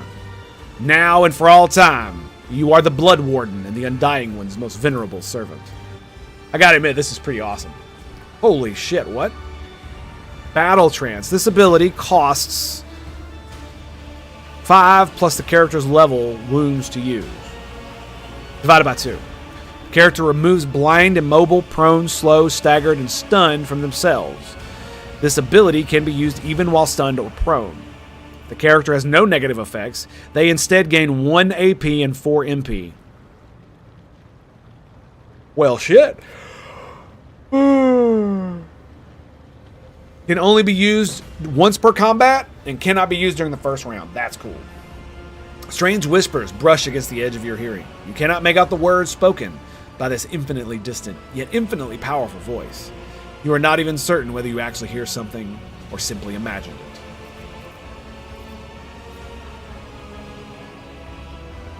I felt as if the God Emperor was watching me. Vizier of the blood-spun web. Too many! He comes during their time of service, in images of blood and whispers from the shadows. But remember that those are mere visions, for true death will not come for you until your time, and it will take your soul gently into his bony hands. Is the ritual complete? The ritual is complete, but you are not. He gestures for one of the cultists who are carefully holding a strange garment to come closer. For years we have maintained fealty to the Dominant. We have collected sacred symbols and relics. You are the first in 3 generations of lord and ladies to grace this sanctum, and the first of them all to be initiated so. We are grateful. We are uplifted in spirit. Hear our exultation and accept the gift of this vestment sewn from the bones of his faithful with the threads of death.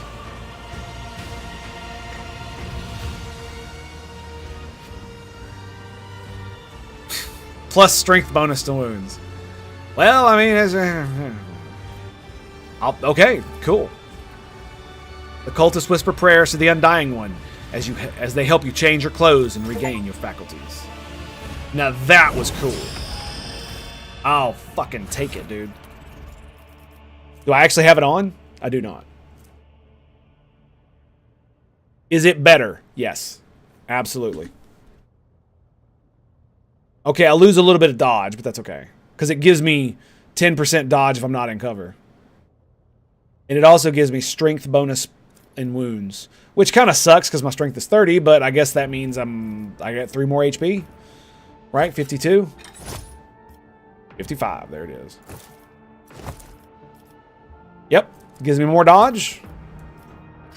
And more armor. Oh my god, look at it too, dude. Oh, that's so awesome. That is awesome. Armor trade-offs, yep. Yep, I think she can use this, right? No, she's got a better version.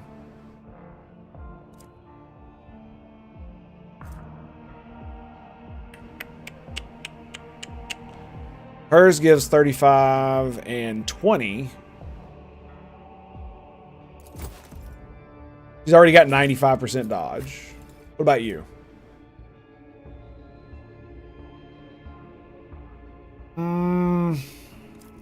No, it requires willpower to be high.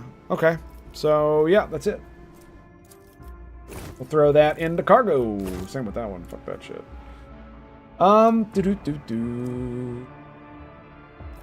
That's awesome, dude. And it looks freaking cool as shit, too.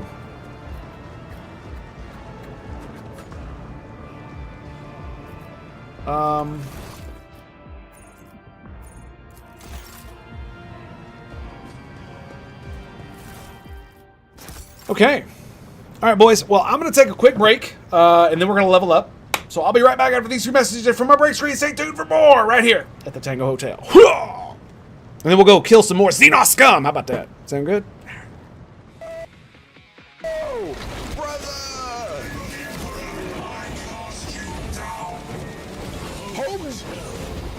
We have our chance. Holy terror indeed! Holy...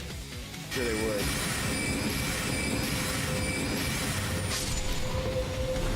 Okay.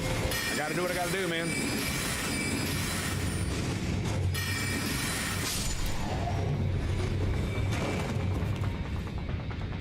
Can't be bullshitting no more.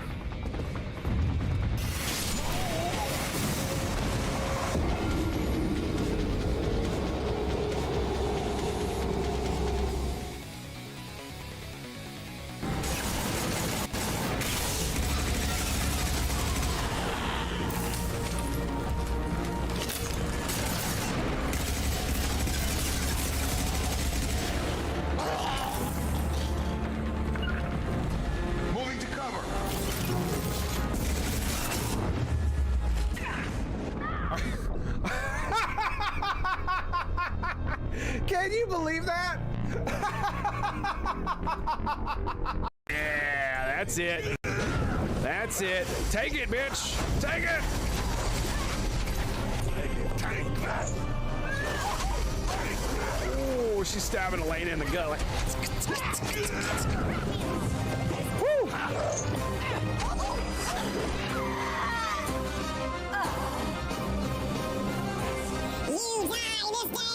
to the Sorcerer Supreme.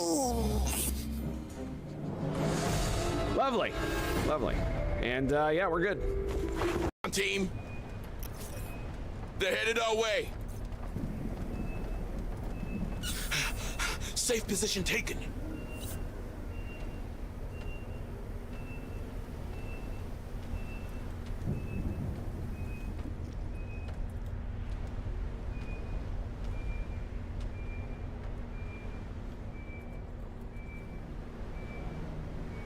It works. It freaking works, man. That's crazy. I don't think I can get behind him.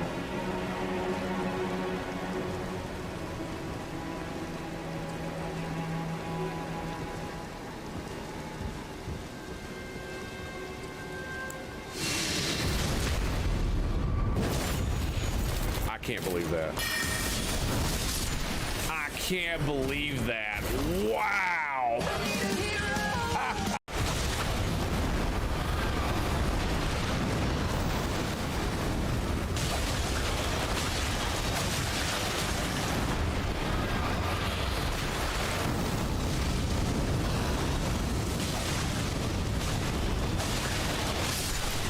Oh, we got him! The two-shot, baby, the two-shot. Golden Seed, hail to the year! Tell them.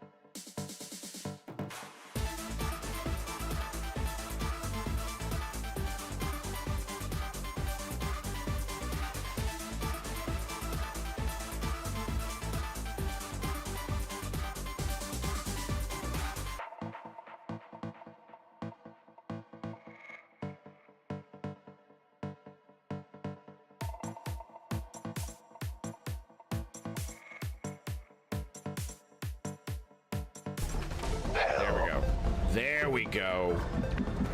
There we go. Mmm, juicy rockets. Look at that, 1.92, 201. Oh, come on, man. Come on, I gotta take this. There's no way I can't take that. There's no way I can't take that. There's no freaking way I can't take that. Come on, baby. Let's go. Let's go, boys. Triple kill. This is what I do. And the guy with the loot is still alive. Well done, boy. Hello. Give me my seed, baby. Give me that seed. It's mine. It's mine. You can't have none. It's all mine. Bloom seed exile. Follow me, these. Praise the Emperor. You're delicious. Delicious. If only killing dudes gave me something. It'd be amazing. Excuse me, boys, but that is what I call a triple kill.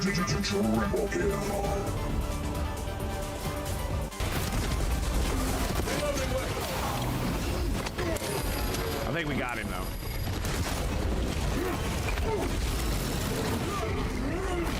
There it is, boys. Yes, finally! Death to the Xenos scum!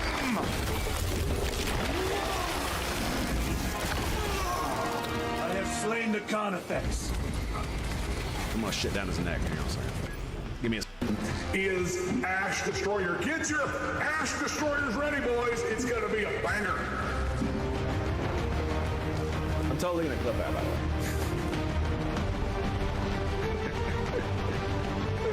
Oh my god, dude.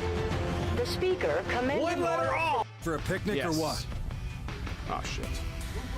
Move on! Safe position taken.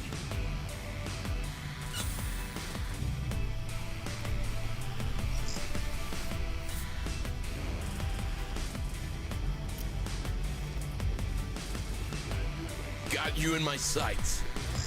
You like that, huh?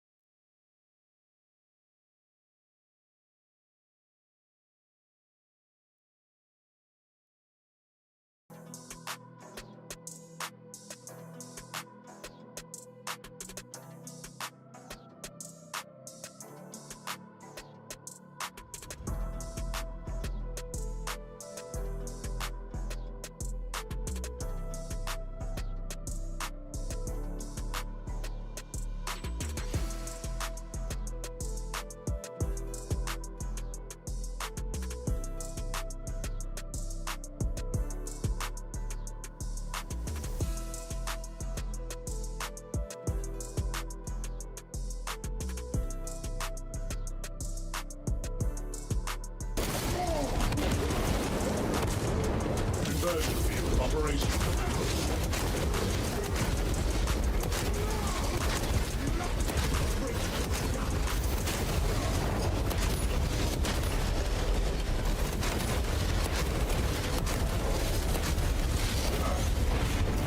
Oh, there it is. Let's go. I annihilated them with my ult. And the frickin' flamethrower. That was... Okay, let's move up. There's no way...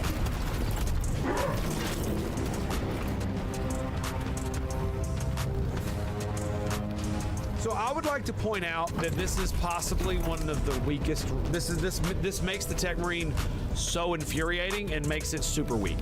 This specifically right here.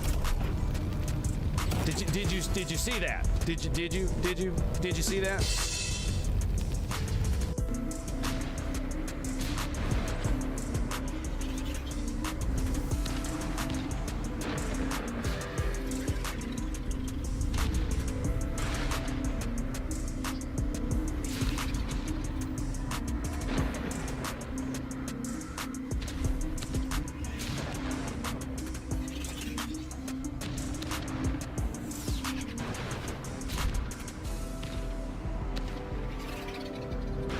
Okay, so, I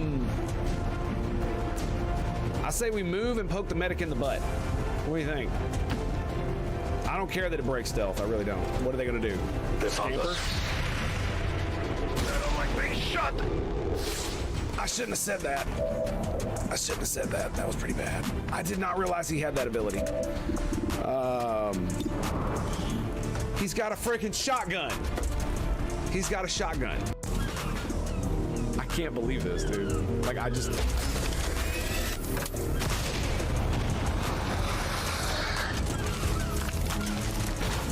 Your turn will be forward.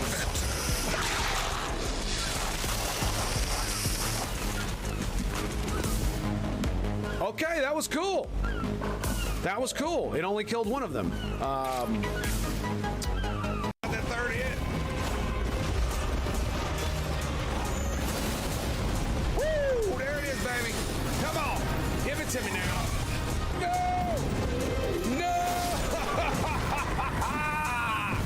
Yes! All the dings! All the goddamn dings!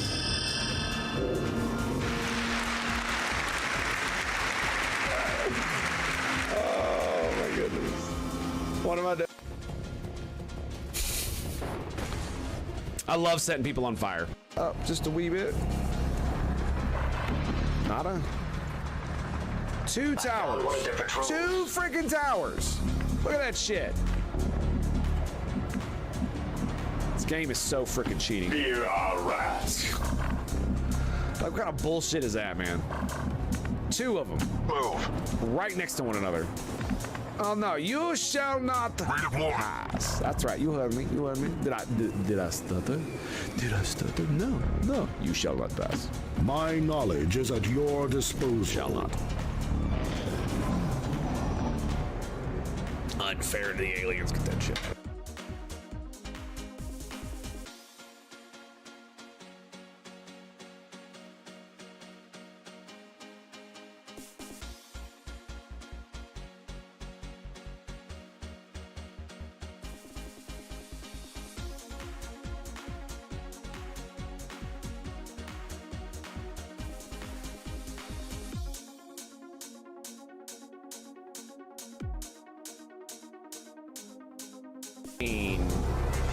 Not very. I say we take it. Let's go, baby. Come on, you got this. Yeah, 28 crit, baby. Die, Xenoscum. Oh my goodness. It don't get much better than that, baby. It don't get much better than that. All right, let's.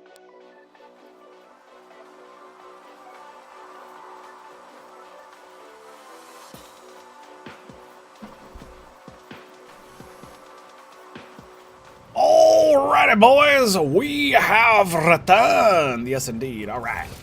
Hope you guys are ready for this. I know I am. All right, let's see what's up. Rightfully ours. So,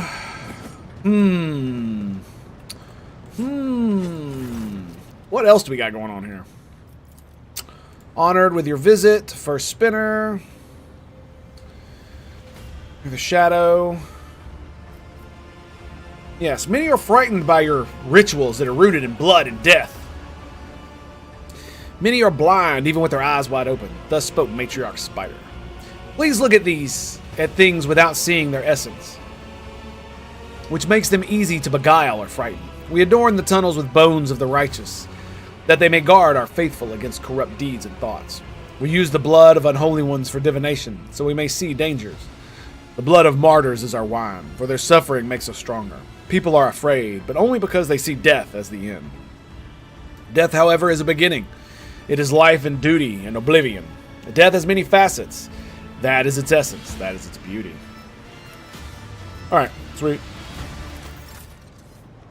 Alright, do these guys have anything to say? No.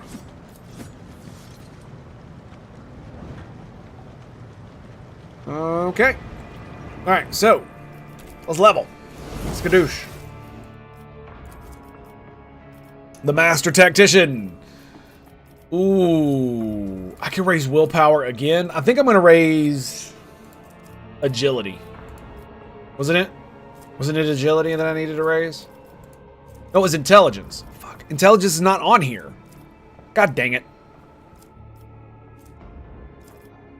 Why is intelligence not on here?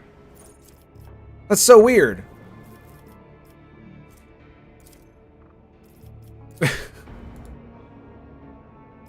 Oh, man. My willpower is 80. My toughness is 50. Everything else is a flat, so I should just... I guess we'll just...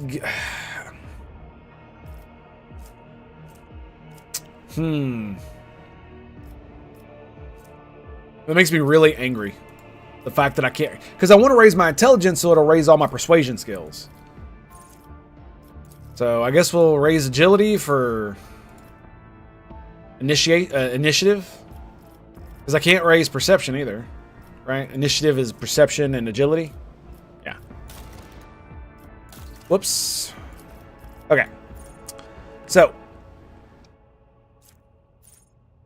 Against all odds is pretty good. Nerves of Steel. Whenever the Master Tactician or their allies gain momentum, they gain +1 more. Whenever the Master Tactician loses or other allies... Ooh.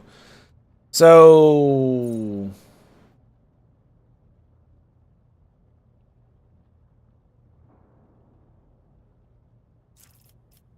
Now here's an interesting thing.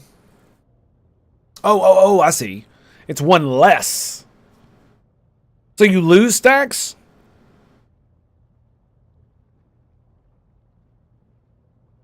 Oh no, that's momentum. So every time you gain momentum, you gain 1 more. Whenever you lose momentum, you gain 1 less. Okay, cool.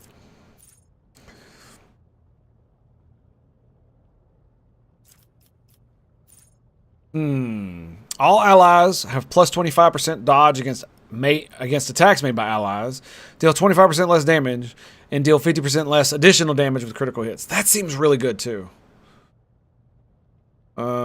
Stack of the ally also heals 1 wound for every stack granted. That seems ridiculous. Whenever an ally grants the Master Tactician stacks of tactical advantage, so it has to be more than 1 stack. Is that right?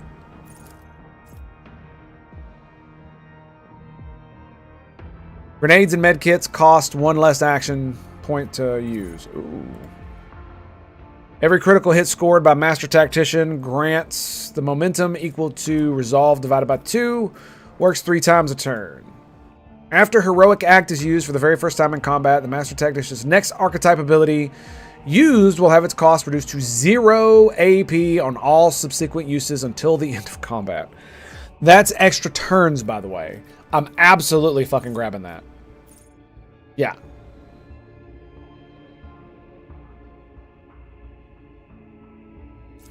Yeah, this is...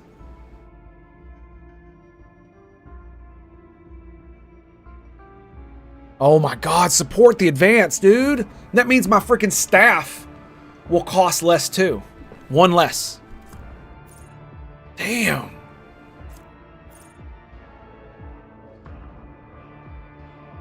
Oh, dude. I mean, I cannot, because we use Heroic Axe all the time, right? When it's used for the very first time in combat, the Master Tactician's next archetype ability used will have its cost reduced to 0 AP. It doesn't say Master Tactician archetype ability. It says archetype ability. So that means if I use my archetype ability that allows me to give other people turns, every subsequent turn it'll be free. That's crazy. That's crazy. That's crazy.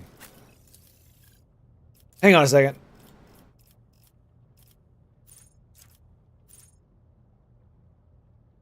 So, I can't get Terminus to level 24. Okay.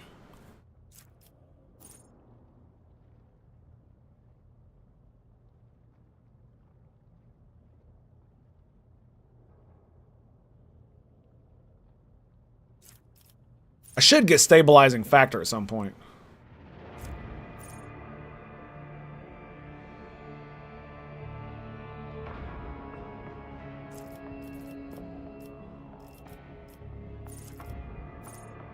Yeah, I probably should.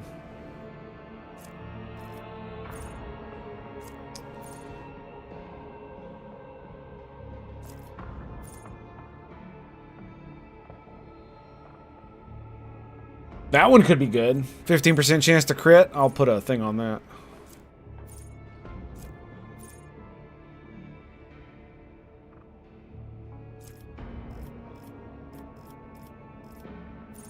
I'm probably going to have to frickin' raise my intelligence this way.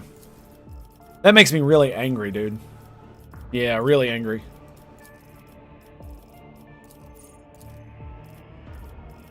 Yeah, look, I can't even raise intelligence here either. God, that sucks, dude.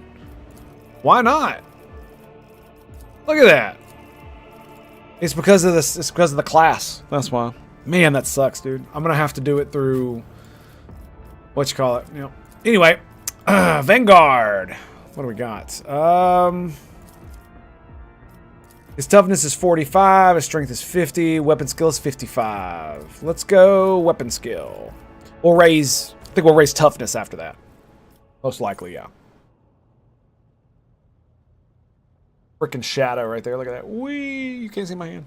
All right, so do you have anything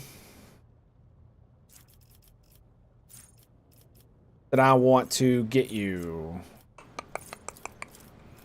Hang on a second. What's your strength? 50? Okay. Yeah, weapon skill. Yeah, weapon skill goes up next. All right, so each stack of unyielding also increases armor and parry by 1%. Relentless beat, critical hits. What's this? They gain 10 air. Oh, that's kind of cool. 10% parry and armor if you have at least one temporary wound.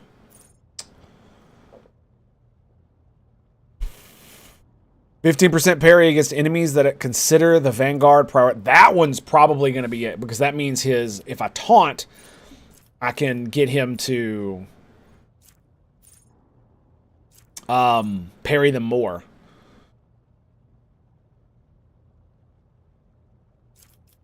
Okay, interesting.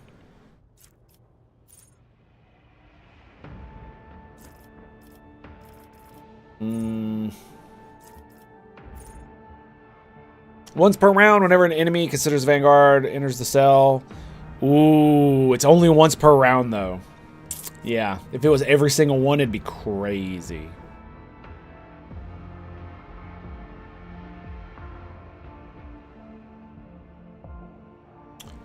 Ooh, whenever an attack is made by allies, hit the Vanguard for the first time in a round, that attack deals no damage.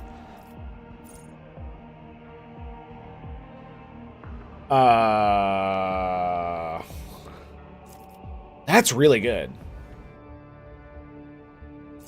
That's really good.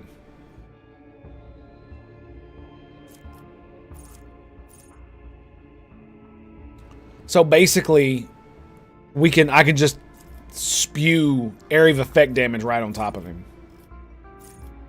Yeah, that's crazy. That is absolutely crazy. We could give him more strength or more agility. Didn't we already give him Dueling Master? Seems actually pretty good too.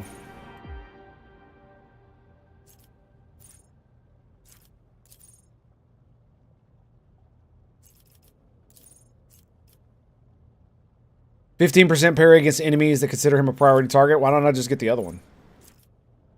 The one that just gives him straight 15% to parry. Bam. Nope, not that one. Dude, if I give him will not die, that's crazy. Yeah, dueling mastery, 15% bonus to parry. Bam, there it is. Alrighty, let's go. Arch militant.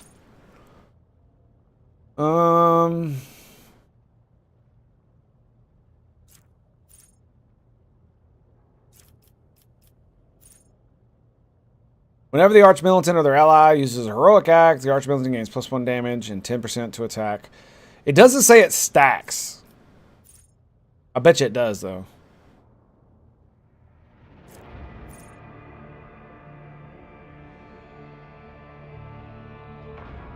Ooh, while under the effects. Ooh, damn. Alright, which one? Every round, the first single target ability used by an ally on the March Militant grants +1 action point to that ally. Okay. It's close quarters training. There we go. That's the one I want.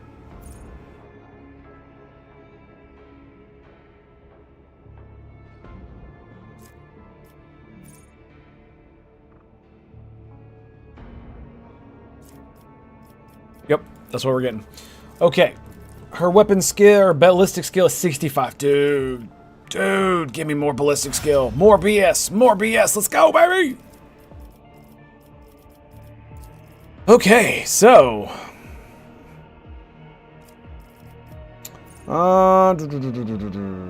Using a stratagem on a backline. I haven't gotten a stratagem yet, have I? No. So. One random unknown stratagem and can use it till the end of combat for 0 AP. What is the stratagem?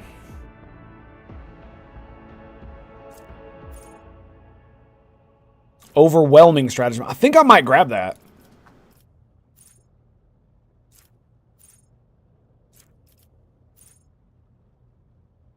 Improve strategy. At the start of combat. That seems like a good one. Because it'll always mean, even if I never get another one and I just get powers and shit, she'll always have at least one every time.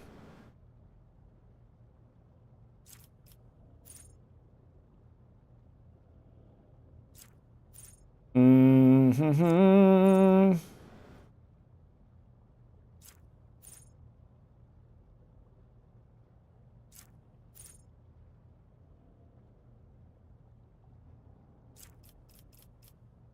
Supporting zone.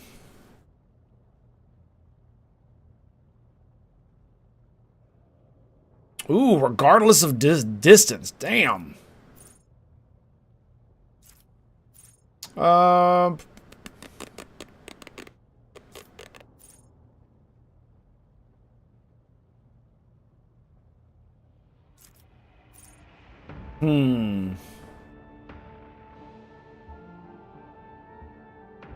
Perilous ways might be the way to go.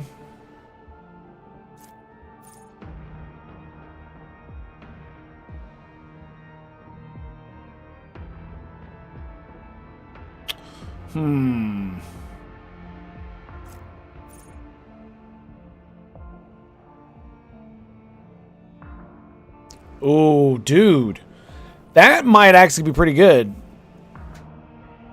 Unblinking Stare, suffer 6 damage and from all attacks of opportunity and cannot dodge them. Enemies have their armor reduced by -18. The reduction is increased by the devastating parameter of the Navigator's staff and does not stack. Okay.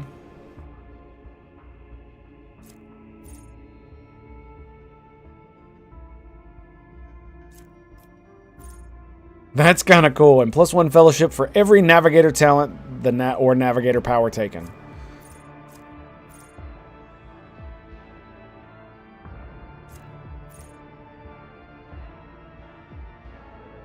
It would be nice if it told me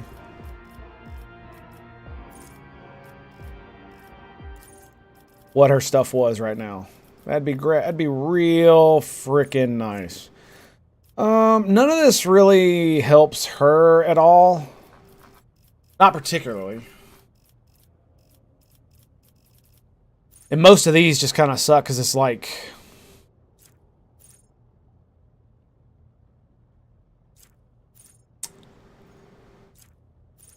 Stratagem, using a stratagem.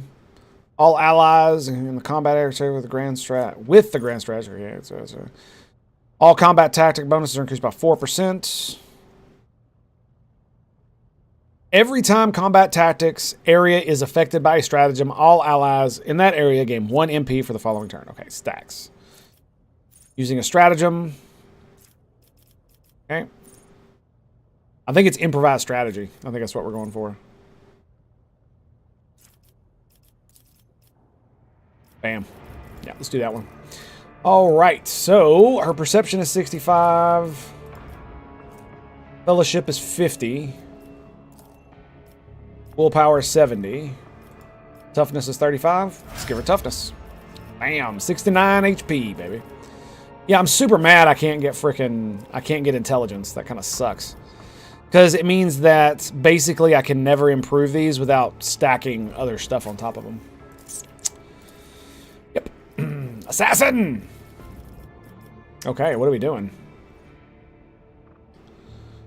A new opening is created. The use for each use of aim for opening on the same target reduces the dodge and dodge reduction. Assassin gains chance to deal max wounds. Ooh, when hitting an opening. That's kind of cool.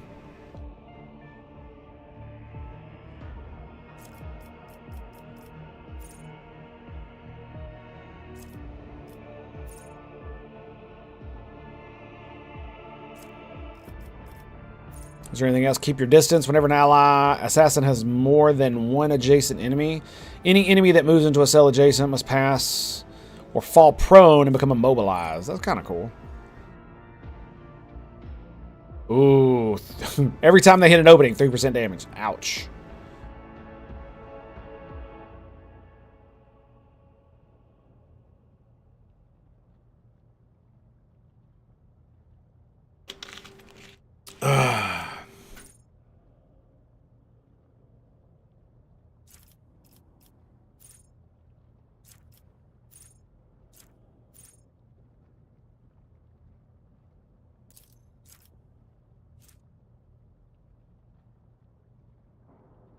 I didn't know it actually did damage.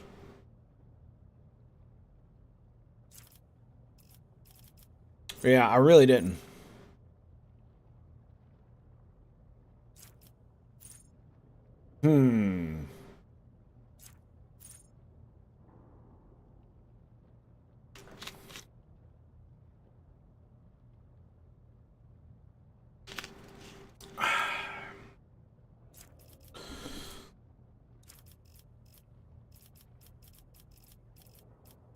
Now here's the question.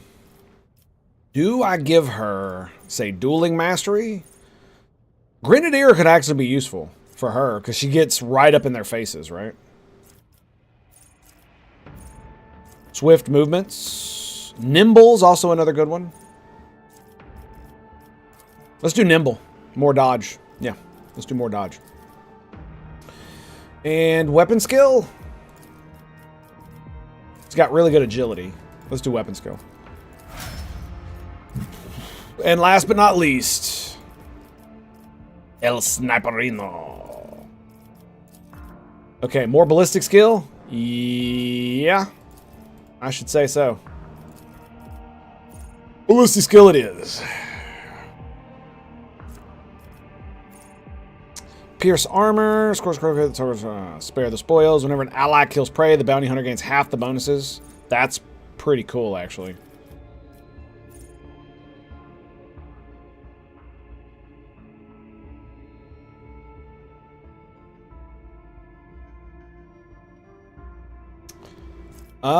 That's really good.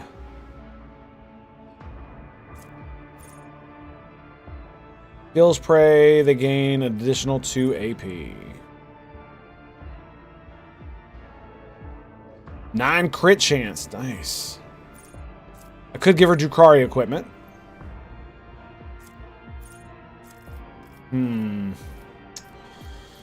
Yeah, I don't think that's going to be as good, though. You know what I mean?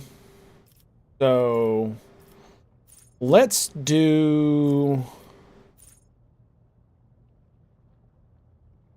Expert Finesse. Immediately reloads their weapon and attacks the closest enemy in line of sight. There you go. Boom. Nice. Sexy. Okay. Let's also...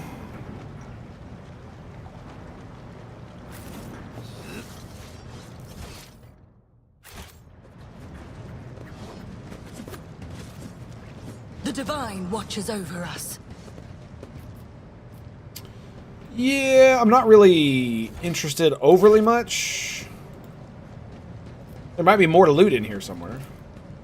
Unexpected result. Oh, nice. Loot! Spinner's Blade, Blood Pact.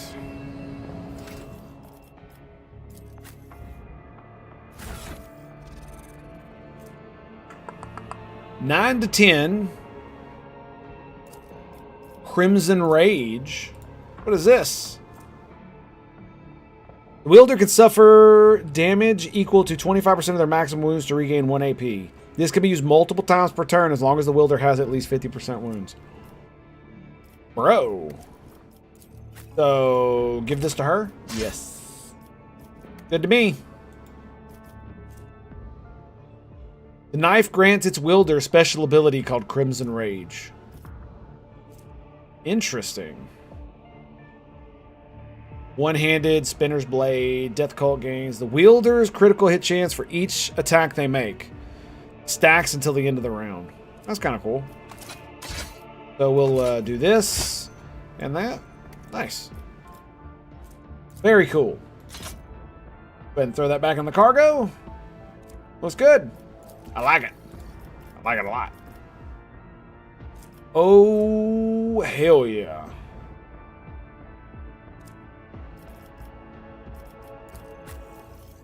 She doesn't really get temporary wounds, so we'll just leave that be. At some point, it might come in handy. To glory. At some point. The spinner, his face covered in carved, bleeding glyphs, makes a respectful gesture of invitation. Let me show you the way, Daman.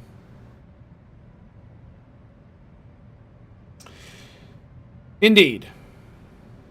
Take me to the enforcer in charge of the freight line. I do have business with him. Like, there's still loot everywhere down there, but I'm not sure if I want to actually take the time to do it. What I might do is I might come back when I'm not streaming and just grab all of it for shits and giggles.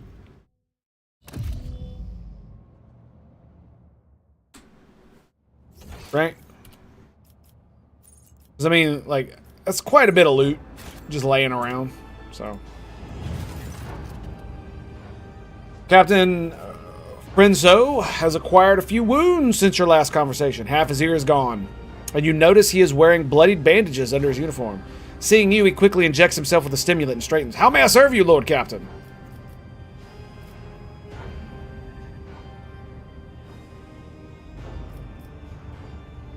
Were you in a shootout? Yes, there's been a raid by a local gang. On a local gang, we finally cleared out the scoundrels who were smuggling goods to neighboring compartments. No one escaped. Permits himself a brief smile of satisfaction. Alright, enforcers have been appropriating ration cards from workers returning from their shift. Why is that? Are you short on provisions? The compartment has just enough food to avoid starvation, Lord Captain. This is why enforcers are making sure that no serf has more cards than they're supposed to. They used to rip out people's tongues for it, but I reduced the punishment to simply beating the thieves and confiscating all their cards. The orders are to give these cards to workers who are starving due to lack of work shifts. Not that it helps them much, but it's better than nothing, he scoffs. Are the enforcers guilty of misappropriating the confiscated items? Yes. Do those caught stealing receive severe punishment? Absolutely. Okay, fair enough. Fair enough. I have finished inspecting the bay.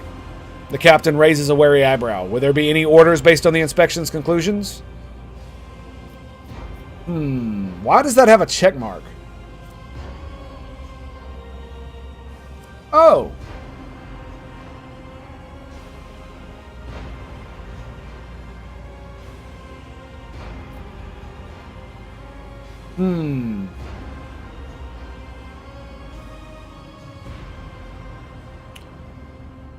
Wow. Servitorize them. Damn.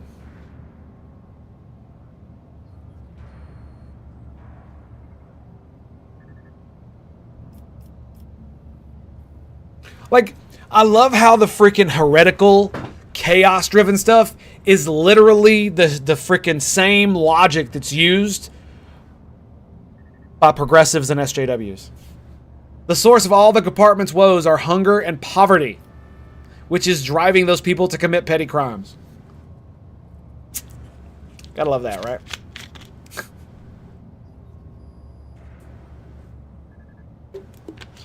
Huh.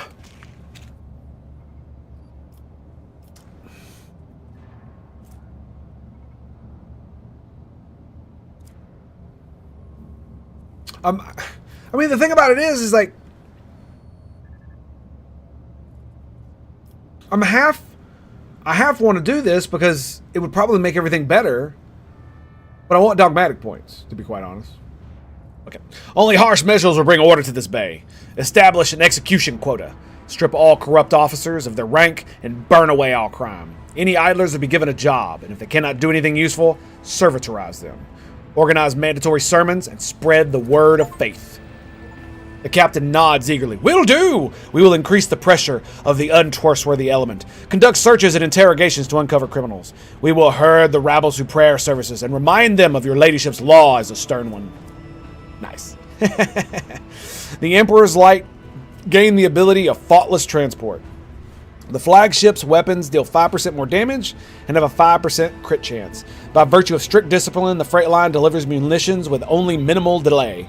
The crews and artillery bays now have more time to calibrate and maintain ship's weapons. Fuck yeah!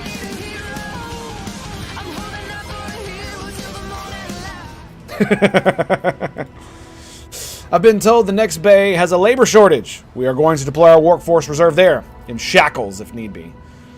Alright, I was attacked! Frenzo lets out a menacing growl as his face is filled with blood. Who dared? I encountered mutants in the Pestilence Pit. They seem to be under influence of unholy powers. You went into the Pestilence Pit? You? Into the Pestilence Pit?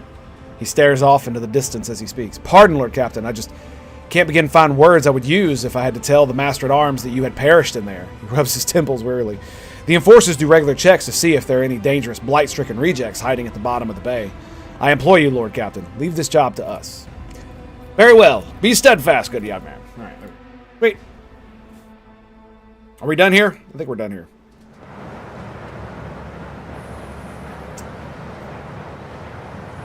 Lord Captain, here to report your orders have been carried out. The compartment is already operating according to new procedure. Awesome. Fucking execution quotas, man. That's freaking cool. Okay, are we, yeah, let's get out of here. Wait, hang on, what's down here? No.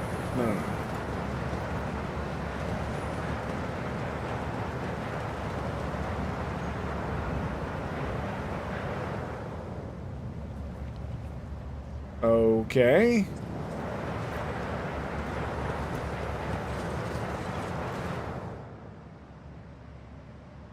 Oh, wow. Yeah. Mm-hmm. Huddled them bastards up, didn't we? Let me see. Wasn't there another door over here?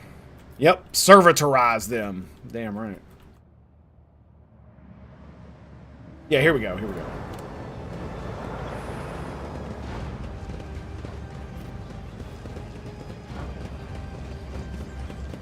I mean, the Sinistral did say not to touch anything, and I did not listen to him, of course.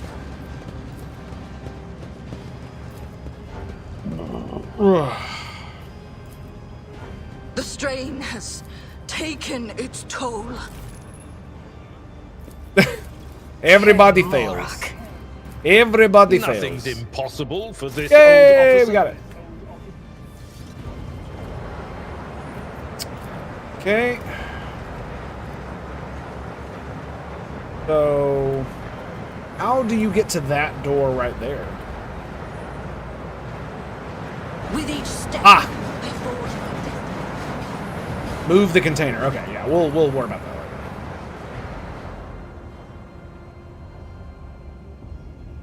Let's get the hell out of here. I have things to kill, places to go, Xenos to purge. Yes.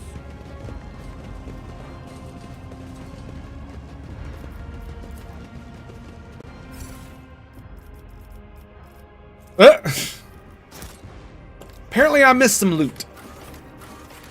Alright, I haven't gone to there, but I guess I don't need to. Let's just, let's see what happens when I do.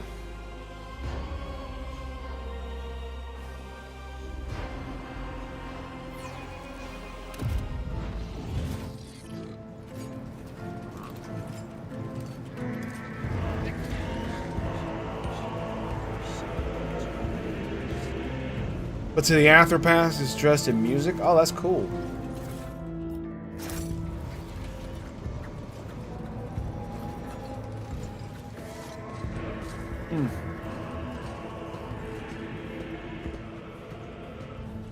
Alright, that's all I wanted to see. Basically, it was, whether or not there was any... That dude we, who was like running a cult, who was a psyker, whether he was in there or not.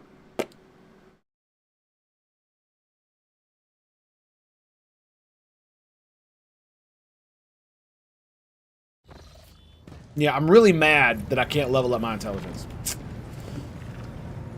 Oh well. Why is she standing there? What's going on? Elantark.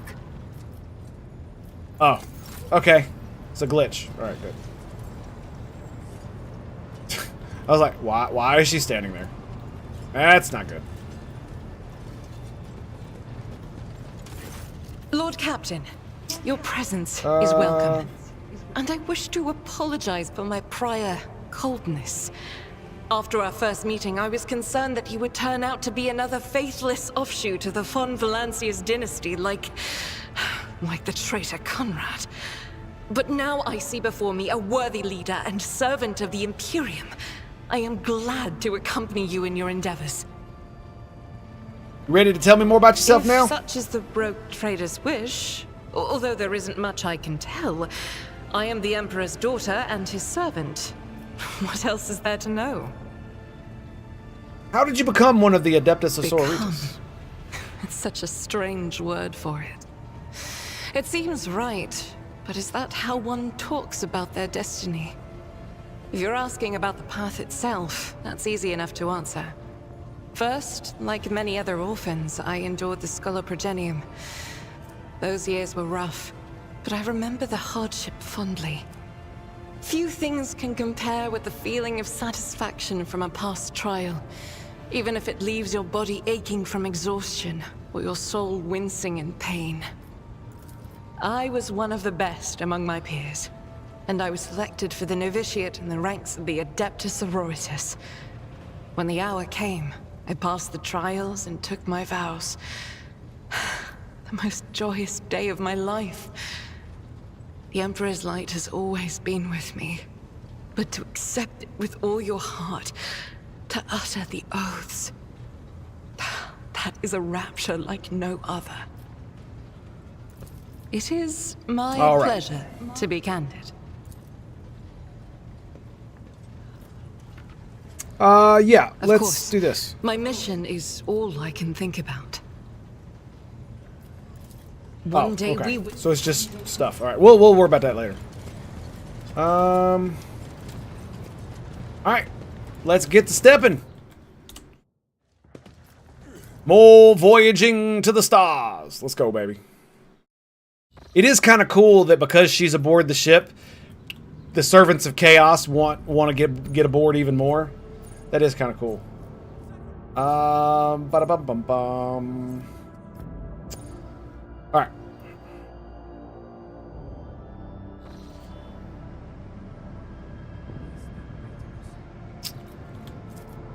All right.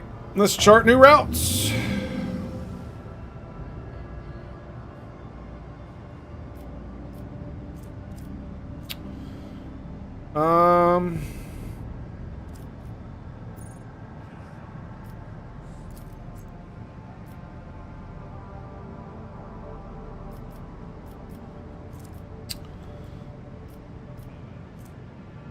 Let's grab... Yeah, let's go to Speculo. Lord Captain, I hasten to report the disturbing news brought to me by the machine spirits of the ship. The matter is extremely delicate and concerns Lady Cassia. You see, since our first day aboard, her presence has been a disturbance to the crew's way of life. If you allow, I've prepared a detailed report.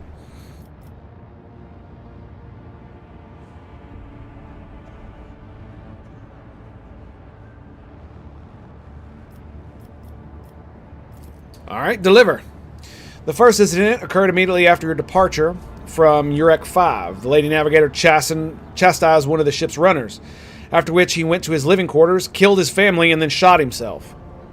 Holy fuck. The second incident was noted while traversing the warp. Lady Navigator gave the pilots the wrong instructions, and the void ship was thrown off course for a matter of minutes, but this was enough to force the Immaterium to anger the machine spirits enough for them to start a fire in the service bay. After that, officers living near the Lady Navigator's quarters began to express extreme emotions, hysteria, apathy, euphoria, rage. It's quite detrimental to the crew morale and performance. The last incident was recorded on footfall. Around 100 living birds were delivered on board during our stay. Each bird cost a hefty sum, and I failed to discover their purpose and subsequent fate. I was also told about the conflict between Lady Navigator and the Seneschal. Alas, with no details. If you like, you can ask the Werishon himself. If I may, Lord Captain, the Lady Navigator's state of mind worries me.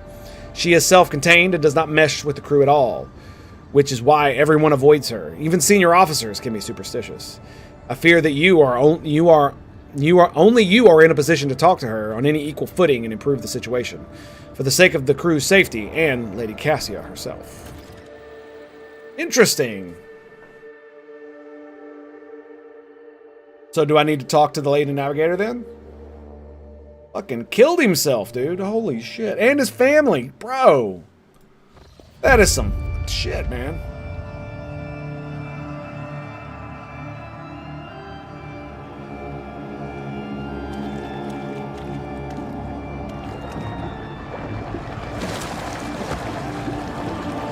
Ah. Lovely.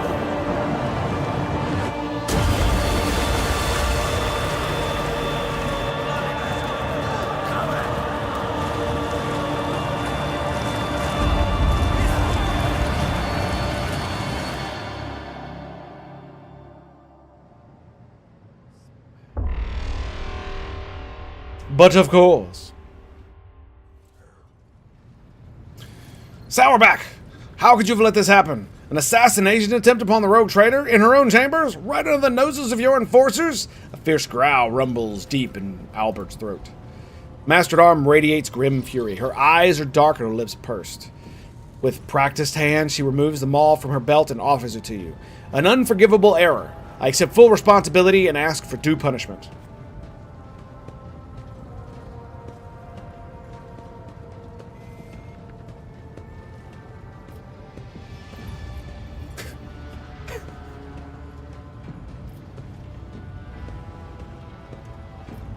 Yes, I want an explanation, not vain self-chastisement. Put that weapon away and report. She hesitates for a moment and then puts it away. Understood, Lord Captain. Reporting. All adjacent decks have been isolated. We have begun our search for the culprit and have set up an investigation headquarters on the officer's deck. The substance that has been analyzed was confirmed to be blood containing traces of major mutations. While it poses no risk of infection to your ladyship, the very presence of such genetic aberration on board is a serious threat to the safety of the ship and must be addressed promptly. Once word of this gets out, many among the crew will surely see it as a brazen challenge to your status as rogue traitor. What genetic aberration? The heresy of mutations. Mutants are vicious beasts who sow only ruin and death. They are devoid of all humanity, and the vile blood that runs through their veins feeds their unclean thoughts and urges. Numerous accounts speak of entire colonies falling prey to bloody uprisings staged by these creatures, all because their governors were too squeamish to order genetic purges. You don't say. I wonder why somebody we don't consider human and exterminate them by the thousands would think to revolt. What a crazy mystery.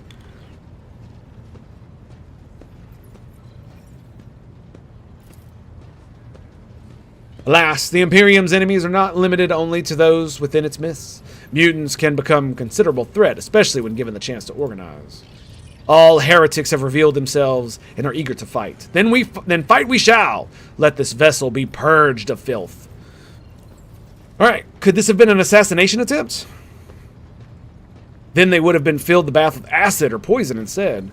There are easier ways to kill someone than drowning them in blood, as foul as that blood may be. I beg to differ. Were something of this sort to happen to me, my heart would surely stop. All right, so what are we doing? As one, every enforcer present gets to their knees. Lord Captain, this incident has cast a shadow on our honor.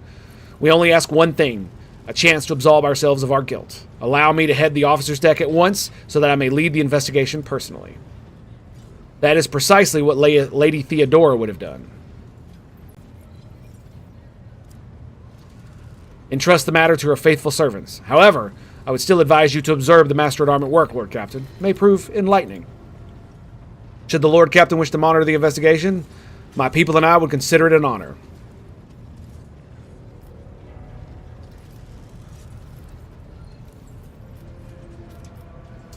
Yes, indeed. I am curious to see the Master-at-Arms in action. I will preside over the investigation. Of course, Lord Captain. I will arrange an area befitting your status to be prepared on the officer's deck. Okay, cool. All right, where is the Lady Navigator at? There she is. We need to talk, girl. Words cannot describe how boring the bridge is without our stimulating conversations. I've heard rumors that you are not getting along well with the crew.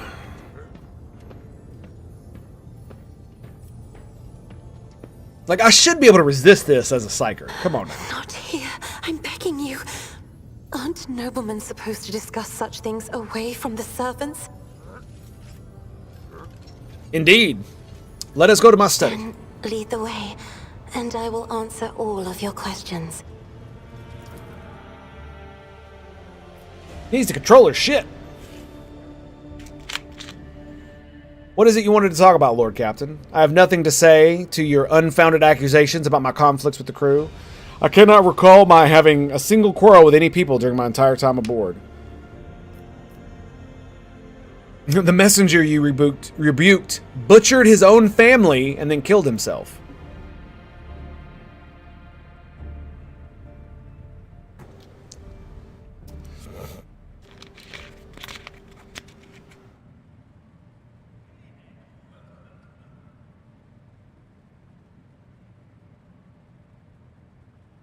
Oh my god.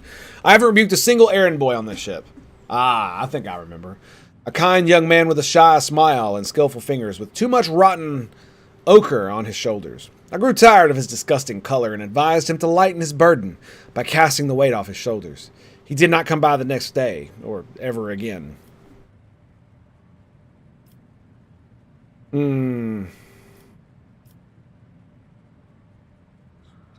Yes, during a warp voyage you gave the wrong orders, which led to the vessel shifting course and the service bay being destroyed. I saw something in the warp, something vast, predatory, shimmering with indescribable colors. It came from nowhere and stared at the ship with hundreds of hungry eyes, right there in our path. I decided to change course while it was still possible, but did not want to sow panic. Would have been better to tell the crew we were heading straight into the monster's gaping maw. Fair enough.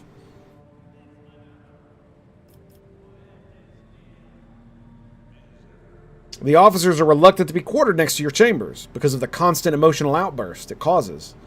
Some of them maim themselves and others. I already told you I cannot control my abilities. What else do you want from me? Will I be assigned a pariah chaperone, or will you put me in suppressing shackles? Would you mind telling me why you needed 100 species of birds and what you use them for? Admittedly, I am at a loss myself. The day we arrived on Footfall, I sent a request to the ship's quartermaster and asked him to get me a songbird. but he never asked for clarification, and shortly before we left, I had countless number of cages delivered to me, all wrapped in bright red panic with flickering tints of fear. There was a bird in every one. I was so excited, I thought I would have 100 friends instead of just one. They were squeaking so politely. I let the poor things out. I even fed them my breakfast and dinner, but the stupid birds wouldn't stop chittering even after bedtime. They were dashing about the room, smacking me in the face with their wings and defecating. I became angry, and suddenly they started pecking each other's eyes out and attacking me. Then I became afraid, and they fell over dead. I don't think I want to keep pets anymore.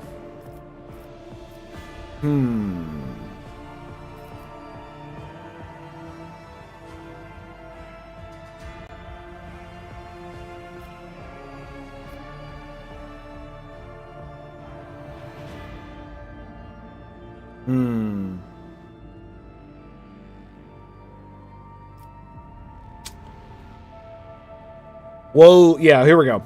This is the good one. Woes dog your steps. We will find a way to defeat them. I promise you. Your kindness knows no bounds. She lowers her silver eyelashes. I will endeavor not to cause you any more trouble. Very well. Since we are done with this misunderstanding, I would like to change the subject. Would it be fair for me to ask you a few questions now, wouldn't it? She hesitates and continue in a less confident tone. Do not mistake me. I'm not going to accuse you of anything. It's just that you are the most worthy interlocutor on the entire ship, and you are always busy.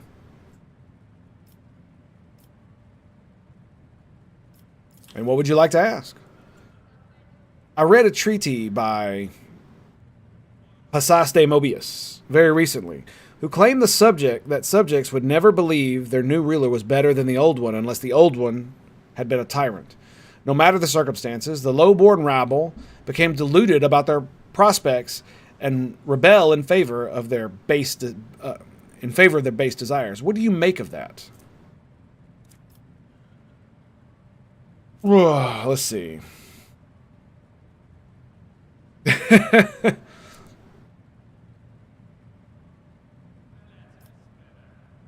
Well, it has always been my opinion that subjects expect two things from the sovereign: to abuse power and bless their babies. Succeed at both, and boring essays become unnecessary. Cannot help but smile a little. Please don't, Lord Captain. I was expecting a serious conversation, but you are joking. I hope you give a proper answer to my second question. All right. According to the 25 tomes penned by the preacher, whoever, the Forgotten, mercy and cruelty go through the world hand in hand, but people flock only to one pan of the scales. Would you rather inspire fear in your followers or be magnanimous and choose awe?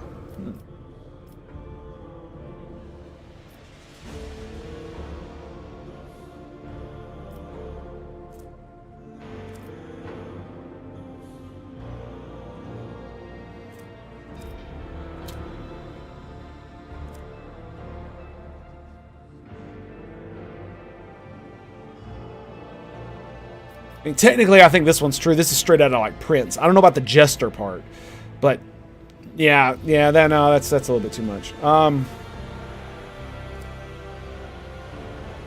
Yeah, I'm not afraid of acquiring a reputation for ruthlessness. I would rather crush a rebellion than condone one. Is that not a greater mercy in the end?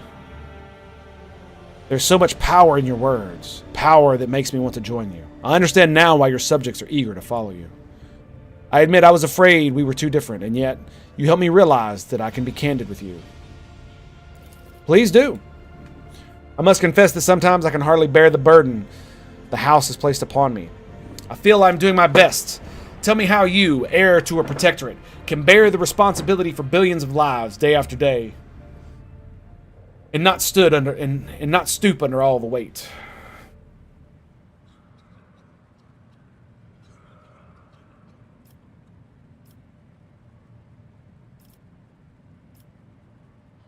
It is my duty, whether I like it or not. Thank you for your patience. You are helping me see the world in different colors, a novel experience for me. Our conversations hold a special place in my heart. Allow me to bid you farewell for now. I'm heading back to my chambers to consider today's conversation. Excellent.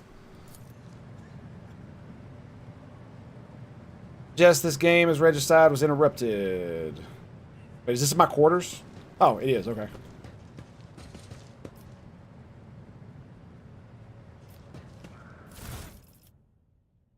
And And we'll throw that in there. And I guess we'll stack the ration cards in it. Well, no, we can just add that to cargo.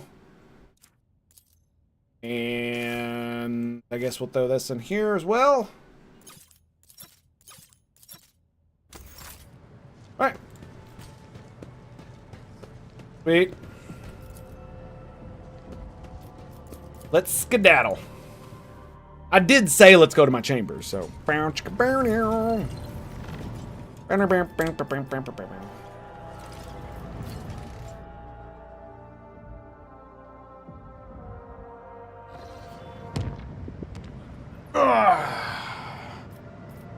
No data.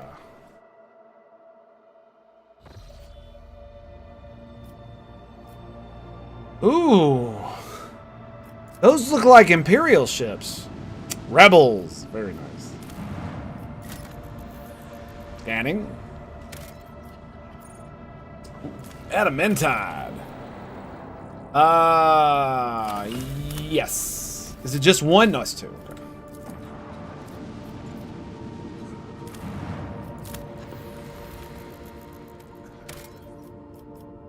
Ooh. Xenotech. 3. All right. Oh, hello. Auger's Anomaly. Let's go do some ship combat first. Reports show up on your personal cogitator screen. Unknown ships are towing the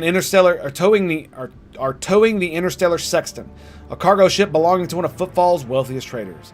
It looks like the pirates have bitten off more than they could chew, and now have been forced to drag the ship to a secluded place where they can plunder it undisturbed. Attack! As soon as they see you, the escort ships charge into battle at once, while the captive sexton powers up its warp engines. Unless you interrupt the preparation for the jump, the cargo ship will forever vanish beyond the veil of the Immaterium, along with the riches it is carrying. Don't let it get away! So, what do I gotta do? Finally, some real action.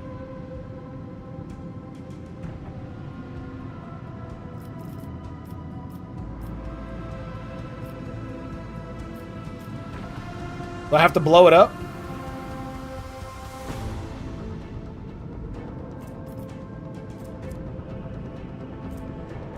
Four rounds, okay.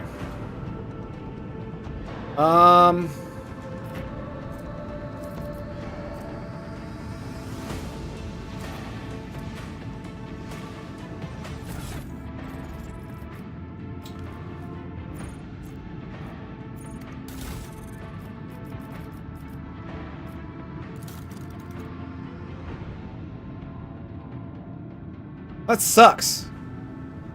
She's only got the cannoneer thing. Oh well. Well, I mean, it's pretty good, right? We did just save it, too.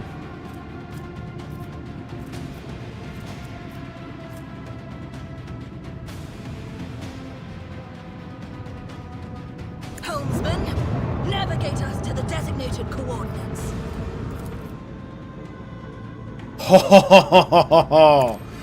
Oh, that's too good. Oh, there it is. Oh, no, you could only use one at a time? Oh, bro, I didn't realize. Oh, that sucks. So, you know what? I'm gonna... We quick saved here? Yeah, let's load this one. I had no idea that was the case. If I had known that, I would have... Oh. Hang on a second. Hang on a second. Did I...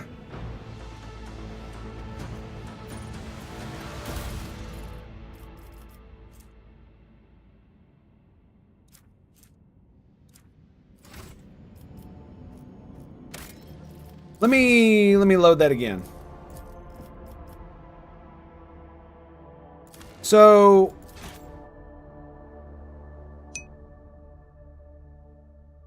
no, I got rid of my torpedoes because I wanted 2 prow cannons.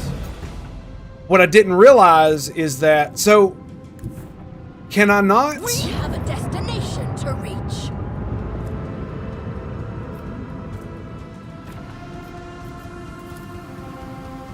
Deliver. So if I fire one, it fires that.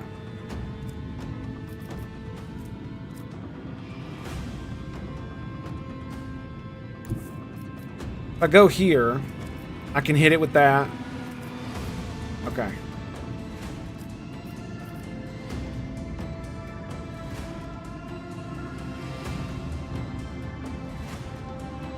Probably don't want to like open myself up to a ram.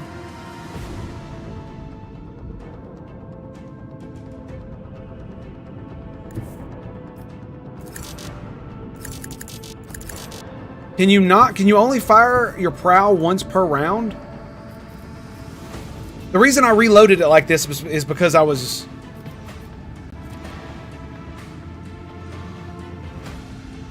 Is because I was thinking, I was like, oh, maybe it's I got to use it on the next phase or something.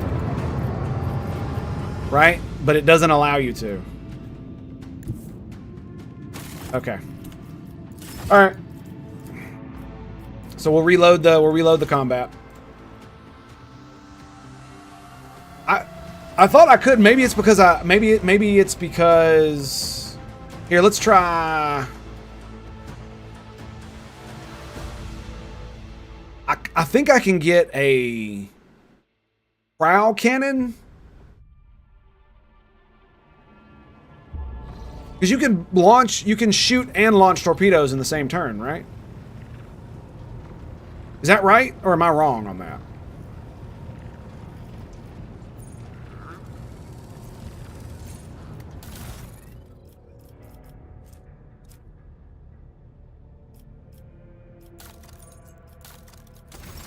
Shit. It's in my vault.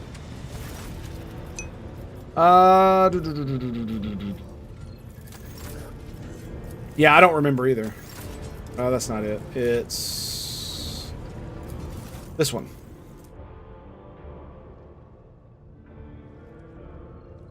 Short range prow macro cannon. Sure, let's grab that.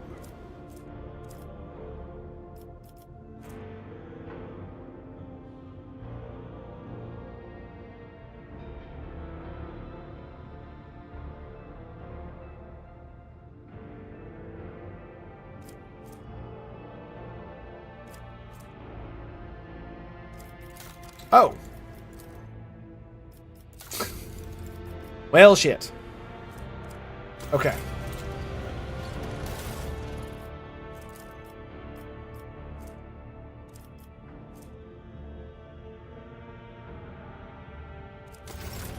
All right, we'll try that.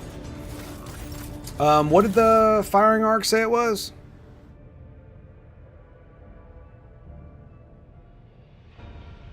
Prow mounted macro cannons, 4 shots. Okay, whatever. We'll just we'll figure it out. If I can, I can't. I'll get the torpedoes and load it if that's the case. All right. I'm glad. This is why I quick save it for shit like this. Attack. Get the scurvy dogs.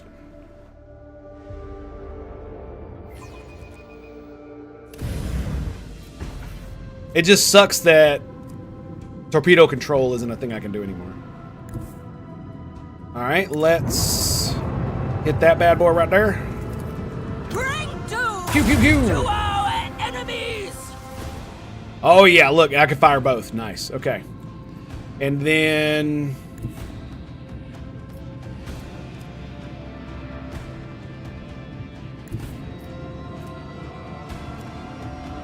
so do I do this?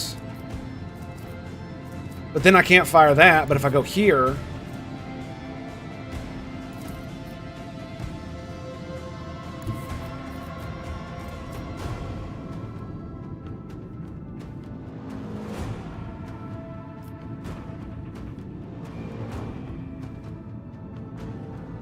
Hmm...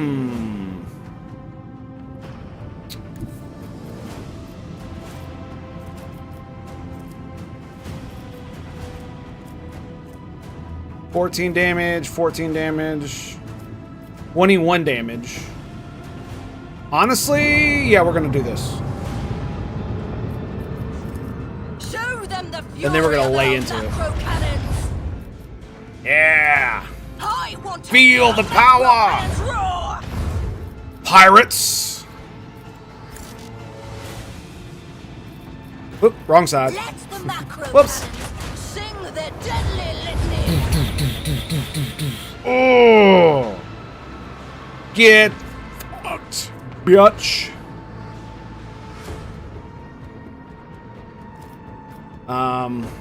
Okay, that's the turn.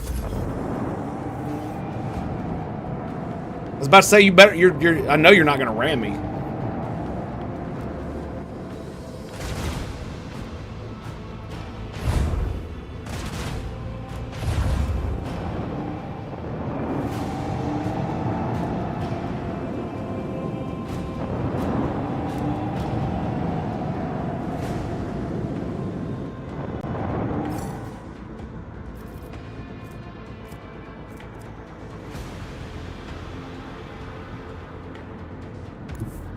If I go right here, can I target it? No. Damn, that sucks. I could ram it. Actually, I can't do that either. All right, let's go ahead and target it with this.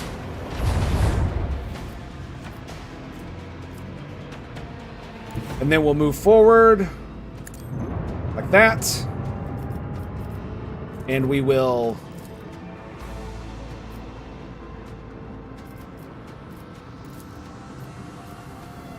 Wait, what the hell? Why can't I target this thing? I'm confused.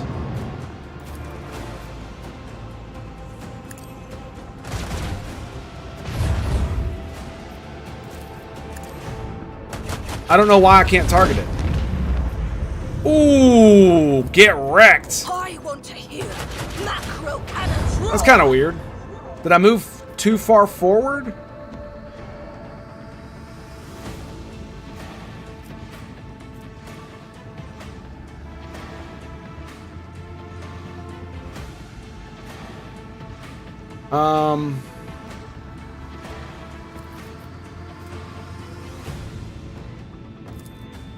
Okay, let's go like this. Oh, it's just out of freaking... Why can't I hit the damn thing? Oh, they surrendered. Oh, well, okay. Easy, baby. I was like, why can't I shoot it? Because they surrendered. Wait, what? They said they surrendered. You're full of shit.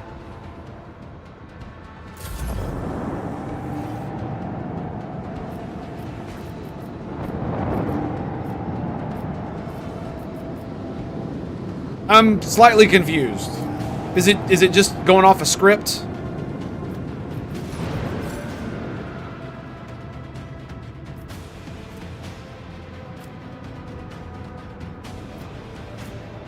Okay.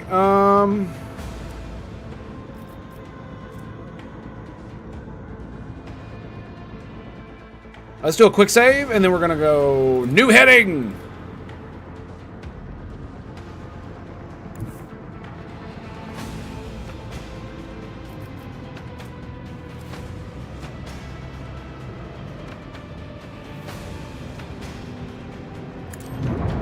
Let's go here. Pew, pew, pew! Ooh! You took that shit like a champ! Let the macro cannons sing their deadly Yes! litany. Fear me! If we go here... Set course with all haste. Ooh! Get wrecked, motherfucker! Yes! Alright, and we're gonna... Pivot! Pivot! Pivot! Let me see. A chosen sector of the shield is reinforced until it suffers damage. Increased chance of absorbing enemies' attacks and loses half strength. Okay.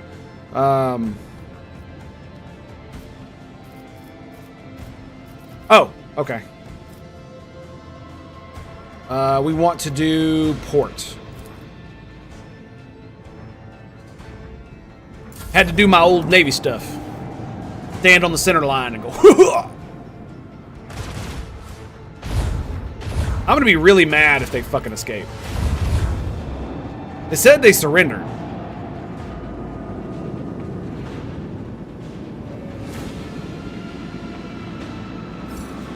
Okay.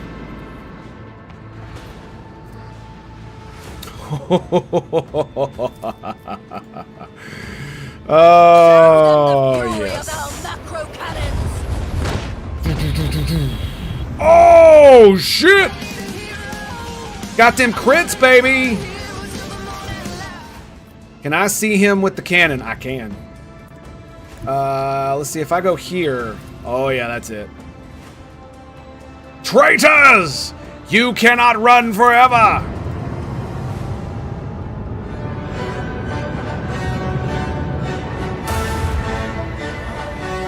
Oh, yes! Yeah, I can't really do much else at the moment.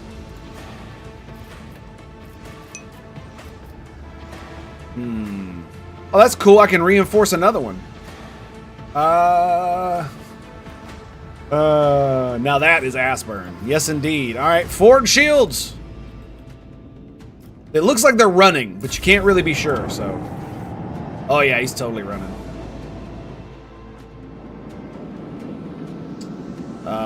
Boom. Oh, so he's the one saying that. I see. Well, how does it feel to die like a dog? When you run, you only die tired. Victory is ours. So, Starbreaker Lance Weapon. Medium dorsal lance weapon, dealing 32 to 40 damage. I mean, that's more than the Mazio macro cannon. 71 scrap. So, is that all we get from the ship?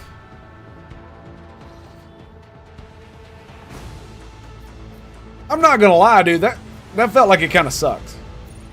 We literally had another ship surrender to us.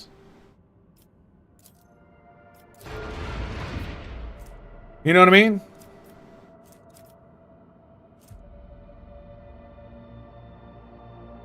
Oh, that's that one. Oh, hell yeah, dude. What does this one look like? Nice. It shoots once, medium range, dealing 32 to 40. Very, very cool. Hell yeah, son.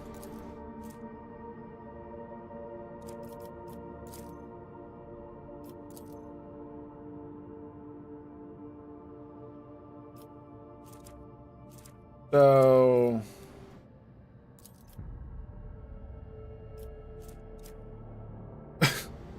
only one shows at any given time?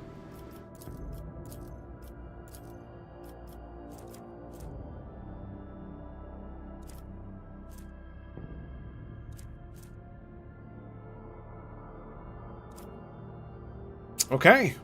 Very nice. Very nice. Alright, let's go check out this world. Then we're gonna go over here and see what's up. This is Speculo. Is there anything in this system that I need to know about? Xeno Ruins.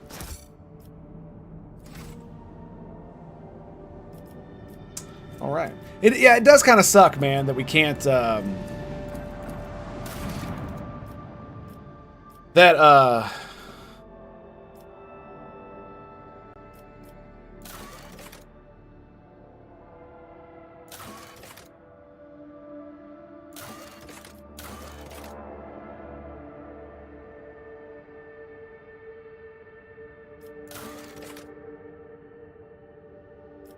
oh yeah, I need to go do that.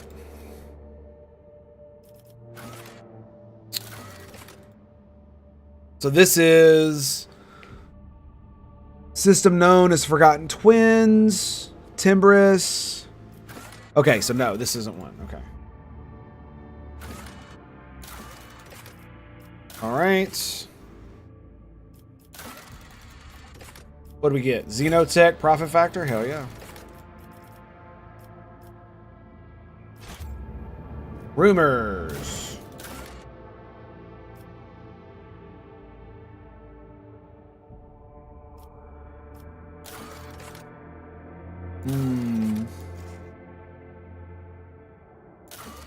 Langren's Belt. Kiva Gamma. Wasteland. Xeno. Angels in the Expanse. Nameless Stars. And then Eye of the Magnetic Storm. Okay. Alright, let's go.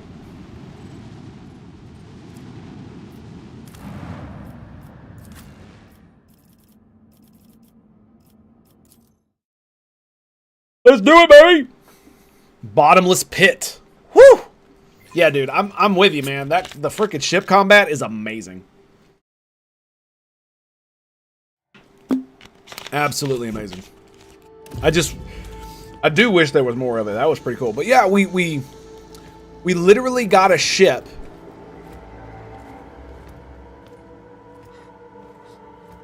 We prevented pirates from stealing a ship. And we don't get to, like, add it to our fleet or strip it for parts or send it to some other planet where we can, like, do some shit like that. You know what I mean? It's just kind of like, okay. Speak to the fear that dogs you.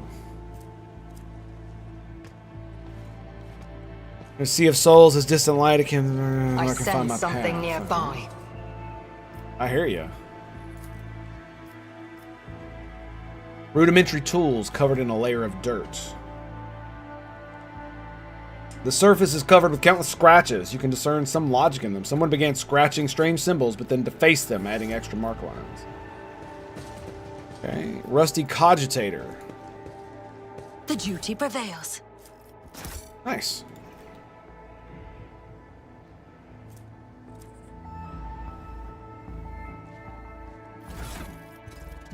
I actually don't have anything that increases my tech use, do I? No, I'll put it in my vault. Okay, that's fine.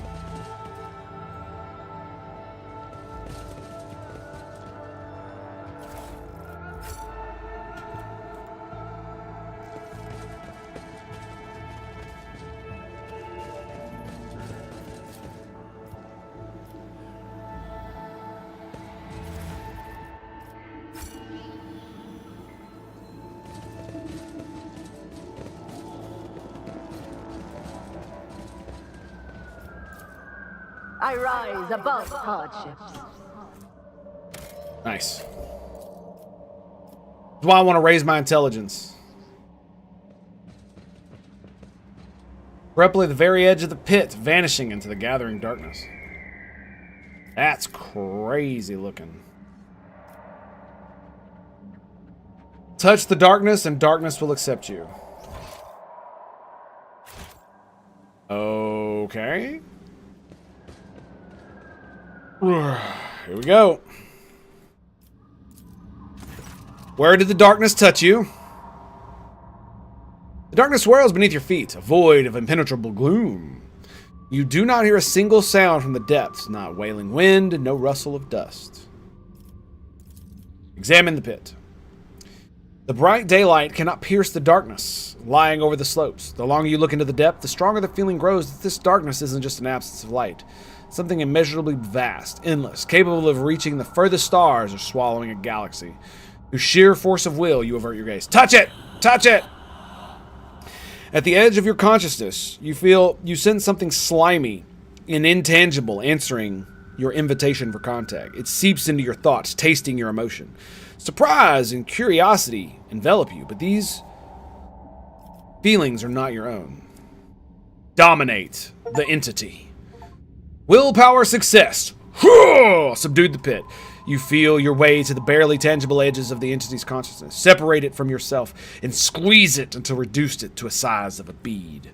The entity trembles, trying to break free of your mental grasp. Surprise, rage, elation, and fear replace one another. After a while, the entity stabilizes, but the moment you lose your grip, it escapes, leaving behind a piece of itself in your mind. The fuck? That's it?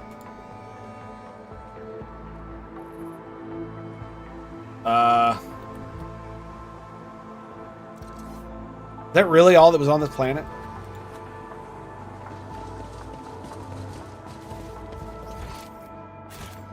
None are better at searching. I mean, I'm kind of disappointed. Kinda. I was hoping for, like, maybe combat. We are bound by the blood of martyrs. Oh well, I guess.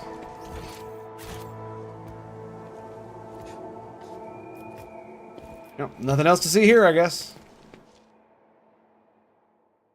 So we dominated it, escaped. That's it. I got an achievement. You subdued the pit. The not-so-bottomless pit.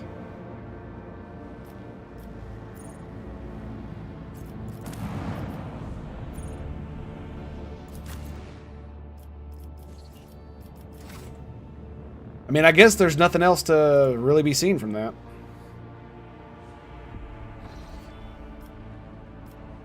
Okay,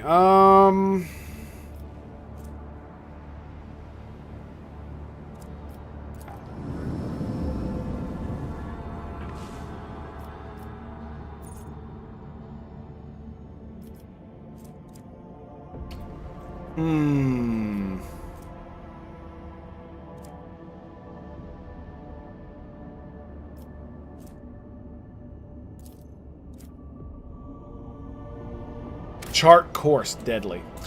Oh,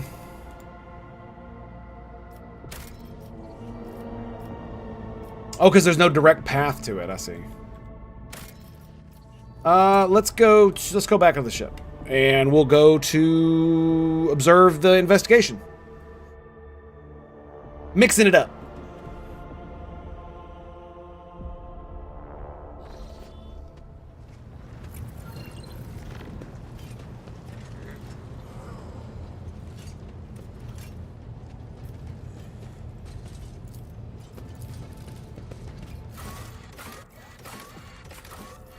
Officer deck. Oh, we're all going, are we? Okay. Fair enough. Bring it, bitches.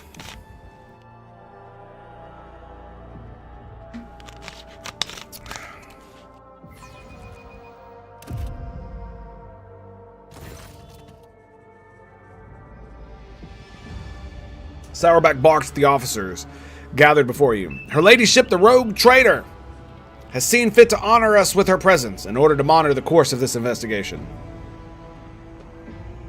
You are expected to perform your duties immaculately and report your every step to me. Should any of your actions bring shame to the enforcers, you will answer to me personally. Lord Captain, the 3 officers before you have been tasked with conducting the investigation. First, Captain Klein is a veteran with a record of quelled uprisings of mutant abominations in the colonies. Captain Jiverin is young, but she has already preempted several mutinies among the ship's rabble. Lastly, there is Captain Hurtko. Horatko, there you go. His interrogation skills deserve credit, and he knows how to instill fear and respect firmly in the minds of riffraff. After casually assessing the officers' bearing and their uniforms, Albert nods with satisfaction. Their drilling is good, their service records are excellent. Let's see how they perform in the field. What are you finding thus far? We have discovered a worker's corpse, mutilated and desiccated. We are still looking into the man's identity and position, but the Shurgon's report has confirmed that among all the blood that was pumped into your blood chamber, the blood carrying the mutations was indeed his. The workers from nearby decks have been checked for genetic aberration, but the mutations identified are all within the norm for laboring masses. They're being rounded up for interrogation as we speak. Yurlet frowns and surveys the deck. So much noise and empty violence. I'm surprised you're able to find anything in the pandemonium of your own making.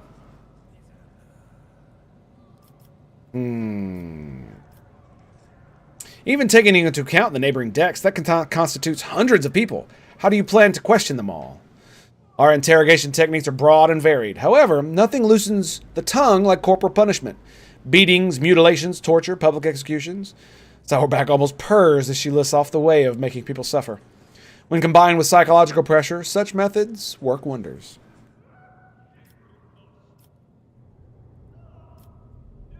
A fine approach. I approve. I am delighted to hear it, Lord Captain. It's always a pleasure to meet a connoisseur of the craft. Yes, and do you have any working theories? The mutants are plotting, Klein spits in disgust. They've been breeding like void rats, so they're getting cocky.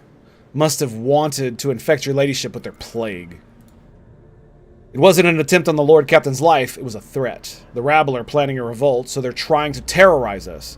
Soon you will drown in blood. Insurgents pride themselves on such metaphors. I wonder, is this part of the freaking DLC, I wonder? Meanwhile, Captain Hurtkrow is convinced that the Rotko, there you go, that it was the work of Votvir's surviving cultists. However, I believe this to be a warning rather than a threat. That we need to establish who is trying to warn us and of what. And what do you propose we investigate first? The body. Once we have ascertained the dead man's identity, we'll be able to locate his associates and narrow down the number of suspects. Captain Klein is in charge of examining the corpse. Yes, your ladyship, I'm almost done with my report. As soon as it's ready, I'll deliver it to you. Very well. We shall begin when you are ready. While we wait for Klein to report back, please enjoy refreshments that have been prepared for you. Excellent. Very cool.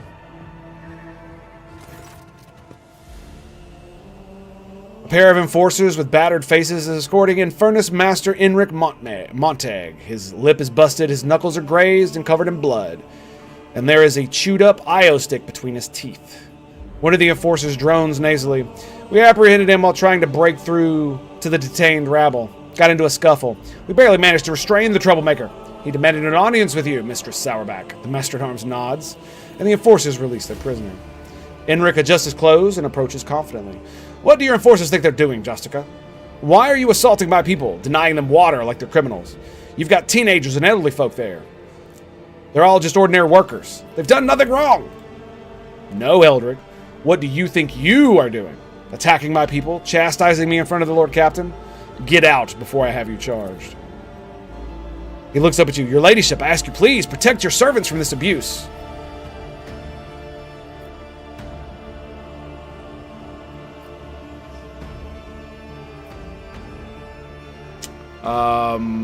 Explain yourselves?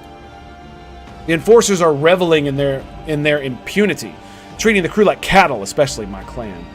Many in their custody are dying of thirst or injuries. My sister and niece are there too.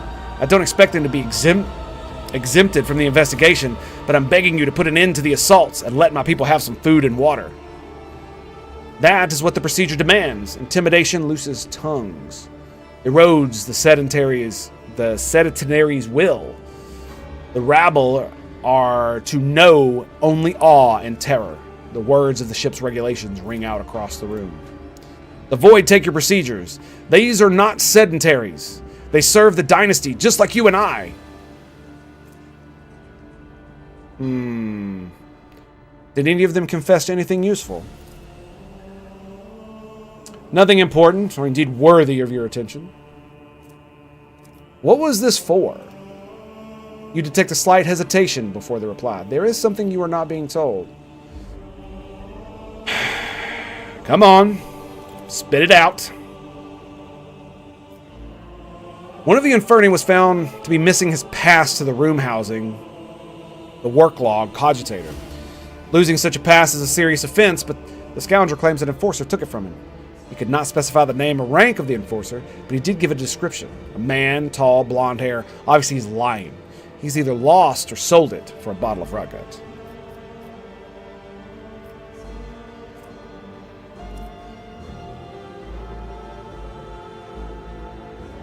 Have patience, Enric. As soon as the culprit is found, your people will be released. In that case, I request permission to join my family.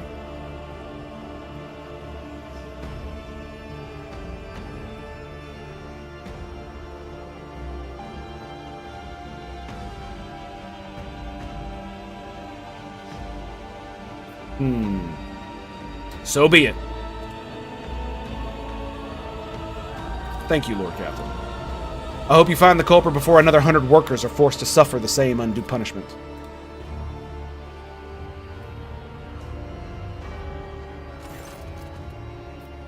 Captain Klein snaps to attention. Identifying the victim has proven impossible. His face has been smashed in and his body is badly maimed. There are too many wounds to determine the exact cause of death, but presumably he died after the killer slit his throat. That's how they drained his blood. No external signs of mutation were found. In other words, we have nothing. Klein, this isn't a report. It's a declaration of our incompetence before the Lord Captain. You will keep digging around inside the corpse until you have produced some results. I do love the fact that she's got like 100 awareness. Look deeply into the Enforcer's face. Ginevra looks at Klein with sympathy. She clearly cares about him and does not wish to trample on her comrade's honor with words of comfort. Rochko regards Klein with contemptuous smirk while Klein scowls back at him. Interesting. Just a little bit of something there. Nice. A little bit of world building. I like it. No external signs of mutation, you say? What about internal? Performing an autopsy was inadvisable due to the danger of contaminating the area with genetic aberration. You see a flash of genuine horror in Klein's eyes before his gaze turns glassy. You have seen that look in the eyes of other veterans. It's the expression of someone reliving painful memories that have been left behind deep scars. They cannot hope to overcome such trauma on their own. They would need help or a partner or perhaps strong emotional stimulus.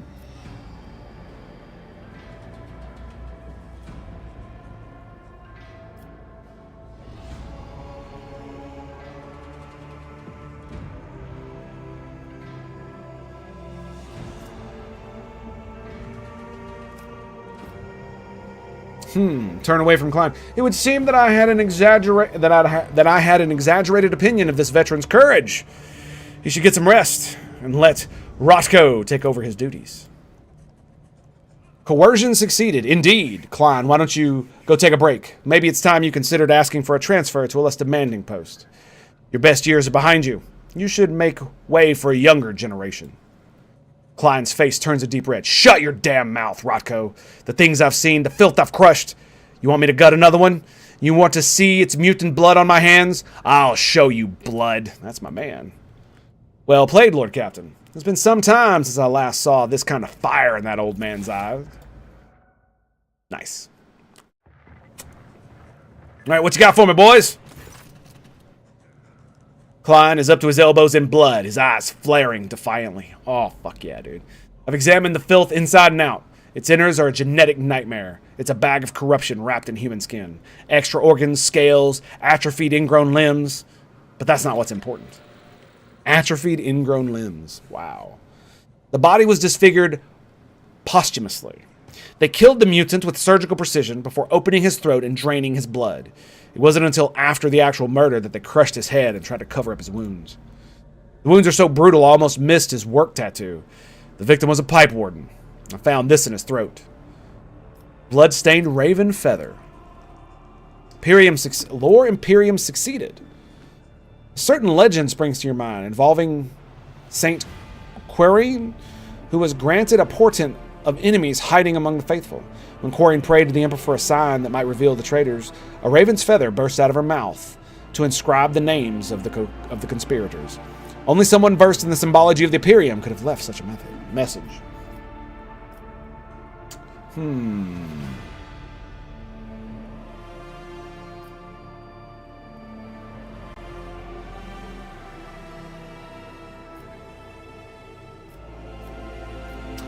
Yes, do we remember the saint? Could this be a sign? Vile mutants do not make allusions to saints. This was someone versed in the creed. And for what purpose was the corpse mutilated? Someone wanted to hide the cause of death. What I fail to understand is why they would leave the body out in the open instead of disposing it. Yes, it is imperative we find out whoever mutilated the body. I concur. Would you like to give us specific instructions?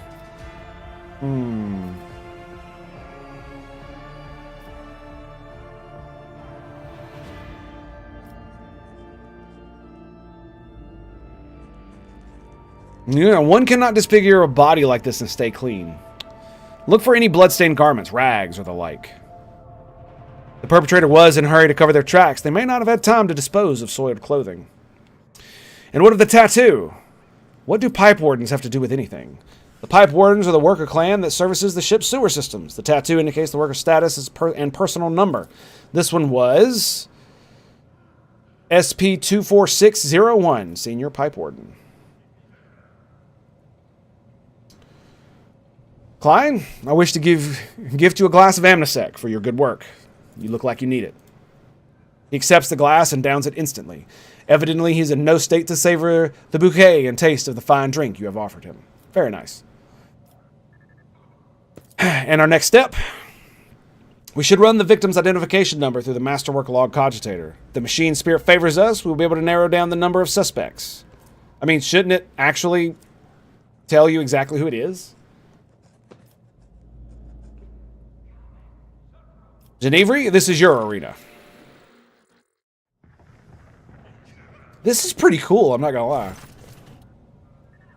Genevri approaches, followed by a dignified woman in crimson robes. Allow me to introduce the esteemed tech priest, Androtiva Phi. She believes she has the right to obstruct the investigation and refuse to grant enforcers access to the Master Cogitator. I'm sorry, excuse me? The tech priest lets out an indignant binaric trill. I request that the laywoman's willful activities be halted. She intends to torment the machine spirit of the Master Work Log Cogitator, Iota 111B. The venerable spirit is ill and is in no disposition to endure such abuse. What is the problem with the machine spirit? I almost wish I'd brought Pascal with me. The spirit is old and quick to anger. It therefore calls for a sensitive approach, not torturous intrusion by a brutish laywoman. Since the start of this watch, the spirit has been unwell, and so we have been trying to soothe its woes by applying sacred unguents and sensing the great machine's boards. The dogma of data recuperative quarantine prohibits any disturbances to the blessed machine to be found in this state. And what does it prescribe? Let no profane hand touch the sacred machine stricken. Let the mechanisms be shielded from all worldly troubles by a veil of righteous litany. And let its shrine be thricely honored till the malady is no more.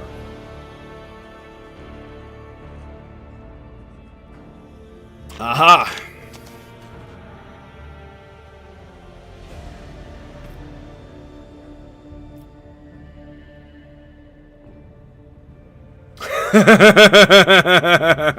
That's fucking hilarious. Well, the solution is quite simple. We cut off the esteemed tech priest's hand and use it to commune with the machine spirit. Let's do persuasion. Lay people may be prohibited from communing with the machine spirit, but you are not, esteemed tech priest. She will merely stand by your side and observe. Test succeeded. Shoots Genevri a sidelong glance. Very well. I shall disturb the spirit, but I demand that the laywoman show respect and do as she is told. Of course. Praise the Omnissiah. Raising her hands high, Avetrofy wails, Omnissiah preserve us! The great spirit was infected by a layperson. That is the culprit you should be searching for, not some pipe warden. Sacrilege! I see. We have discovered that the Cogitator's malfunctions began after an unauthorized attempt at access was made. Someone deliberately angered the machine spirit in order to bury the work logs. Thankfully, the esteemed tech priest was able to appease the spirit and extract the information we needed. The victim's name is Orto. On the day he died, he was servicing Valve 27 Bravo, which supplies water to the Rogue Trader's bath chamber. He also had a partner who has yet to appear for duty since the incident occurred. We have a suspect.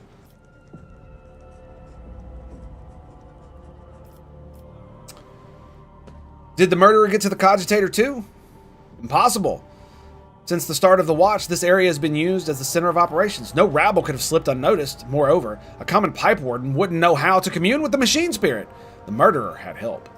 Yes, one of the Inferni said that he had his pass to the maintenance room taken away by an enforcer or a villain.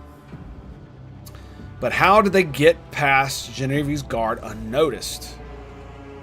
Sourback stares intently at Ginevra as she grows pale. Who is the partner, I wonder? Senior Pipe Warden Guidon. Number SP26855. An 8th generation Pipe Warden. No registered infractions, excellent discipline, perfect work record. An exemplary servant of the Imperium. Master at Arms. How do you propose we find our new suspect?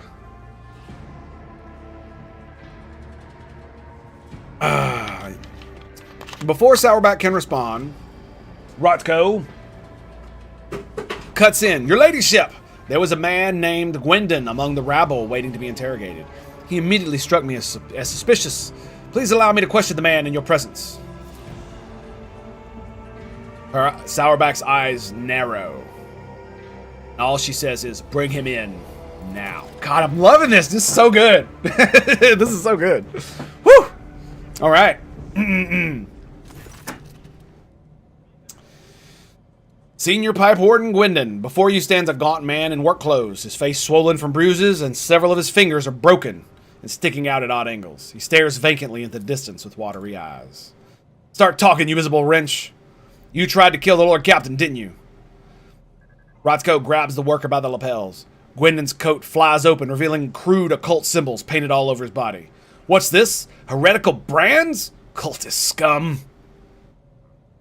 Gwendon yells, barring what remains of his teeth. Yes, yes, it was me! I tried to put a curse on the Lord Captain. I killed my partner in a wicked ritual, rubbed his elbows with the demons.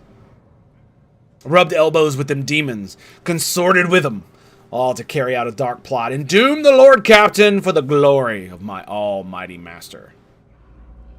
It seems too good to be true, I'm not gonna lie. He burst into a fit of hysterical, theatrical cackling. See what I mean?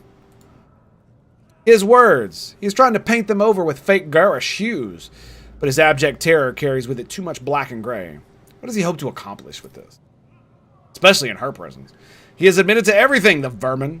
I have insisted time and again that the assassination attempt was carried out by one of Vitver's surviving henchmen, and I was right. I guess we weren't so thorough in cleaning them out as we thought. Cast a sharp look at Sourback.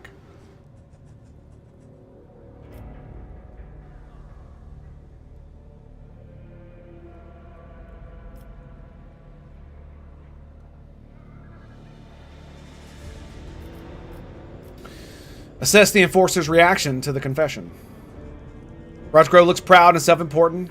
Ginevra is biting her nail as if hesitant to say anything. Sourback is observing the worker in silence, apparently sunk deep in thought. Meanwhile, Klein merely stands with a distrustful grimace on his face. Other than Rotko, no one here seems to believe that you are looking at a real culprit.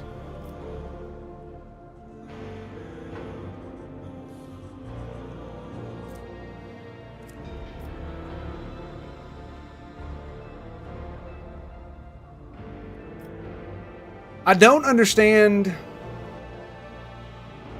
what the point of this is.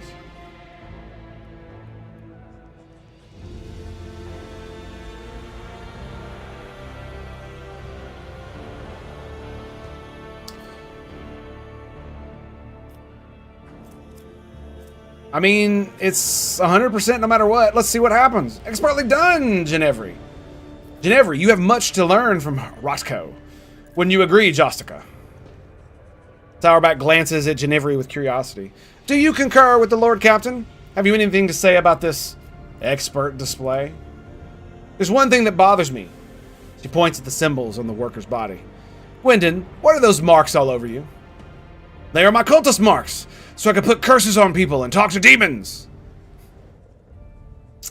Is that right? He pokes a finger at an uneven semicircle with 9 arrows coming out of it. This one's called the Hame of Terror. It represents the 9 archdemons. I always pray to each one first thing in the morning.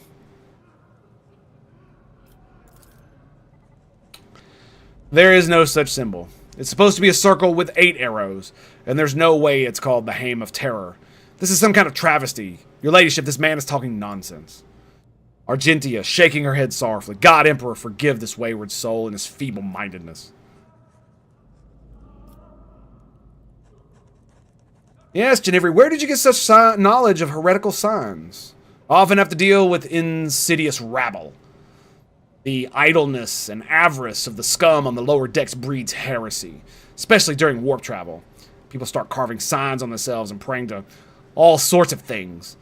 The circle with 8 arrows is more common than any other symbol, but I've never seen this variant before. Yes, it seems that Klein was too quick to blame mutants. We're dealing with demon worshippers, it seems. Coercion succeeded. Klein smirks. The dead mutant looked more like a demon worshipper to me. The way his guts were all twisted. As for this one here, there's no touch of the warp on his body, that's for sure. The worst he'll be able to do is show us an ingrown nail. Does the Master-at-Arms not find it strange that the suspect is so eager to paint himself as a heretic in such a preposterous fashion, no less? I agree, Lord Captain, Sourback growls at the worker. I want the truth. Who are you, and who told you to give us this pathetic confession? The man blanches and starts bawling. He gives up his sinister theatrics and babbles in a voice of a common worker. Forgive me, your ladyship. I am not Gwendon. I am not a heretic. Yart's my name. I'm a laundryman. Please have mercy. They took my family. That enforcer said she'd throw him out an airlock if I don't confess. It made me draw these unholy marks on myself. Albert cast a significant glance in Sourback's direction. Your enforcers have a knack for persuasion, Mr. Sourback. This is ridiculous. What enforcer? Name. Give me her name. Genivri. Her name was Genivri. Whoa. What? I swear I have not... Genivri. The steely-edged Sourback voice causes everyone present to freeze. But you also hear a note of bewilderment. We will deal with her later. I will handle the search for Gwendon myself. Lord Captain, would you have us execute this demon worshipper? Execute?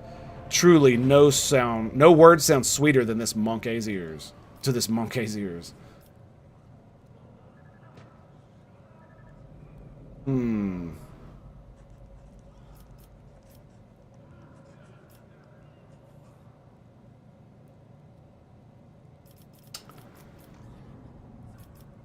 probably going to do number 3. Hold on.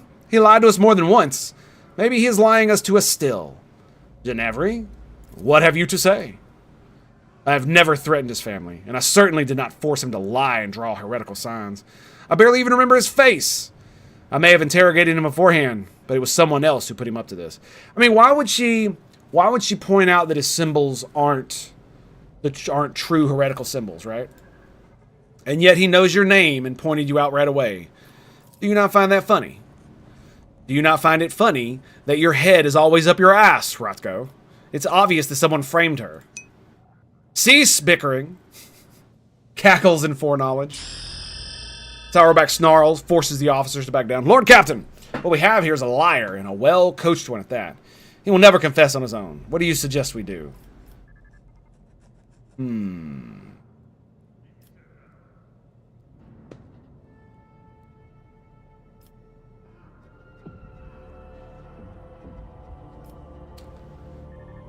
What the fuck is that? Damn it, I should have dogmaticed it.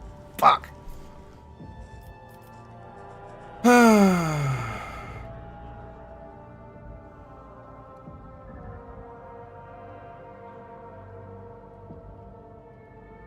Yes, I refuse to believe there is not a single person who saw them being manhandled. Find those witnesses.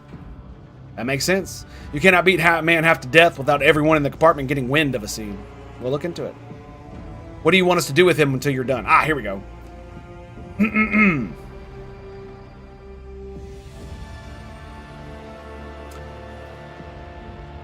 Hang the heretic. Even farcical symbols of the mentions of the archenemy are capable of drawing corruption. It will be done. There's no cause for alarm, Lord Captain. This conspirator may have been fake, but now it is only a matter of time before we find the real culprit. Also, Marzawicki, greetings and salutations, my friend. How you doing? Yes, indeed. Purge the Heretic.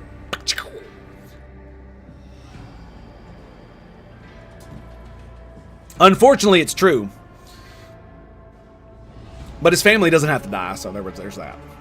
We have the Pipe Warden's name and identification numbers, and we know which clan they are from. We will keep pressing the riffraff until either the culprit confesses or someone turns him in. I will handle this. Master-at-Arms poignantly grips the maul on her belt. Please enjoy your meal in the interim, Lord Captain. The scoundrel will appear before us soon enough. Dude, I'm having so much fun with this. This is so awesome.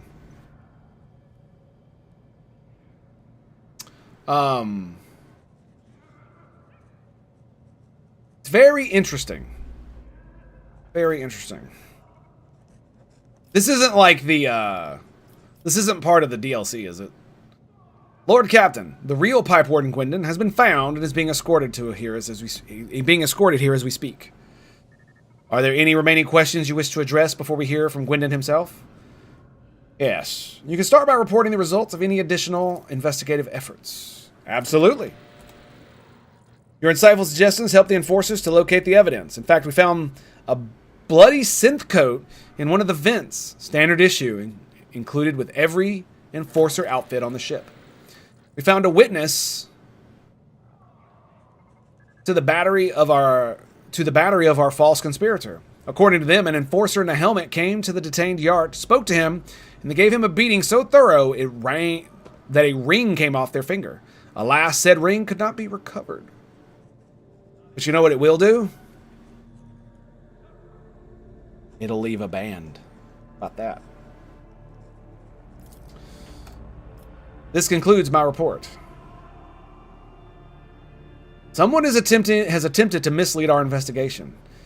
We cannot let this go without consequence. Undoubtedly, let us go over the facts we have on the sabotage and compile them. The body of the deceased was mutilated after death. It is likely that the nature of the injuries would have proven very useful in the investigation, and the perpetrator concealed them for that very reason. Someone sabotaged the work log cogitator, so it would be harder for us to find the victim's partner, who might have informed information valuable to the investigation. Instead, the murdered man's partner, we were given a fool, one who thoroughly incriminated himself first before admitting that Captain Ginevri had put him up to it. Sourback glowers at Ginevri, and she pales with fear.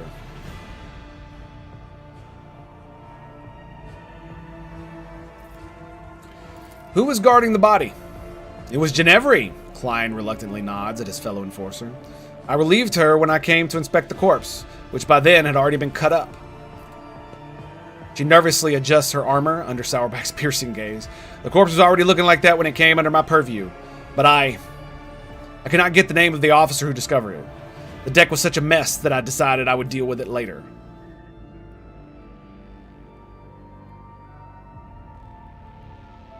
A bloody synth coat was discovered not far from the corpse. I would ask the enforcers in this room to present their coats. The rustle of synthetic fabric fills the room. All the enforcers show their coats, except Rotko. He shrugs complacently under the gaze of his comrades. I do not wear it. An enforcer must be able to withstand the cold, and the serfs treat synth coats as a sign of weakness. Behind the armor of affected indifference, his thoughts ooze in grimy hues, like blood mixed with umber. It looks vile. Did she just say he's lying?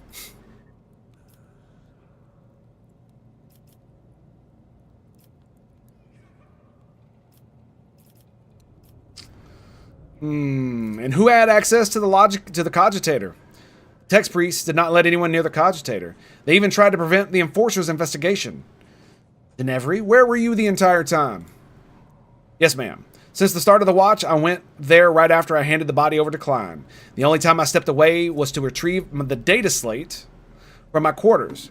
I left a watchman, but he went missing. Most likely one of the officers did not realize he was on duty and sent him off on some errand. But I was only gone for a few minutes. Very convenient. A missing sentry, a data slate misplaced against regulations. Rotko drums his fingers on the holster of his belt, where his own data slate sits tightly nestled. I don't understand how I could have forgotten it. I always check my gear when I go on duty.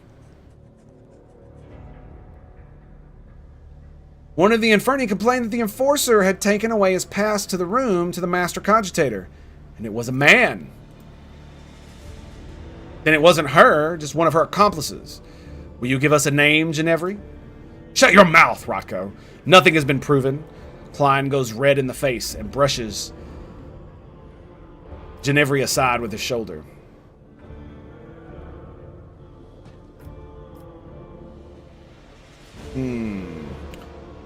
Suspect Yark claims that you coerced him into lying about it himself, Ginevri. What do you have to say?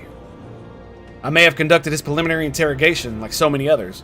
Rotko requested my assistance because of my experience in dealing with rabble, but I swear there was no truth to the accusations against me. I have never threatened his family, and I certainly did not force him to lie and draw heretical signs.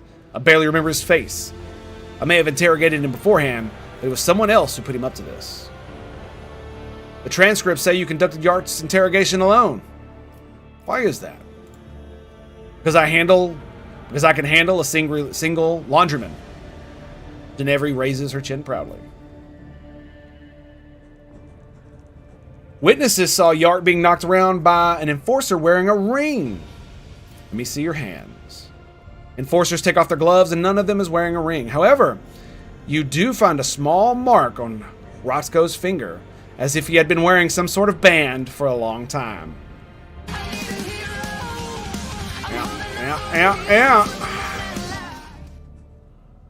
Told you. It's the classic freaking murder mystery bullshit. Someone loses a ring and you find out who it is because they have a tan line. Are you no longer wearing your family ring, Rotko? Klein gives him a bloodthirsty scowl. Not on duty, and certainly not in compartments full of detained rabble. Super sus. Alright, Marzawicki, I'm going to ask you a question. If I say one of these dudes, is that like the end of this?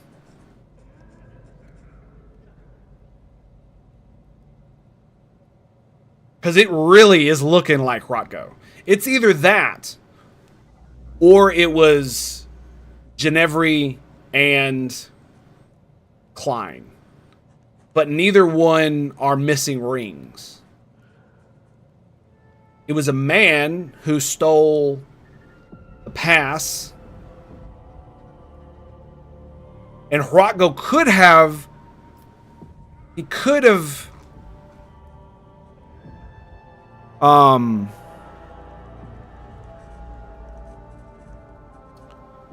So, at the start of the watch, I went there right after I handed the body over to Klein. So Klein is the one who had the body, but it could have been already mutilated before when she took like she could be.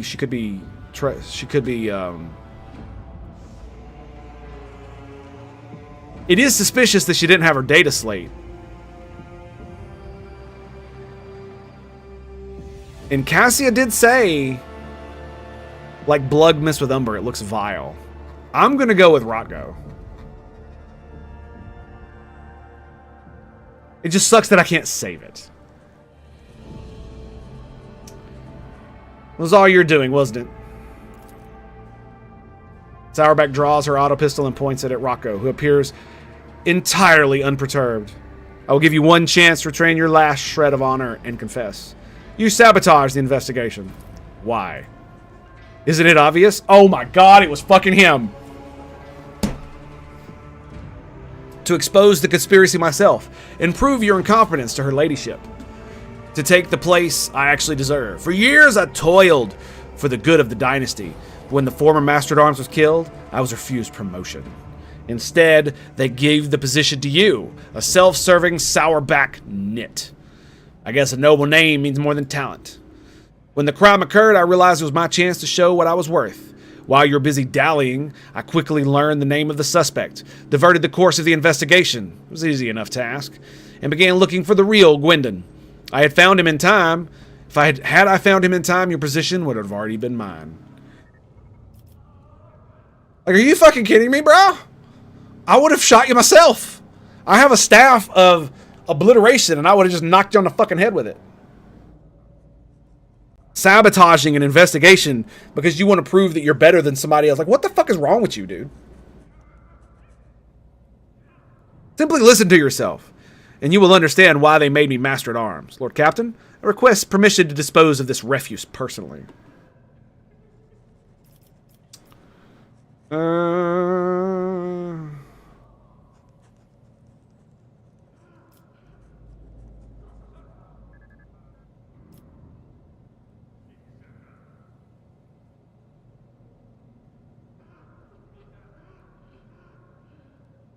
Ugh.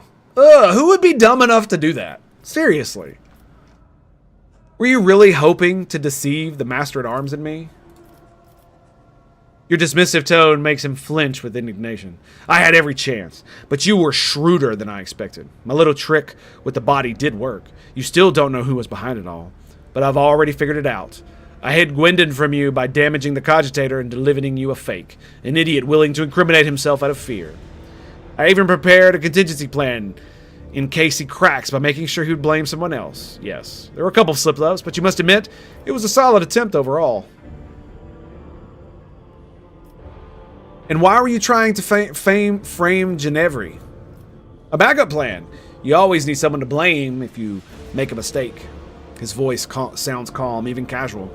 I could have framed Klein, but that young upstart was already galloping through the ranks too fast and clearly aiming for my station. Besides, she and her thick-witted subordinates were always right where I wanted them to be. You don't seem to fear punishment. Why is that? With all due respect, your ladyship, I'm an enforcer. I've looked death in the eye when I will accept your judgment with dignity. There's no bravado in Hiroka's words, just a dry statement of fact. Okay, I can see why someone might choose this, actually. He's just like, okay.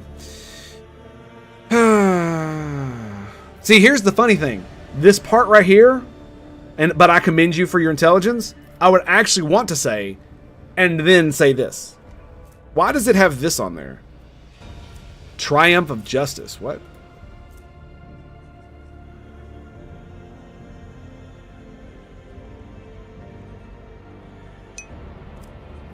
Nice. Balls of solid adamantine. I know. He would make a good one if he had... Like, that's the problem, though, is that he already sabotaged the chain of command and the ship for his own personal glory.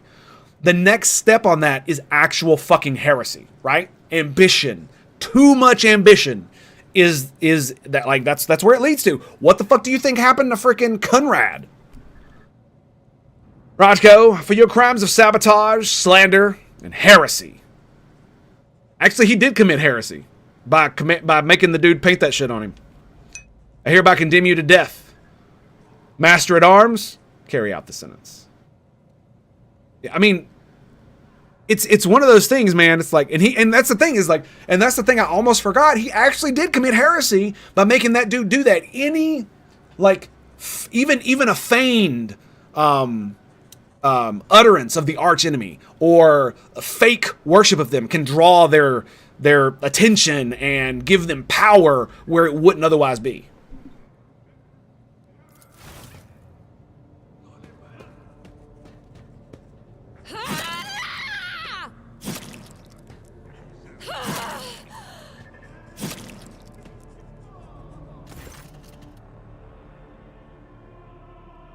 Roscoe tries to speak, but his words are cut off by his devastating blow to the jaw. He collapses to the ground, but Sourback raises them all again and delivers another blow, this time straight to his ribs.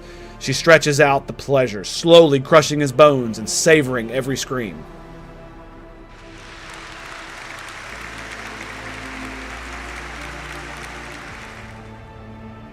When she is done, she finally allows the bloody mess that was Rocco to die where it lies. Very nice. Well done. Well done. That takes care of the traitor. Now let us proceed with interrogating the pipe warden. What a jackass, dude. I'll be right back, dude. I gotta pee. What a jackass. Fucking asshole.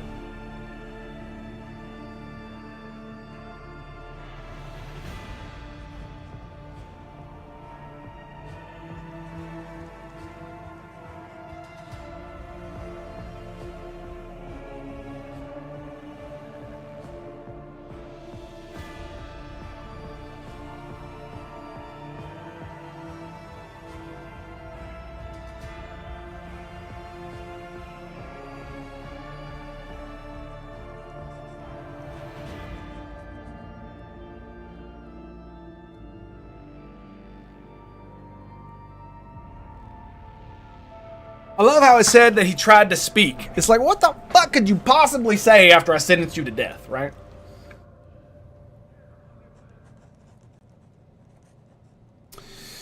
The pipe warden does his best to remain reverentially bowed, which paints a rather comical picture given his formidable height and complexion.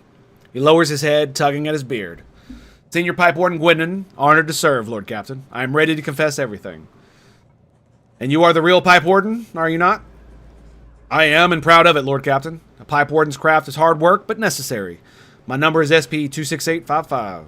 My work partner was the late Ordo, number SP-24601. I oversee the water supply systems on the upper decks. Sector Alpha 3, Kilo 8, and Romeo 2. That includes Valve 27 Bravo. There can be no mistake. I have verified his identity for myself. It has also been confirmed by the other workers. And why did you fill my bath with blood? I did as the servant of death commanded. She said the Emperor gave the first spinner a sign. Your ladyship should be bathed in blood of poor Orto, my partner. And I was scared, and so I obeyed. The first spinner? Are you talking about the Vizier of the blood-spun web? Yes, that's him. He leads the death cultists, the lot who worship the Emperor by killing. His spinners hunt down heretics, but sometimes they take righteous lives too. Their service is a mystery, fervent and bloody. If the Vizier ordered it, there must be a reason. The Undying One must have revealed something to him that we're ignorant of.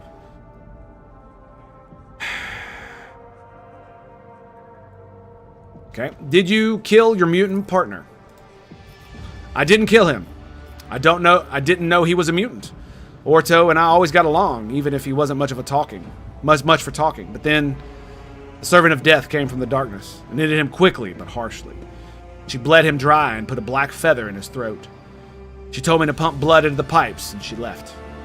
I wanted to confess, but I was afraid she'd come for me if I did. Whom do you mean by this servant of death? A holy slayer in black and crimson and bone, feared by all. They are quiet and merciless as death itself. They come from the shadows to kill because the Emperor commands them so. You've already met the servants of the Bloodspun Web, Lord Captain. Their grim procession is not one of the upper decks will soon forget. Summon the Vizier. I wish to hear his explanation. As you will, Lord Captain. Your ladyship, if I may ask, what happens to me now? I never meant to anger you. I thought I was doing as the Emperor willed it. But here we are. I'm a simple man. I know pipes, and I know them a lot better than all this people business. My eyes aren't what they used to be, but I still smell rust in the metal. Though not as much as in people's thoughts.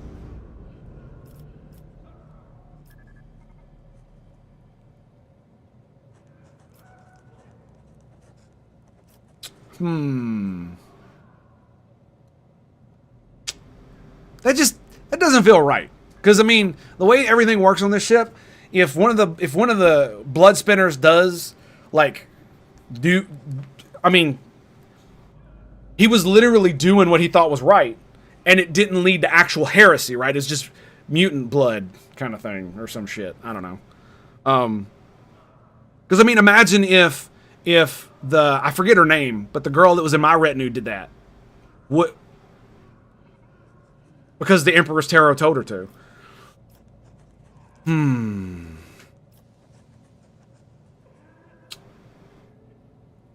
You know what? I'm going to give him the ocular implant. Yeah, let's do that one. A true servant of the Emperor. Thank you from the bottom of my heart, your ladyship. I will serve you faithfully and never forget your mercy. You better fucking not.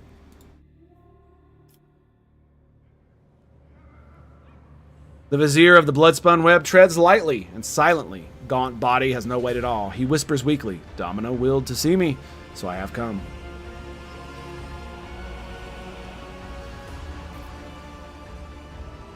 Nod respectfully. I have summoned you to discuss the actions of your apprentices. The Vizier responds in his equally respectful manner. Let their deeds be weighed.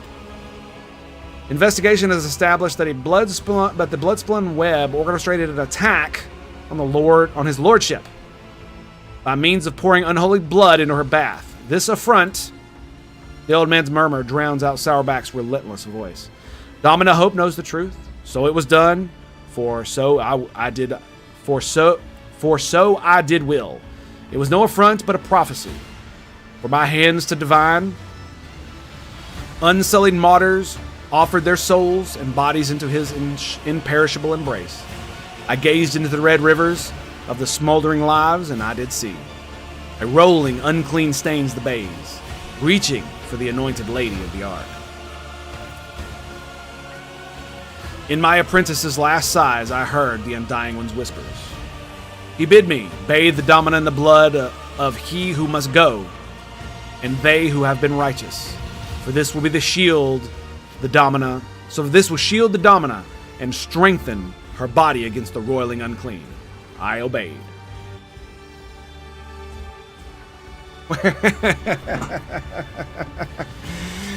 You claim that you did it because the God Emperor willed it so. I speak, move, and draw breath because he wills it so.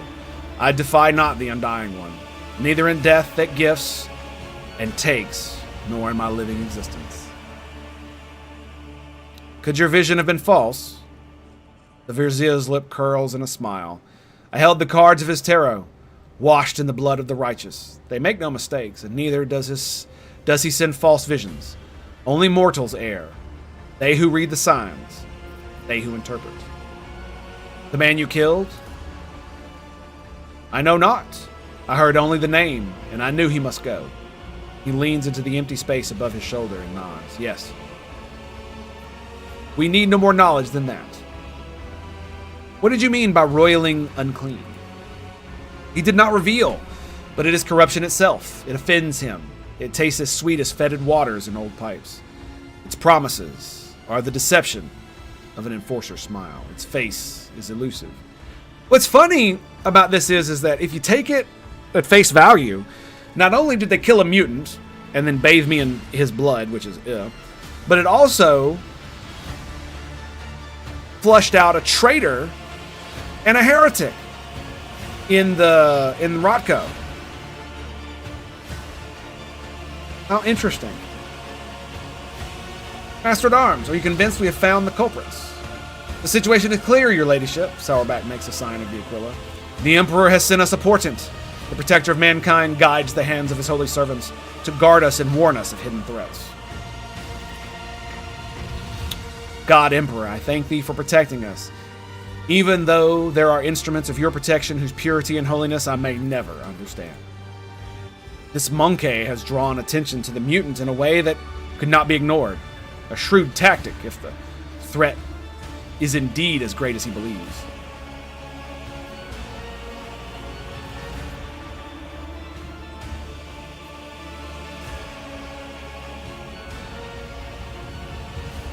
No, absolutely not. Could it be a coincidence that the victim of the ritual was a genetic aberration? I think not. The officers around keep a respectful silence, but you can tell by their faint smiles that they find the very idea of doubting the Emperor's providence absurd. Absolutely. The cult of the Bloodspun Web will face no persecution for this deed. The Vizier freezes, listening to silence, and then nods to nothing. Yes, I will tell her. He turns his sewn-shut eyes to you once more. We are seeds in your hands, giver of life. Whether you keep us or scatter us, we will remain grateful. Be that as it may, we have hit a dead end. We hoped that exposing the culprits would lead us to the aberration's lair.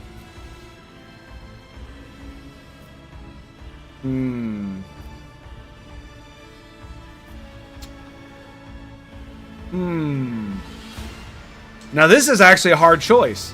Do I let the cultists continue? Why can't I do both? Yes. The investigation must continue. But no spinner or brave warrior from the Daman Circle can find the roots of the unclean. For it can appear as human and act as human. Only its thoughts betray its vile nature. Only its thoughts are never human. Wise. Anxious silence falls. The moment Sourback says this one word, her eyes narrow. Is it unclean thoughts we need to find? Very well.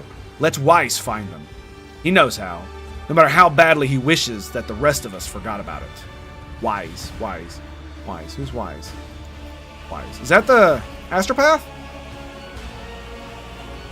Vinny Zachary is a fearsome hunter. When he hunts, the flagship wails. When he thinks, my teeth My teeth creak, and I can feel pain as if I were young again. But his power is great indeed. He can hunt down our prey. Yeah, I thought it was the Astropath, the Choir Master. And how can he help us? The esteemed Zachary Wise can perform the ritual of thought reading.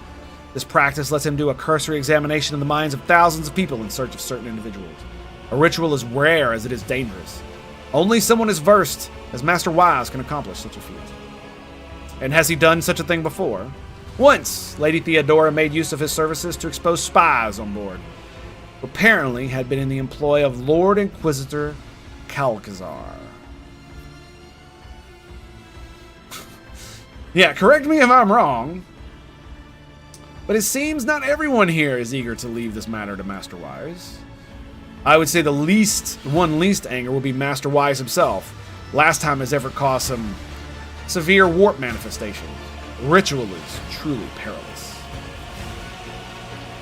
Not to put too fine a point on it, Wise nearly destroyed the ship back then. Incidentally, he had given us multiple warnings that it could happen. Lady Theodora ignored him, and we reaped the results. Oh, why do I get the feeling I know what's about to happen next?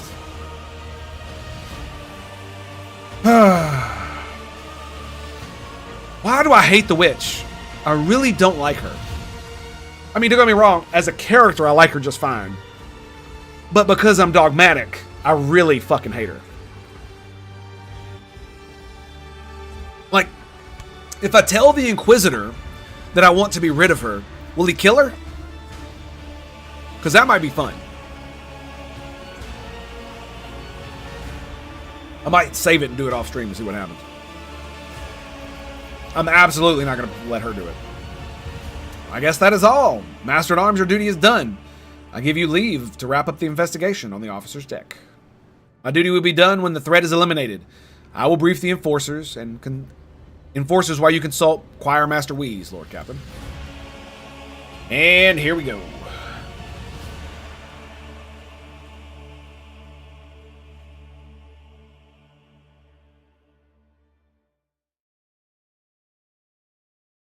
Yeah, I'll tell you, Marza Wiki Dude, in this system specifically, I found a ship being taken over by pirates. I captured the ship, and all it gave me, instead of another ship, they surrendered too, because I whooped their ass. And instead of giving me the ship or doing some kind of crazy shit, all I got was normal rewards plus this cool weapon. And I gotta admit, I was very disappointed. It's a pretty good weapon, don't get me wrong. Dorsal Lance Weapon.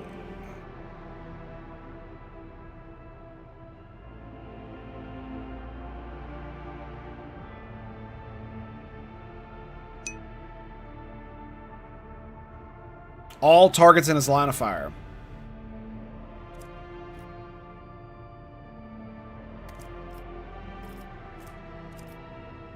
So, by the way, is this shit part of the DLC, what I'm doing?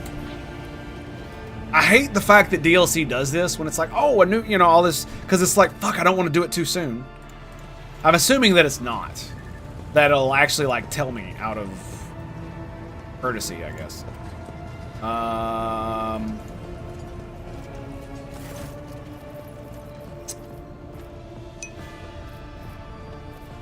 Yeah, exactly. Okay. So yeah, I literally don't have anything I can trade them. Oh, here we go. Void pirate trophies. I'll do that. Yeah, that's good. So basically, I have to do combat in space. All right, fair enough. Fair enough. Oh, and something else that I didn't know is that if you have 2 Mezio lance weapons, or 2 lance weapons, you can only fire 1.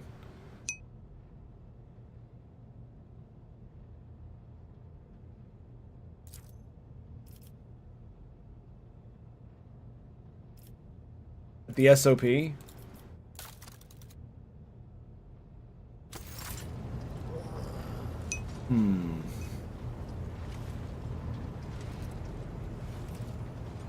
Oh, wait, it fires both of them at the same time? Is that what it does?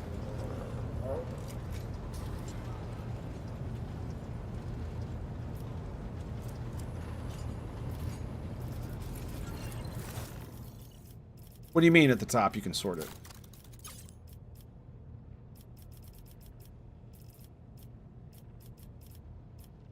Specifications, name. I thought you just do hide untradeable. So that it does that. Right?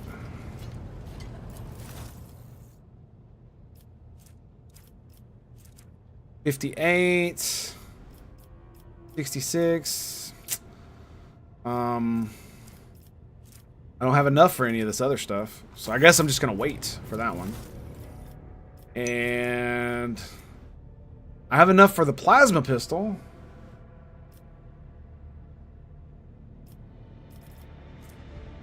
That. So using reload costs -1 AP. So basically I could make, if I get this, oh wait, that's level 7. I thought, okay. If I got that, it would make, oh my.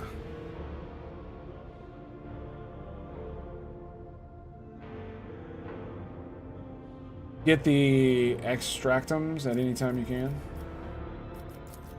Oh shit, I didn't even see them. I just hit over the profit factor. Thanks, bud.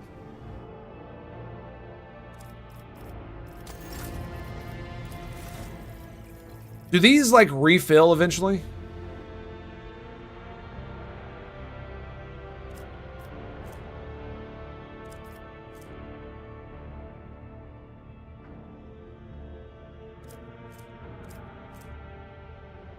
Heavy bolter, strength 60. Boo. Boo.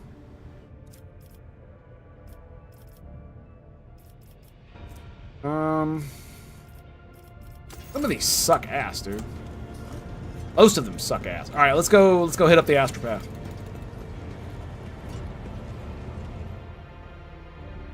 Fucking mutants. So, are you saying that if I put 2 lance batteries here, they both fire at the same time? Instead of just one? I thought it was only firing one.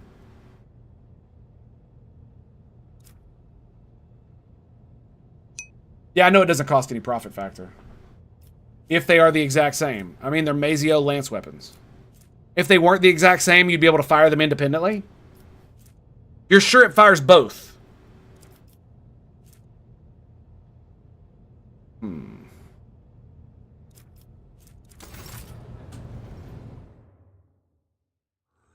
I'll have to test that in combat.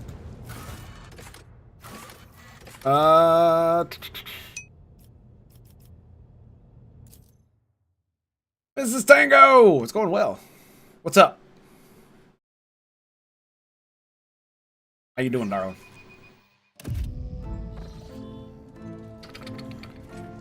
Alrighty, here we go.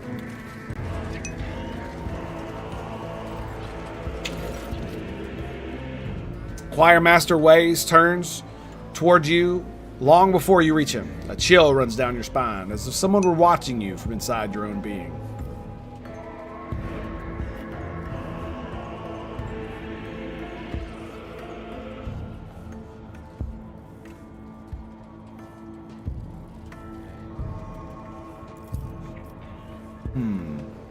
Willpower test succeeded. You summon your will and drive out the unpleasant sensations.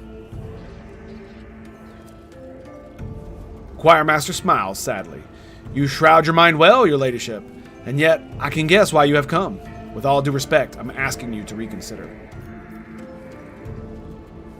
So you would rather not take part in the search for mutineers? It is my wish to be useful to your ladyship. But what you have come for will put the ship in peril. A ritual of this kind can, and certainly will, go the worst way possible. Your predecessor came to me with the same orders once. Nothing good came of it. Please believe me, Lord Captain, when I say a mountain of corpses was the least of the problems we faced at the time. So you did perform the ritual for Theodora. Many years ago.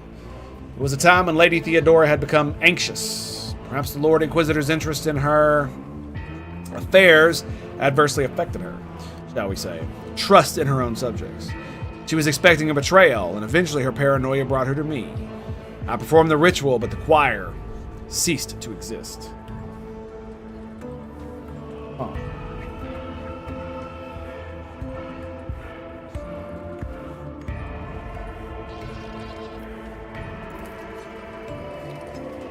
I remember that day, Lord Captain. When we arrived at the chapel, there was blood and human remains everywhere.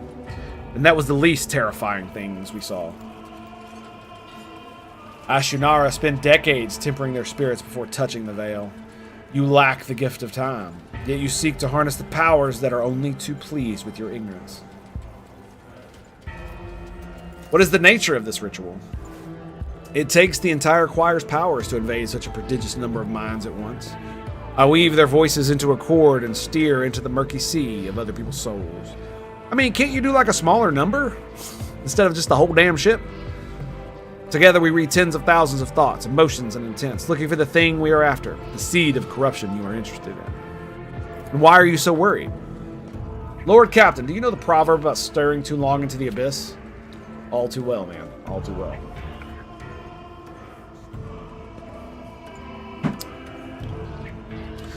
What you are asking for is tantamount to plunging the entire choir into that abyss. A ritual like that will require incredible focus from each of its participants. It will take a single careless thought, a single glance in the wrong direction, for the way back to be lost. Human minds focusing into another, vitrified organs inside still living bodies, perverse fantasies manifesting in the flesh. Nothing will stop the horrors of the warp from spreading all over the ship in the blink of an eye. And even if I agreed it would be impossible, I would need a second powerful telepath as a defender to my shield, to shield my mind. The last time, I had my best apprentice, Adeline. Did that. But she is no longer with us. She was an exceptionally talented rivaling even myself. Now I know of only one psyker in the entire expanse who is her equal, but he is bound to the service of House Winterscale's planetary governors, and is thus unavailable, which makes your dangerous enterprise impossible. Worse than you can imagine, hang on a second. How bad was it? Worse than you can imagine, your ladyship. It only took a fraction of a second of lingering inside another's mind for one of the astropaths to lose control of their own. The affliction spread down the chain like a fire. No one was spared. The minds of my charges could not withstand the tension. Their consciousness was caught in the vortex of alien thoughts. The fortunate ones died at once. As for the rest, Argentia makes a sign of the Aquila. Protect the souls of the stricken, and take them under your wing, that your faithful servants may find peace. How did you survive? I managed to send out a call for help, and did my best to contain the phantoms on my own before Lady Theodora arrived. I was the only survivor out of the entire choir. Her ladyship allowed me to spend a month in a secluded cell upon whose floor and walls I drew the most powerful protective hexagrams I knew. I was crushed. I was broken. Worst of all, I was afraid. Afraid of meeting the same fate as Adeline and my other apprentices. An astropath must never be afraid, your ladyship. One who yields to fear dies and dooms those around him. And how did you replenish the choir? Lady Theodora bombarded the Adeptus Administratum for months with requests to provide her with a new astropathic choir. In the end, new voices did fill the chapel. They were never told what happened to the previous choir, but they have inklings. And I pray to the God Emperor they never find out the details of that tragedy. Of course, they're probably listening, but, whatever. How is this ritual even possible? Is it not akin to heresy? It is not heresy, but it is indeed a dangerous tool that will only yield to a mighty hand. That time, things were going all too well. The choir was many-voiced like never before. Adeline and my other talented apprentice sounded louder than the rest of the Astropaths in all of the expanse. We were strong and confident enough to take a bold gamble, and we lost. The important thing I'm interested to know is, was the ritual successful? Did you find what you were looking for? Maybe I should let the frickin' witch do it. That way, only she dies, I could just put a bolt through her fucking back of her head. The choir master cowers, as if cornered. I did find it, but the price the price, yes. Lady Theodora got the names she wanted. Was it worth it? The tragedy has remained a secret hidden within the chapel. But we were a hair's breadth away from it becoming an epitaph inscribed on the ship remains. It's fair to say my predecessor was being herself there. Please, Lord Captain, learn from her mistakes and instead of committing your own. I see. That is a harsh truth, your ladyship. It must not be done.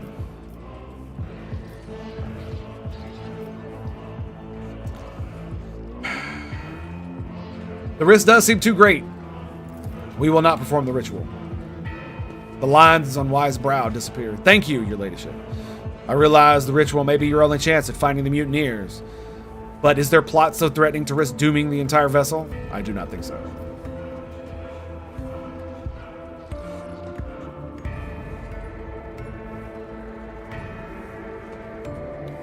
What the fuck?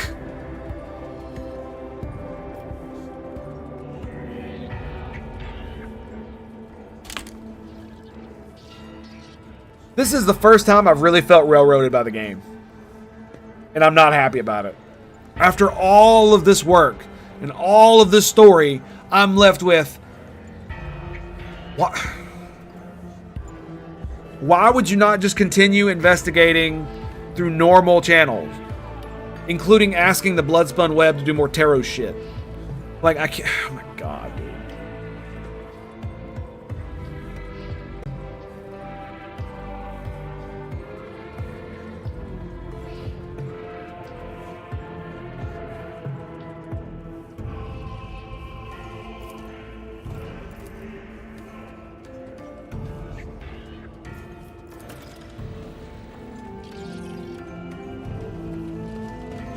The Divine watches over us.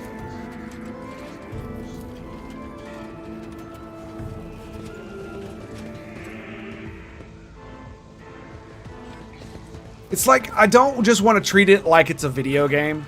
You know what I mean? Because it's like one of those things where it's like, oh, it's a video game, so if I do it and I go get the Psyker to ensure its safety, nothing bad's really going to happen, right? It'll summon some demons and we'll be able to kill them and that'll be it, right? Right? Maybe some pixels will die off screen, but I won't care, right? It makes me very angry. Very, very angry.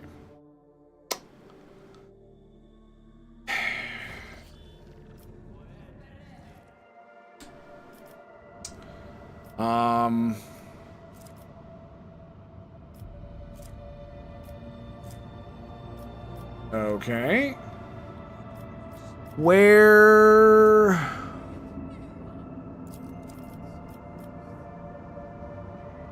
I don't really want to make it safe.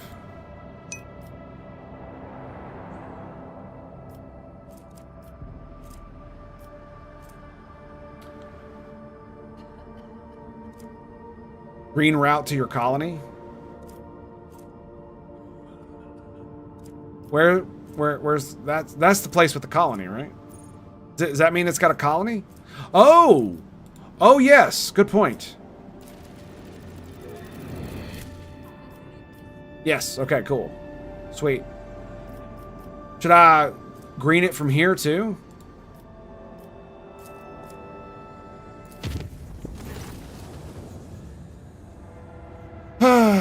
Lord Captain, permission to address you with a request. Our head Shurigun is sabotaging the ship's operations.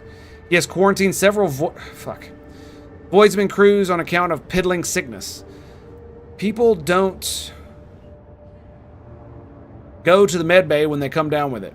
They just wipe their noses and keep working. Only a dozen or so die from it in the whole year. We're sitting on our hands here, so I ask you to talk some sense into him. I shouldn't have greened this one to this one. I should green that one to that one. So I spent that too much. It sucks. I shouldn't have done that. Hang on a second.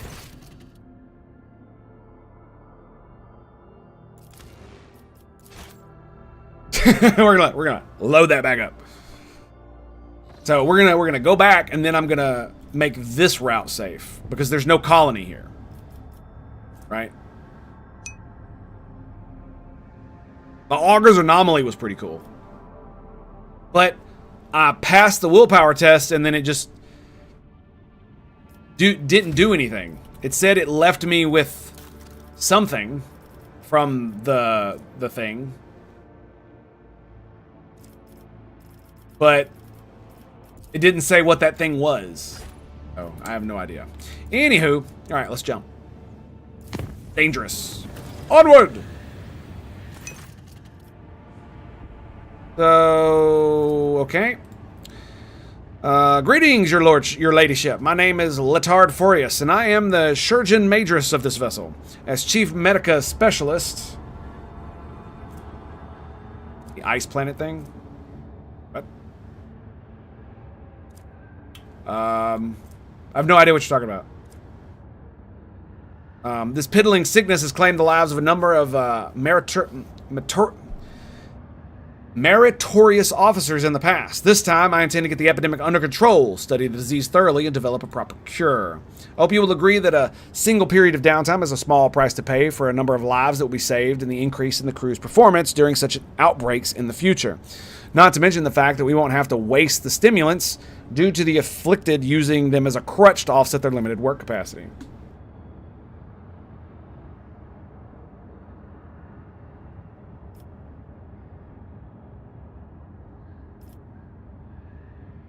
And how do you intend to do this? Yeah, the thing was on the Jungle World. So yeah, the augurs thing. I got a thing for it, an achievement. Not so bottomless pit. You subdued the pit. And the fluff said that I was able to defeat it, overcome it, and then it like wiggled away from me, but it left something within me, but it didn't state what that was. So I don't know. Okay, but I cannot approve of your method. Okay, by gathering enough infected individuals together, letting the illness progress, and comprehending its properties, and finally killing it. The disease goes through several targets, with each containing clues to its nature and vulnerabilities. The Voidsman will have to stay sick for some time until I discover the cure, assuming, of course, that the disease is reversible in its final stages. Oh, yeah, no big deal.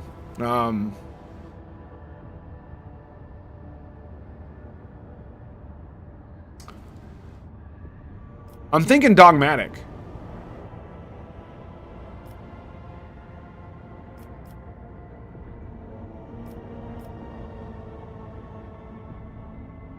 Yes, the Voidsman are to be treated and put back to work. If you want test subjects, tell the Master-at-Arms to provide you with a required number of convicts. Another riffraff. This may limit the potential of the study, but this approach is also acceptable. I'll make up the lack of the material with my expertise. Thank you for taking the crew's health into consideration. Absolutely, man. Should you require my services, you may find me on the bridge, your ladyship. Excellent. I wish to inform you that the sacred rituals addressed to the spirit of the ship have been performed.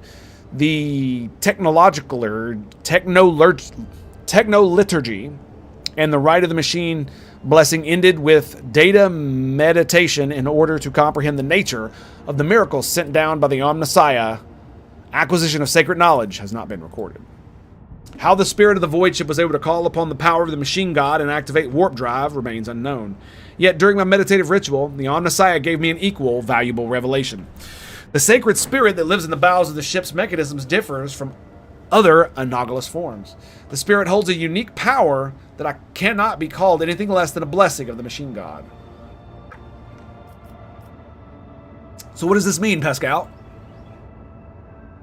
Hypothesis. In extremis, the ship's spirit is capable of making unpredictable calculations and actions. It is impossible to predict how it will behave in any given situation, but I believe the spirit is currently showing obedience, at least for now. I recommend that we continue monitoring the ship and prepare for new manifestations. Remind me of what you wanted to find out? When the ship's warp engine was filled with motive force, despite the mass of computational errors, a true technological miracle was achieved. No doubt it was the grace of the Omnissiah, but no such occurrences have been described in the catalog before. Hoping to gain sacred knowledge of the nature of what happened, I embarked on blessed research and prayer. Sweet. The Omnissiah knows all. Excellent. Okay.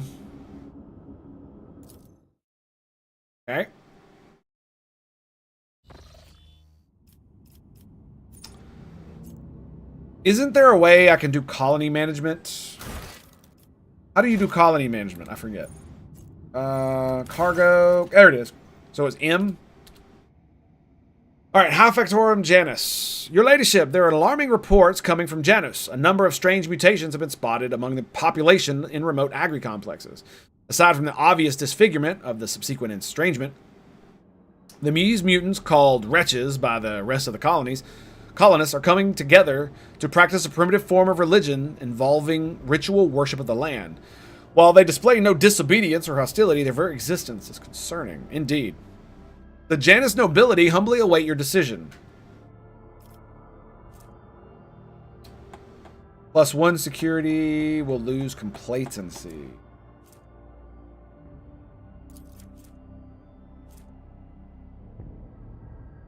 By the colony, speed of production increases. So we gain 1 security? Okay, interesting.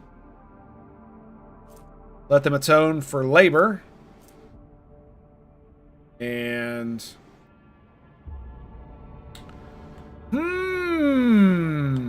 The question... See, this is the problem. How bad is the mutation?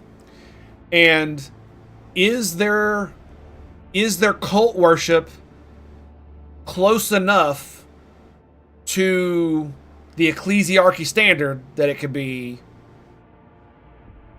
sanctioned? Basically what I'm saying is, can they be sanctioned mutants, like, or abhumans, like Ogrins and the cat bitches and the rat dudes and the dwarves? And what do we know about these wretches? Their mutations cause the loss of skin pigment and the shedding of hair.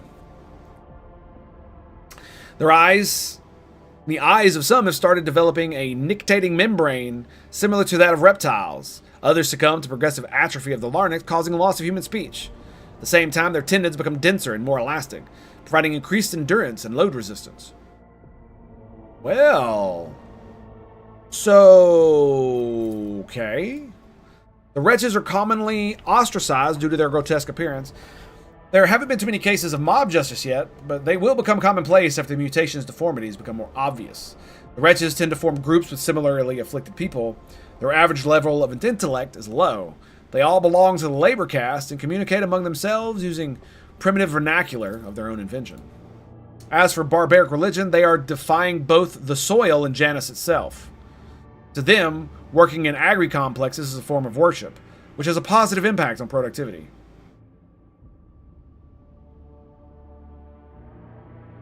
I don't understand why he said they are defying both the soil and Janus itself, when he then goes on to say their labor is the form of worship. I'm not... Okay, what did my advisor say? I saw your agent's picked recordings. Oh, deifying. Thank you. I appreciate that. Wow.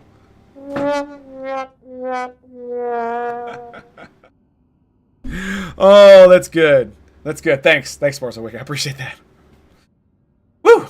I saw your agent's Pix recordings. The signs these monkey leave behind, they're idols. I cannot deny a pathetic, though extremely abstract connection to the symbols of my people. The country came out there, no shit, right? Their guttural prayers echo the sounds of the children of Ashurian speech. The probability of them having come into such close contact with our civilian is non-existent. Yet, they are still somehow connected. Protect these people, resettle them to distant abodes, where they will not be harmed for their peculiarities, and keep watch. Someday, the truth may be revealed. Now, considering they may be Xeno-influenced, we should probably burn them all. But that might not be the case. It's probably not heretical, right? So there's no need to be so dogmatic, as it were. Xenos and the archenemy do not have the same kind of corruption involved, if you get what I'm saying. The blessed sanction of the Imperium does not grace these mutants, but nor does it declare their existence anathema. Should we sentence them without further study? They are mutants whose existence is fully sanctioned, such as...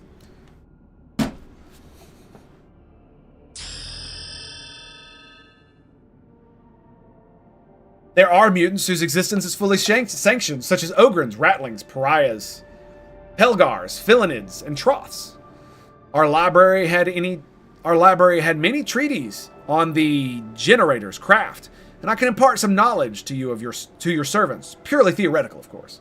See, this is what I'm talking about, dude. When you actually know the fucking lore, dude. That's so cool that I was literally saying this exact thing, and one of the NPCs is like, "Yeah, that's the thing. That's the thing we should do and talk about."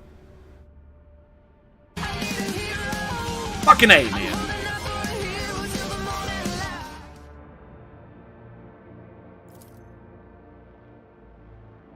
This mutation has not been properly studied and is missing from the catalog. I am not registering a basis for delaying the commencement of immediate genetic purification. I recommend launching a thorough investigation into the genetic makeup of these forbidden strain. Okay.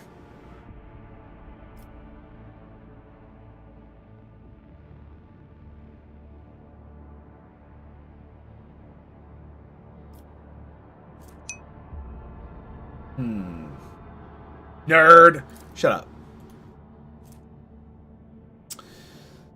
This item increases the wearer's lore Xenos. If wearer has Iconoclast adherent, it will increase all skills by 10. Okay, interesting. Secrets of mutated flesh. The rogue trader gains 10 to Medica. Man, they just had to give it such a...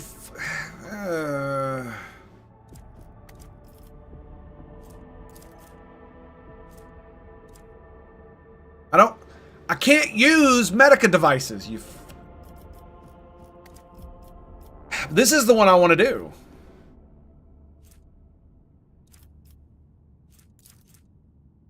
I mean, I guess I'll do this one. But the problem is that there's only one of my dudes that has Iconoclast. Right? And that's the Seneschal. And skills are not that great. Fuck it. Resettle the wretches into a separate agri-complexes, where the crowds will not tear them apart. We will study them. Yeah. I feel these Monkey have been touched by something wondrous. The mutants were resettled to a distant agri-complexes where their unorthodox approaches will not put them in danger of being massacred by the serfs. The mutants were put under surveillance. One of the watchmen spotted a mysterious relic in the hands of a group of the wretches that turned out to be an item of Xeno origin. It is unlikely the mutants understand the nature of the object they worshipped. Sweet.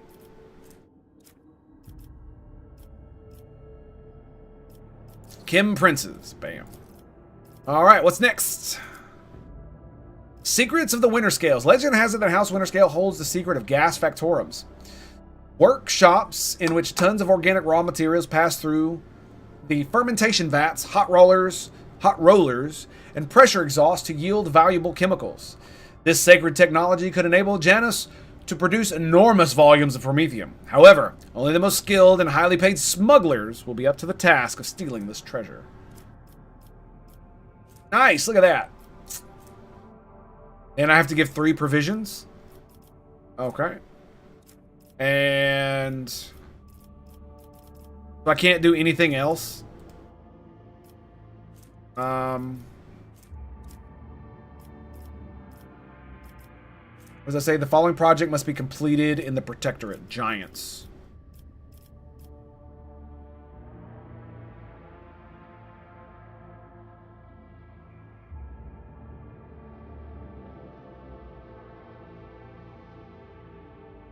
Wow, that's cool, man. Not even the sprawling agri-complexes of Janus can cover the whole of the planet's fertile expanses. The gargantuan tracked mega-harvesters will come to their aid. They will wander the planet for months, each one operated by its assigned clan of serfs who are born, live, and die in the bowels of the great machines. These giants will reap harvests of their toothed jaws, break open the soil from their plasteel plows, and drink the swampy lowlands dry with their thirsty hydro pumps, spewing water forth on the arid hills. So I have to go to Kiva Gamma?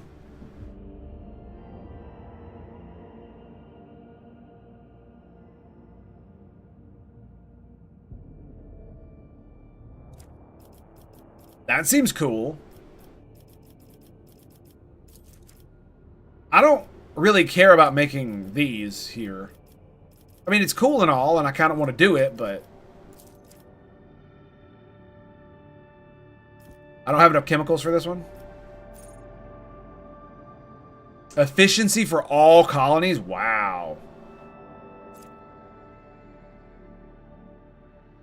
Since the grimy masses are so lazy, a wise lord will add substances to their daily communion that ensure obedience and diligence. Once purified and distilled, these truly miraculous plant-based chemicals will make a commoner forget the fatigue.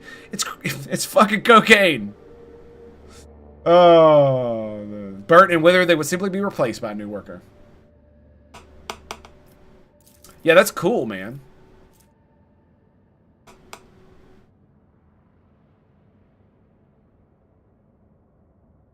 What?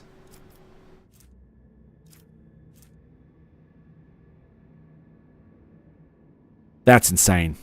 Look at that shit. Psi rating is increased by +1 against demons and for each rank of dogmatic. Holy shit. Always checked what gets blocked. Blocks rows of Zanmark. Hang on. This doesn't block anything. This doesn't block anything. Wait.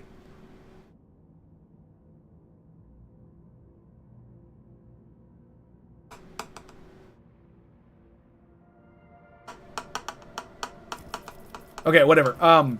So I can do this without blocking the rest of these. God damn it. I didn't mean to do that. Lord Captain, there's a conflict between the Order of the Hammers and the refugees from the Winterscale Dynasty's domain. An argument broke out near the tomb of... I didn't mean for this to fucking happen. God damn it. But what I'm saying is that all of these slots, so I could do the others and... Right? The ones that say, the ones that don't block anything, I could so the one where I can get the chemicals, right? I could just go ahead and do that. And it'll just fill one of these slots. And then once it's done, and I've done other stuff, I can then fill up the other slots, right? An argument broke out near the tomb of the ascetic Nicodemus Kef. The tomb was damaged in the fray. The pilgrims, I really hate the fact that it did this. I did not want to do this right now. I wanted to do something else, you fucking assholes.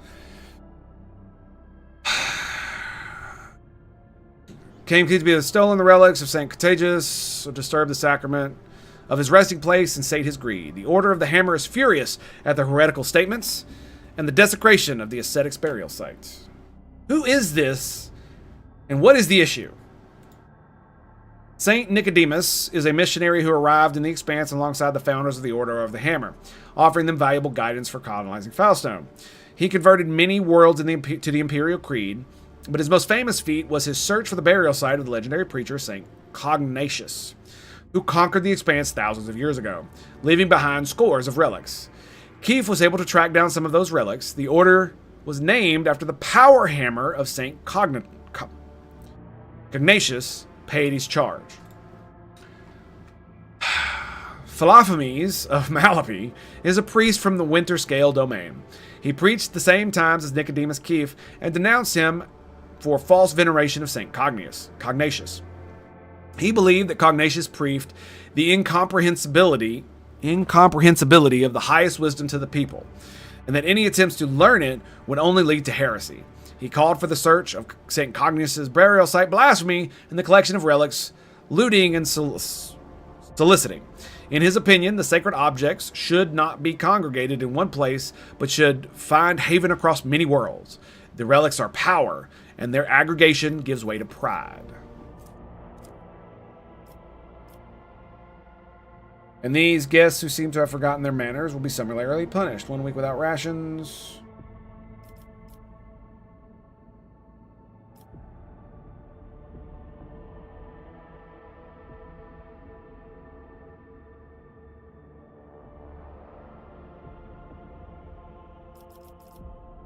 Huh. So this gives...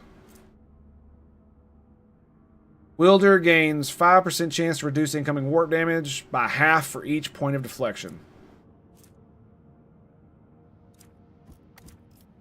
That seems ridiculously shitty.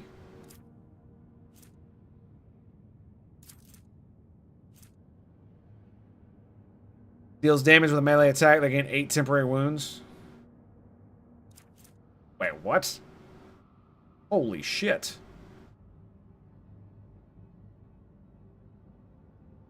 Dude, that's crazy.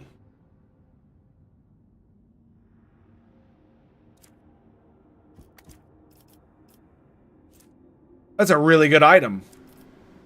That is a really good item. What say my advisors? By coming to a foreign realm, the Malipians are demonstrating their insolence. Penance should be imposed upon them. We will send them on a pilgrimage to find the relics of St. Cognatius to learn the ways of St. Kefe. In this way, they would be of use for returning the lost relics, and the Order of their Hammer would be satisfied with the just verdicts. There's a similar case of belief dispute with the 5th Ophelian Cathedral. And the conflict between the two cults was resolved in a sacred duel. 20 champions from each side came forward. Both sides vowed to accept the victor's teachings if they lost. I propose to invoke the cathedral's edicts and settle the dispute in the same way. Yeah, I think I'm going to do that because the items aren't that great. That one's okay, but it would only benefit like one of my dudes. Right? I would definitely give it to the blood spinner. They believe their faith is superior, then let them prove it. Subject them to a severe test of faith. If they survive it, then they have proven their steadfastness. Even if the Order of their Hammer does not accept their arguments, it would be easier for them to recognize the newcomer's right to interpret the ways of St. Cognatius if they prove with their own blood and pain. Manalipians have renounced the concept of possession. Their vows are true and similar to ours, but they lack humility and reverence for the dead. The blood-spun web could embrace their leaders. We could teach them. We could soothe their turmoil. Ooh, Kaleva. Ooh, you darling.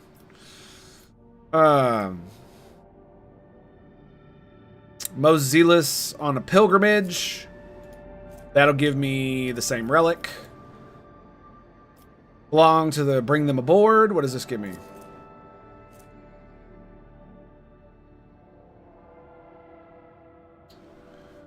Moving through cells affected by raining blood and blood vial. Oh my god, that's crazy. It also gives security.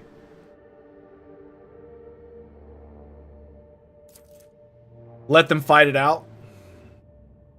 Soul pattern. Oh my, look at the damage. Wow.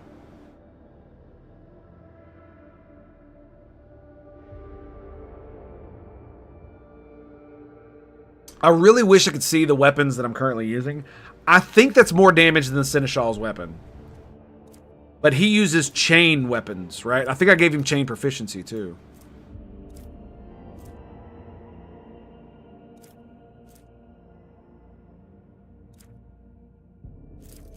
So that gives me this and doesn't do anything else.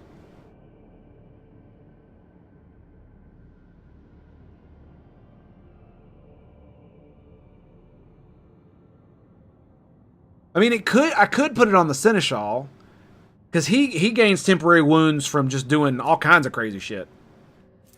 So it would make his damage go up insanely, but he doesn't attack that much. That's the problem.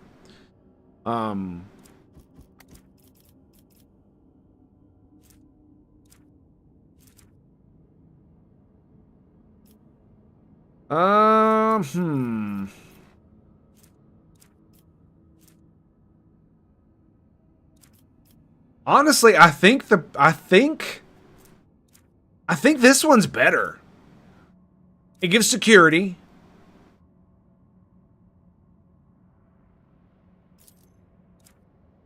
It's either that or this one.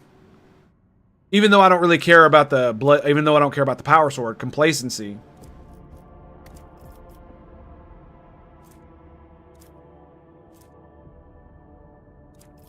Yeah, I mean, fuck it, let's do this one. The Malapin preachers belong to the blood-spun web now. Or their hubris. Bring them aboard. From this day forth, these people serve the Undying One. A grim and solemn procession of preachers come aboard and made a vocal renunciation of their former lives. Disturbed by the loss of their spiritual leaders, the refugees quieted down and no longer defied the Order of the Hammer. The Order of the Hammer thanked the Lord Captain for their protection and staying true to their agreement.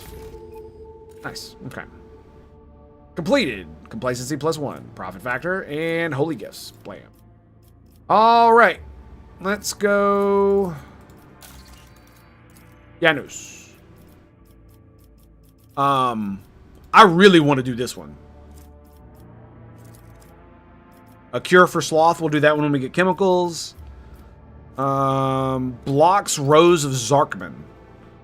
Clandestine cultivation of Xenob plant that feeds on the blood of serfs and will allow the production of hallucinogenic poisons that contaminate the victim's genes. No.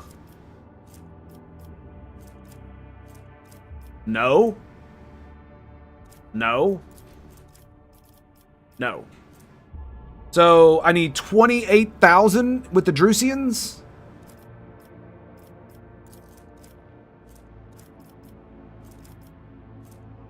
Blocks Dark Sages.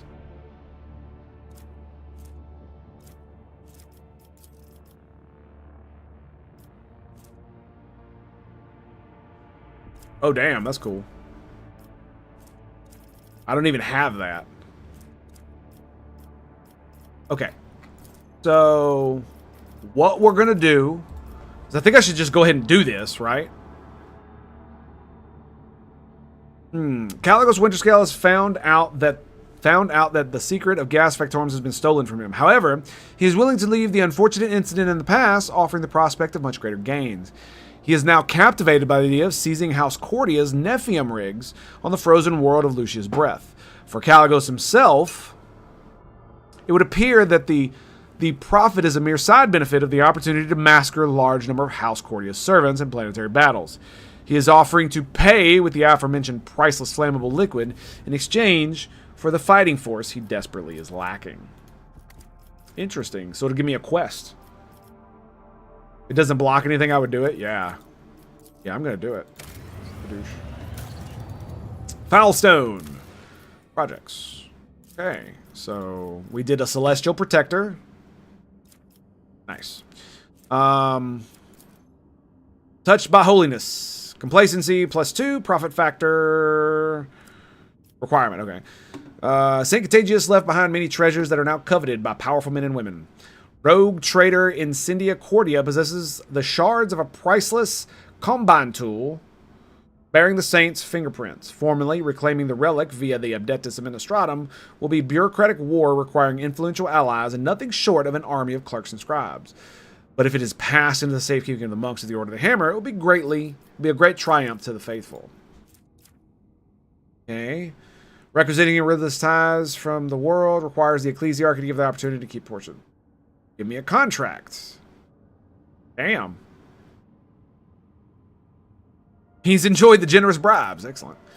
Indulgences. Selling forgiveness of the ecclesiarchy can be a significant source of revenue. Oh, nice. That's hilarious. Why would we not do this? What does this give me?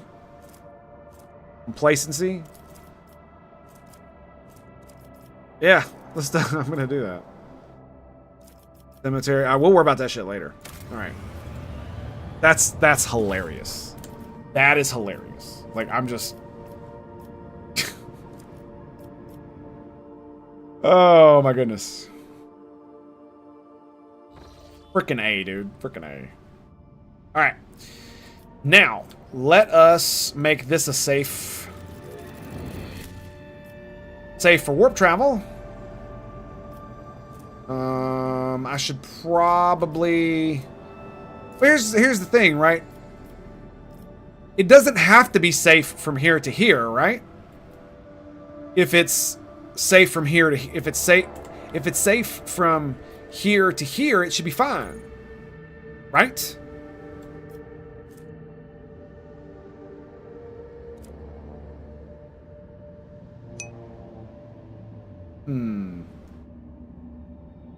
Yeah, that's what I'm thinking. Because not every jump is going to have some fucking event, right? Especially if it's safe. Right?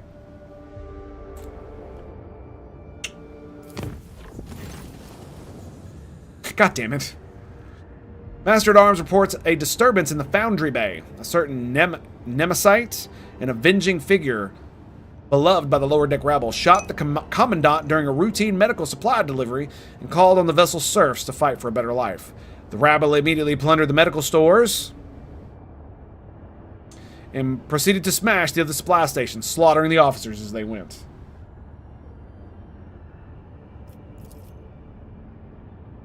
Nemesite has escaped, and the situation on the deck is increasingly spinning out of control. The Master at Arms asks permission to employ the harshest possible treatment, not simply to restore order, but to avenge the dead commandant as well as the fallen officers.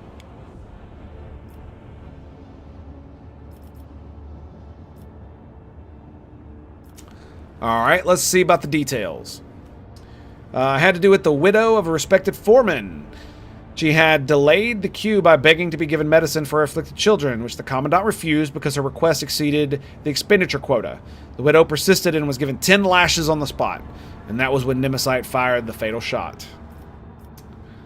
And what about him? Of course, that this is the fourth Nemesite to operate on the lower decks over the past few years. The previous 3 were captured by enforcers, and each openly identified themselves as Nemesite. The public executions evidently had no effect. People continue to rally around their hero as soon as one emerges, and always believes in the invulnerability of their champion. The Seneschal points out that all Nemesites act in the same fashion. Whenever the rabble feel oppressed, they step forward, serving as a spark that ignites and fires of sedition. They target officers most hated by their workers for their strictness and adherence to order, with every murder bringing cheers from the commoners. The Voxmaster shares rumors about Nemesite that abound on the lower decks. Some say he arises from the blood of the oppressed, laborers. Some that he is the vessel of the spirit of justice. Others still believe he is an immortal hero. Such veneration makes it difficult to capture the Riffraff's champion. What about the Foundry Bay? It is a place of unbearable heat and poisoned air, where scrap metal is melted down into plates that are later used to repair and refit the hull. There are no critical facilities there, and the bay is fairly easy to isolate. This opens opportunities for quelling unrest with no casualties among the enforcers. I mean, we could just open the bay to space, right? That would fix the problem. Then we just pick up more slaves at the next stop, right?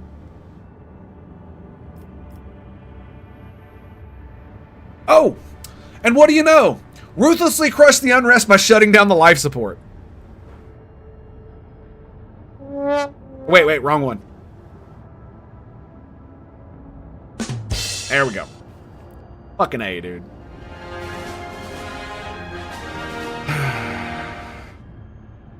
Yep. Crush them. The people die gruesomely, suffocating in the pitch black and icy cold. But a harsh lesson has been learned. The survivors bow their heads and return to work without complaint. That's what I fucking thought. The bridge is thrumming with the sound of endless officer reports, the hum of ancient mechanisms, and the buzz of servo engines. Among the usual servants bustling to and fro, the Lord Captain notices a flash of flame-red hair. Is it the... what's his name? The Fire Bro?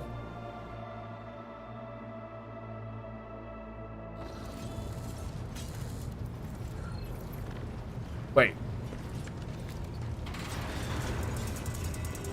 Isn't she, like, always on the bridge? You posed a question to me not long ago in Lantak, and now I'm here to present you with my answer. With fluid grace, Yurlit emerges from the shadows of the captain's bridge. Her face seems aglow under the lumen light. Her expression slightly more pensive than usual.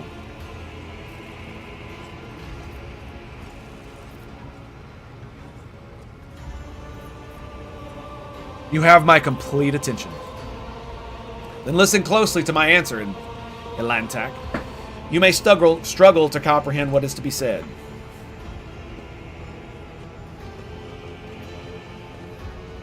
The more she insults my intelligence, the more I want to take my psychic power and close it around her fucking throat.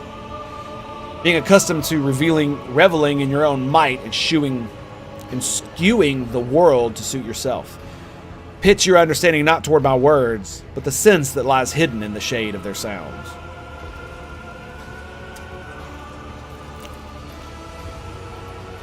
You try to split the world into pieces, to fragment it into light and dark, truth and lies, self and the other. But I see the world as a single whole, and in it lies its simplicity and complexity. It is not enough to simply see the world and hear its voices. You must understand it. How very fucking pedantic. Think of Lilithane, the world on which our paths crossed. What is it truly? What is its essence? The Lilithane's magnificence comes not from the green of its vast forests or from the depth of its waters. Its beauty is in the word, in the way it dances on the tongue. And even you in Elantak can sense it. Try, say the word slowly, delicately, casting aside all stray thoughts. Feel, perhaps you will see. Close your eyes, empty your mind, and speak the words. Lilithane. The world around you fades and your perception instantly narrows, coming to a single point that focuses on the tip of your tongue. Your tongue delicately tickles the roof of your mouth. The sound slips from your throats with incredible silkiness, warm as it goes like a sip of fresh recaf. Lay. The tip of your tongue touches the same place again, and the air softly rushes from your chest. The sound like a susurration of leaves as the wind weaves through the forest canopy.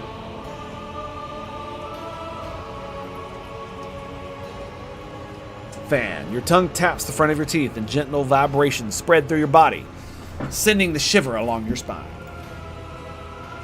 Guarded interest gleams in Yurlit's eyes when your gaze meets again.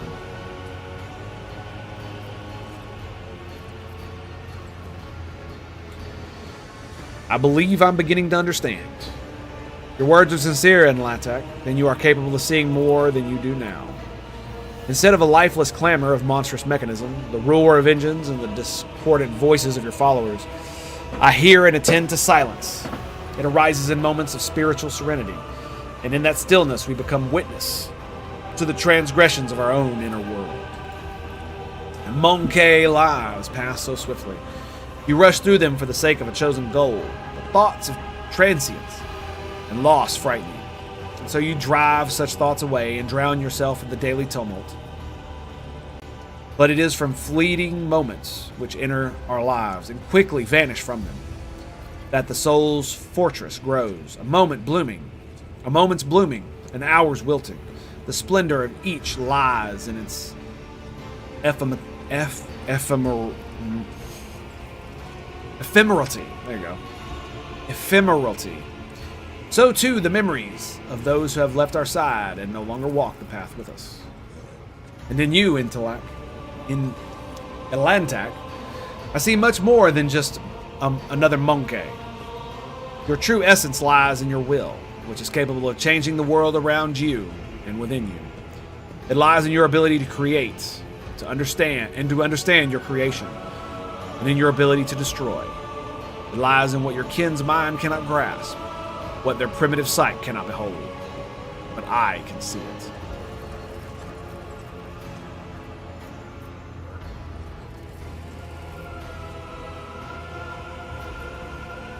Thank you for telling me how you see the world. We'll do that one. What do you make of it, Elantak? How differently do you see the world?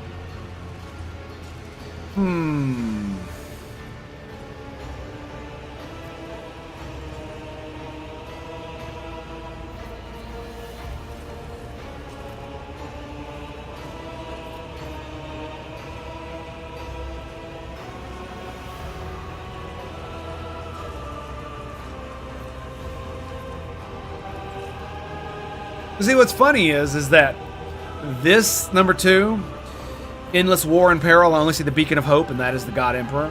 And number 1 can be the same thing, depending on how you do it. Because if you say this and you mean the God Emperor, well, I mean, I also see something greater in the world around me, something deeper than the outer guise of things. What does that mean? She asks, with all her attention focused on your words.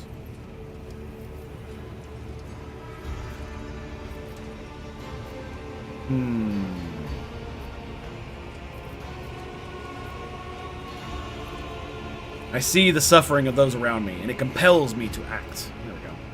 You speak of our soul's ability to overcome hardship, and the experience of suffering does indeed become a symbol of our abiding strength and inner growth. And it gives hope that we can overcome life's trials. She says nothing for a time, silently watching you from under her half-lowered lids. Now that we have each searched our truth about this world, I would like to know when your thoughts about me align with those of your kin in London, or if you see me differently.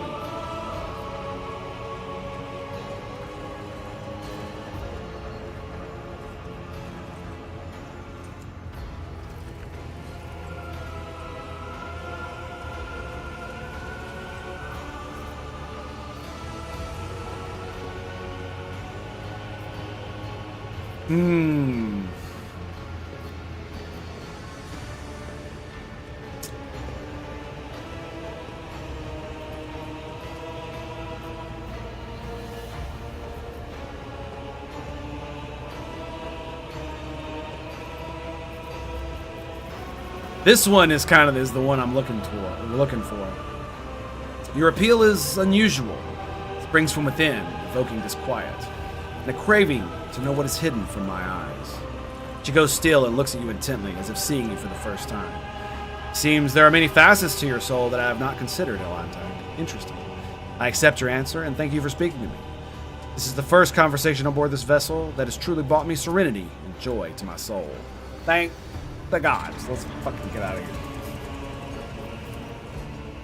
Oh my goodness. Oh. Okay, we're here. Lovely. Do I need to... I don't need to go back to Janus, do I?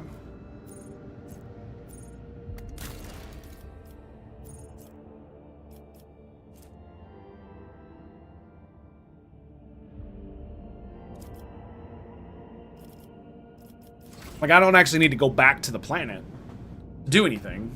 I don't have a quest there. I'll be right back. I gotta pee.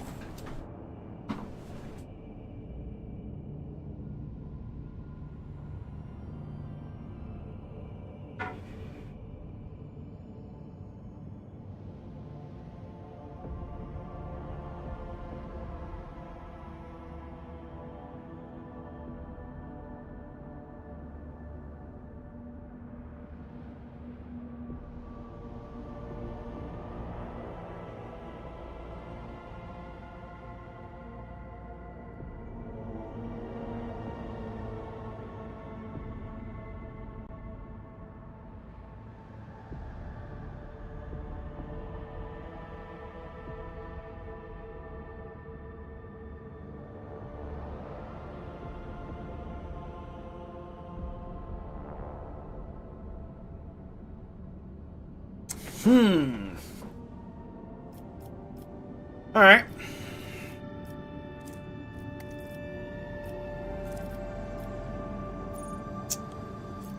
That's...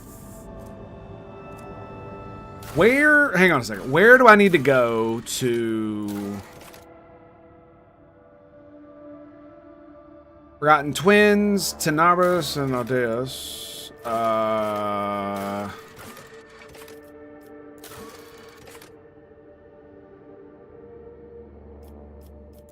Okay.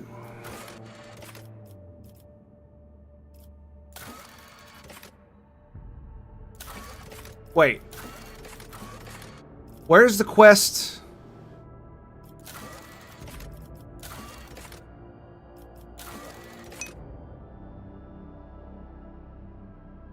Just depends on how quickly you want to progress the main quest.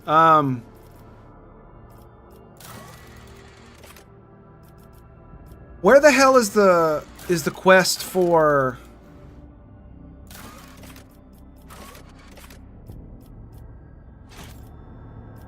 Hang on a second. I thought it gave me a quest. To do Argentius quest. Like we literally just talked about it earlier this stream. I'm slightly confused. Greetings. Shamless Prime, that's it.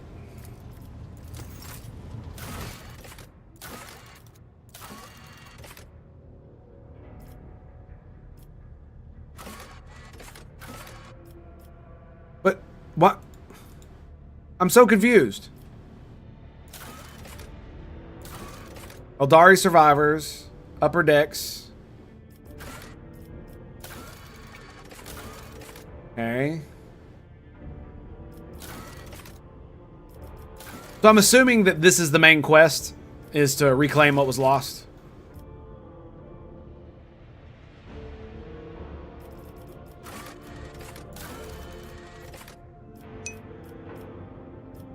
Part of it, yeah.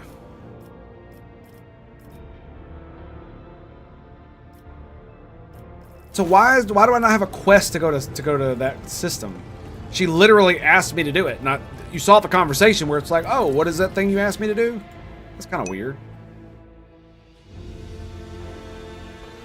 Oh, it builds as you go. Oh, because I probably can't go there.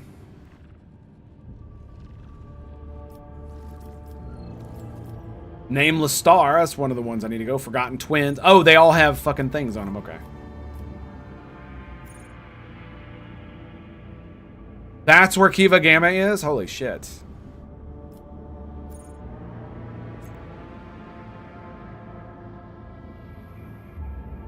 I see, so... Okay. Let's do this one.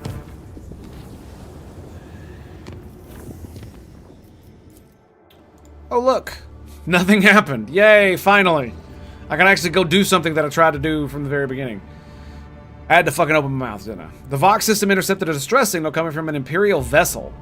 The system contains a ship that belongs to the planetary fleet of Dragonus, the capital of the Von Valencia's dynasty. The transmission is repeated at regular intervals, but the message itself is corrupted. A cacophony of requests for help, groans, and shouts. What in the world? Is it your name that they are shouting, Lord Captain?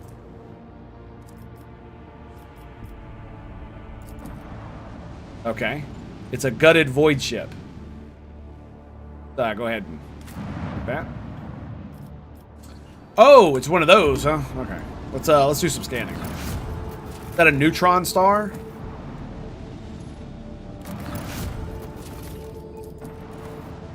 Space dust is just fuel? Okay, fair enough.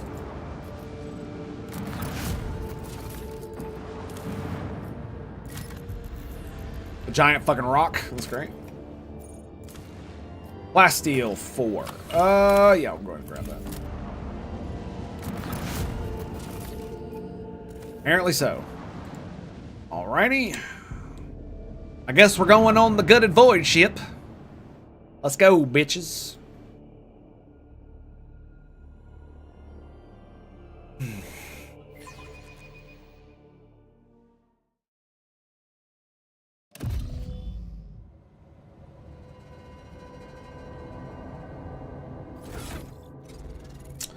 Okay.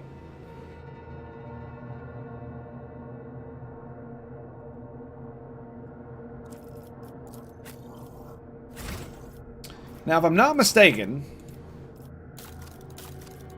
he's the only one with with Iconoclast. He's... Yep.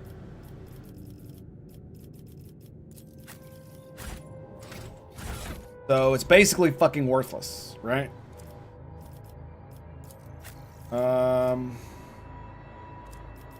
Yeah, she's not using that. And what is this, a ring? And I guess I could give her that. It'll make her Xenos better. Yeah, that works. Yeah. Because the Corrals thing is just kind of meh.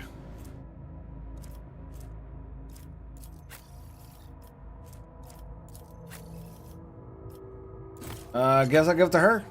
She's got an empty slot. Yep. And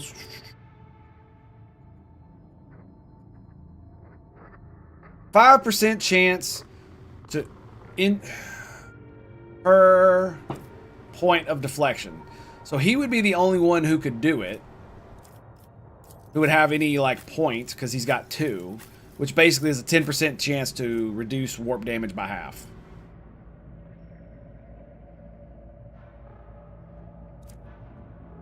Yeah.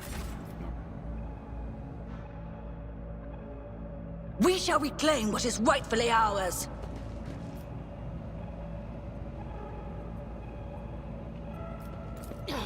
All right. Happy to have one by her side. Word. Why is the Seneschal in the back? That's weird.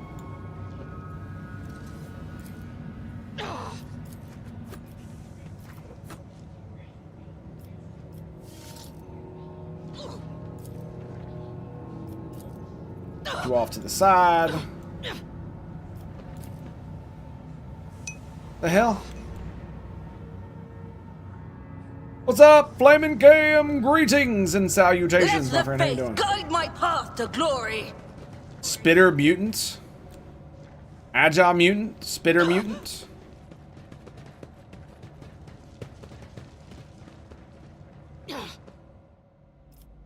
When the faithful are idle, heresy grows.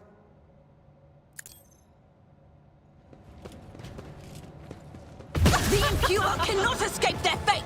Let the blood flow. Nice. Okay.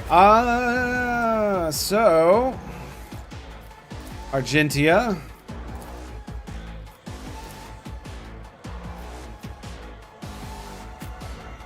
And then we'll get Albert here. Cabela. Grab you here. Put you here. And let's see. Cassia. Oh, shit. Ah, that sucks, man. She's got no good place to go. Worth the damn. She goes first, though. Well, I guess I could put her there and move Hope to here. Yeah, that's probably good. That's probably good. Let's see what we got. Cassia, we'll move you up to here. Step aside. The navigator is coming. You know how dumb I am for putting him there? She can't shoot him now. I should have put him right there. Ah! Grr! So the Grand Strategy chooses one combat tactics areas for 1 round. Allies in that area gain 7% armor. An overpin. Let me see. Which area is it that...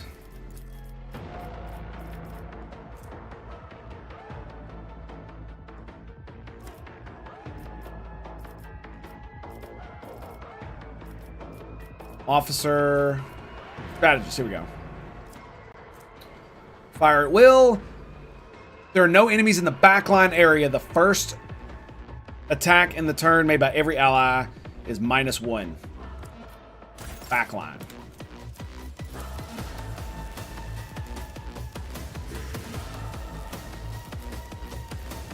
Okay. I should have put Argentia over here. I may end up just giving her a turn, honestly. Yeah. Okay, so let's see if we can do the lidless eye. What does this one do? For 1 round, they gain 7% armor, cannot be overgain immunity to prone, and 2 deflection against an area. Additionally, they do not suffer any injuries or receive damage. For 1 round, okay. So frontline, we'll put the frontline. Isn't this a job for the serfs? And then rear. Put it here. It's kind of dumb to put them there, but you know, it is what it is. Okay, so lidless stare.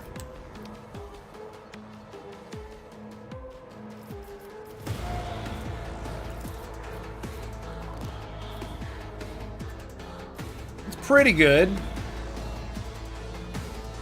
It's pretty good. I'll take it. Doesn't hit anybody else, does it? So if I go here, can I hit all of these guys? Yeah, but it's not as many. So I guess we'll just do this.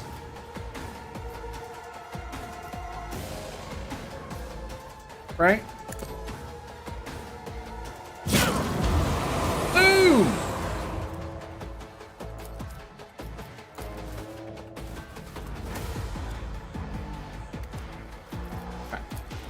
Wait, hang on, what did it say?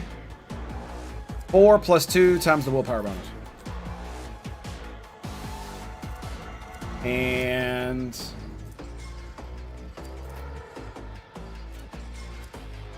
nice. They all got stunned. Very cool. Very cool. Alright.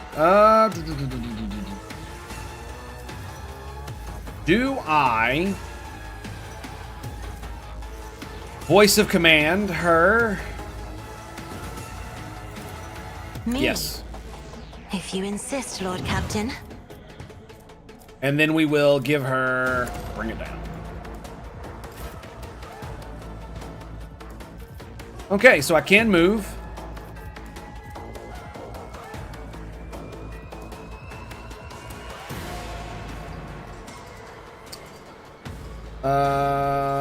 Has stacks to gain 3 more, which lasts until the end of their turn. Okay, so here's what we're gonna do. We're gonna go Reckless Rush, Skadoosh. That's gonna give her even more MP. She's gonna run over here and stand right here. The enemies of the Emperor will Probably a really bad undone. idea, but we're gonna do it anyway. Because it's fucking hilarious. She gains the Fire at Will effect.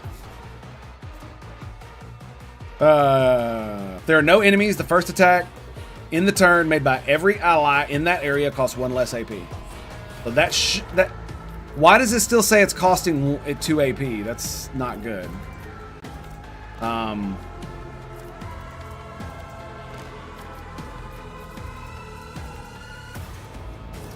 Concentrated fire. Gonna pop that bad boy.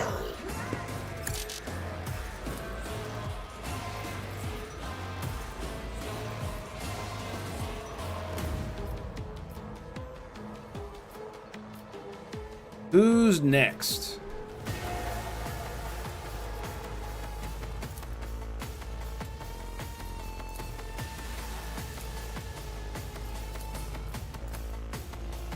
Okay.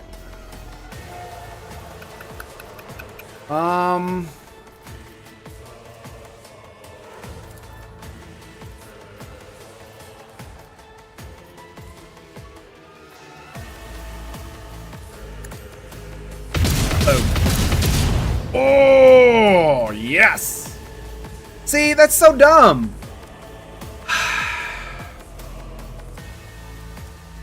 It said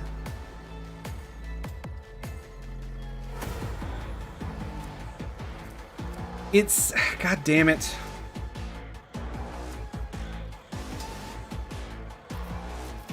It was only supposed to cost 1 AP. That's what it said.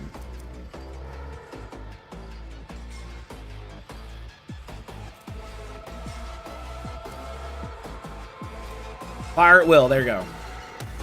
The first attack. So is it because it was an extra turn? That's got to be what it is. Yeah, that's got to be what it is. All right, we're just going to pass it. And...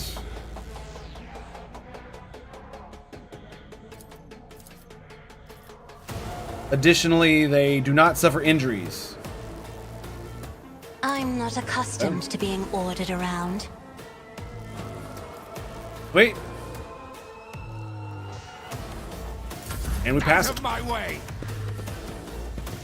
And that turn went really well. You are my next offering.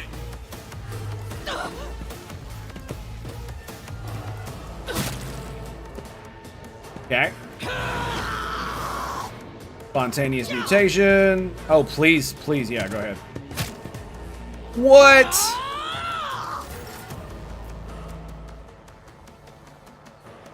You gotta be shitting me. All right, guess whose turn it is? Guess whose turn it is? That's right. Dude, they all got melee weapons, it looks like. Yeah, look. Look. The first attack. So...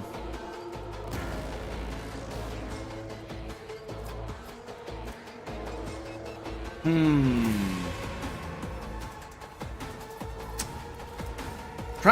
trying to think. What do we do with this? Because if I activate this, that means I could do this for free. So I'm gonna do concentrated fire. I'm gonna do rapid fire. And then I'm gonna do running gun. And then we're just gonna blow this asshole to pieces.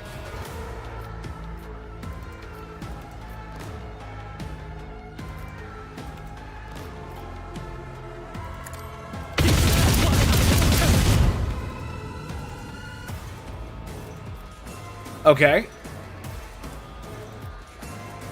We got 3 left. That takes 4. Free reload.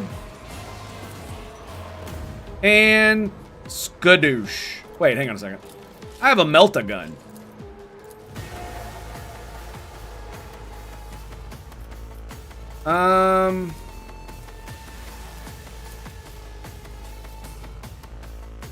Some nice area of effect damage.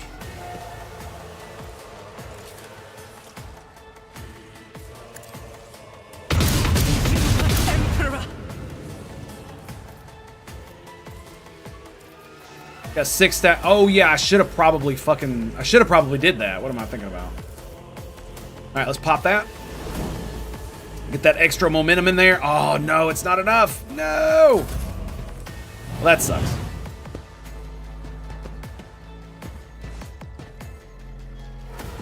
And the parry. He's stunned. Don't worry about that. High momentum. Okay, so the Seneschal. If I do the Scream, I can't hit those guys.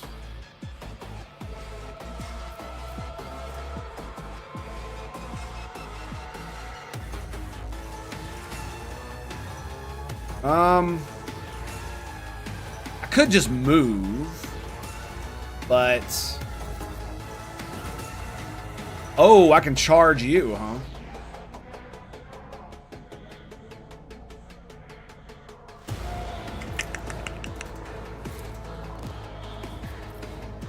So if I do reckless attack, victory is imminent.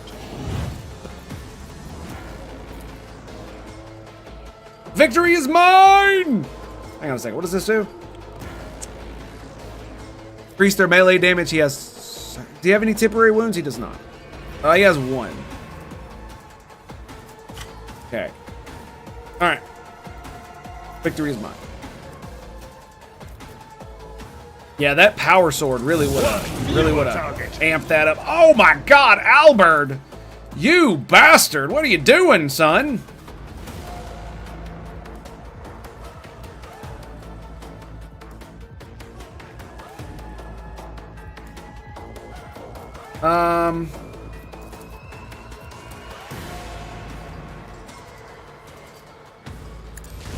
Screw it. Nice. Oh, he's dead.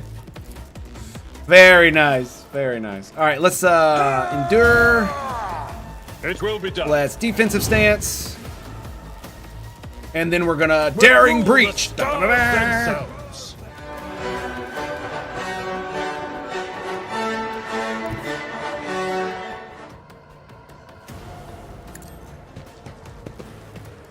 Hello, boys. I'm back. Yes. Yes, fear me. That's 1 and 2.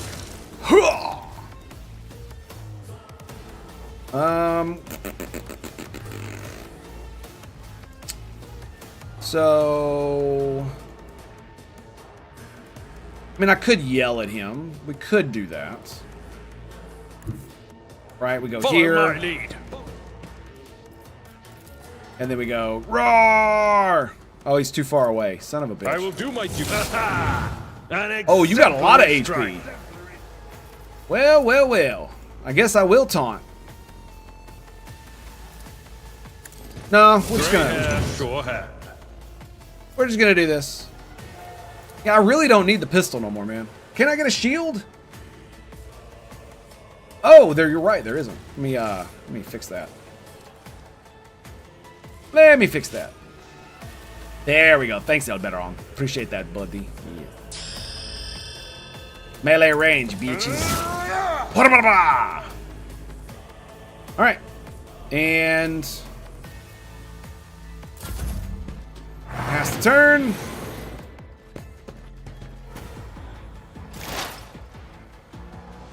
Alrighty, so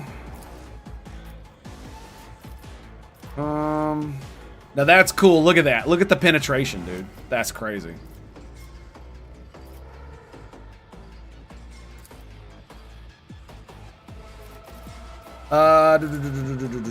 So I understand your intent. Let's do that. And then we'll grab. So we'll do. Do we do precise attack? Yeah, we do perfect spot. Bam.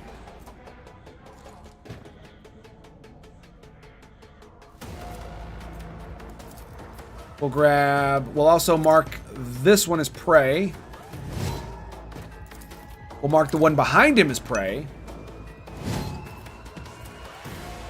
Then we'll pop precise attack. For even this way, it guarantees to crit. And then we call the bold. And now I can do precise attack.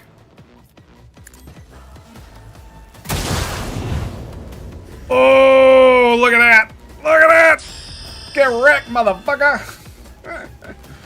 I mean, it was pretty cool. I didn't. I wish the guy in front had a little bit more HP, but you know, it is what it is. I guess we'll mark that guy too.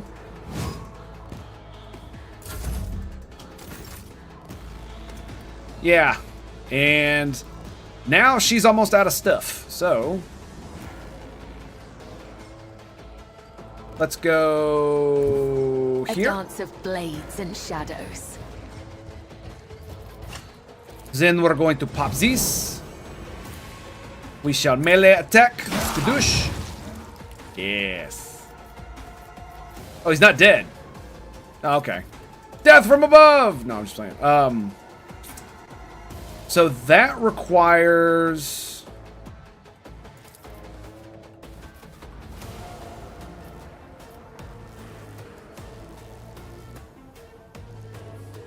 I shall not fail.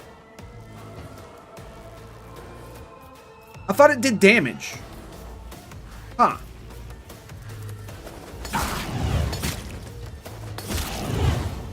Oh, why is it? Damn, dude, he has got some serious armor.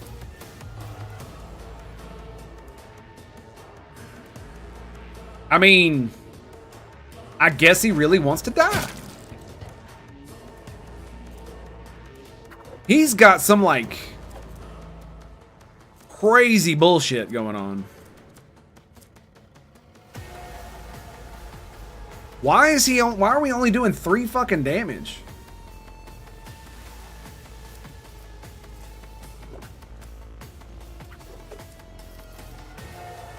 What the hell is going on with that?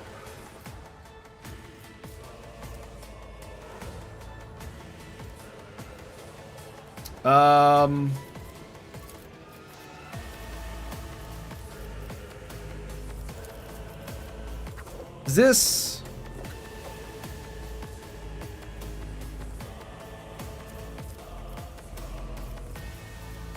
You know what? Screw it. As honor ordains. Acrobatic artistry. Look at the damage, man. That's crazy. Yeah, that's crazy. He must have like some buff that I could not detect that was just preventing him from dying. Death to the weak. Bam, bitch. Hope you like it. All right, hope. Let's... That increases everybody's resolve. We'll Hammer of the Emperor. Skadoosh. I already have some fat stacks of tactical advantage. Wow, I can't even see his ass.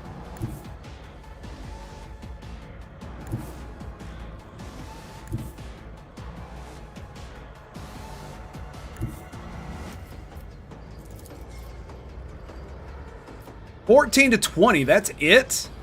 But look how much damage it does to him. That is so crazy. 16 to 55. You know what? Fuck it. Oh! Oh god, it hit her too. Oh no, he did 8 toxic damage when he exploded. Okay. So...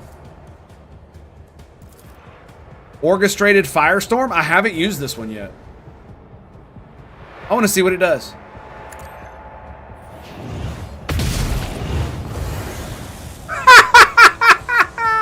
Okay, well, she took care of that. That was ridiculous. I mean... And I can give her another turn. No, wait, no, I can't. Who can I give a turn to? Can't give it to Albert. All right, we'll just give it to Yurlik.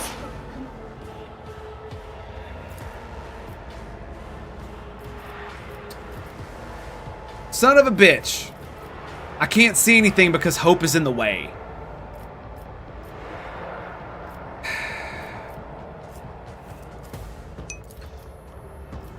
That sucks. Yeah, they're both in the way. She can't move. Whatever. Okay, fine. That was a waste. I'll just move her back. So I should have moved her back and then did that. When everyone is in range and around a target group, but watch out for Cassia. She always uses... Oh, does she now? Okay. Thank you for letting me know that.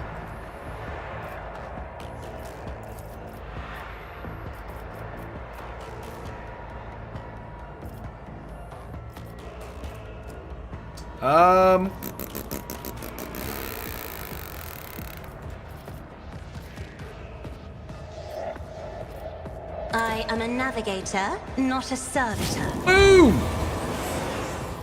Very nice. And Zen, let us give... let's give you... Can you do voice of command? You can. And then what I can do is I can give you an extra turn. Again!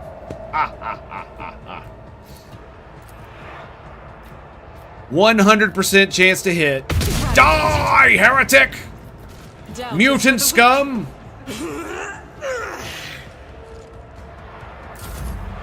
Very nice. And we'll go ahead and pop that. I love the fact that she just gets a random strategy. It's so cool. Oh yeah, hit me, bitch. I dare you. Whack. He's also hitting with his fist again.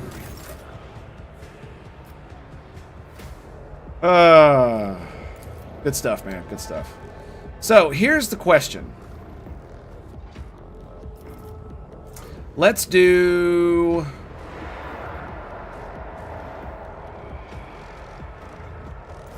Let's pop Reckless Rush. It just sucks that I can't attack more than once per turn without popping a bunch of bullshit.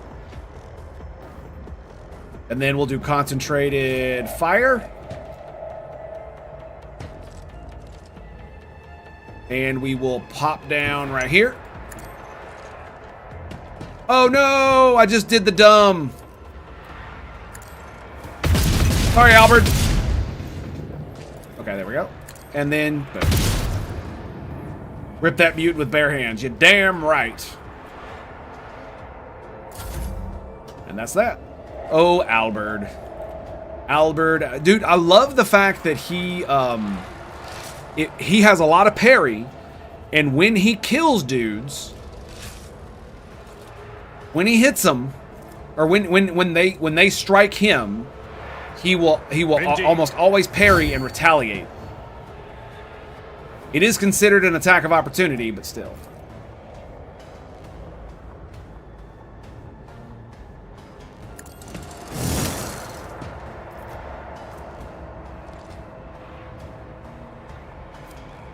At your beck and call.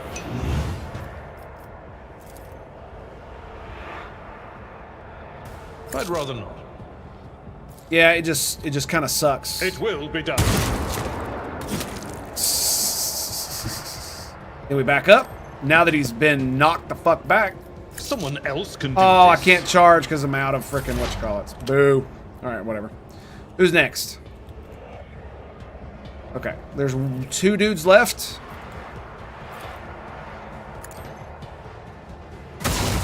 Phew. Nice. Okay, and then we pass the turn. And she's just gonna walk up and just go whop. Love running into large groups just for that. Yeah, it's great. Especially with taunt. Amazing. Alright, what do we got here? Sweetest smell coming from the dead body seems odd. The blood is an unusual hue.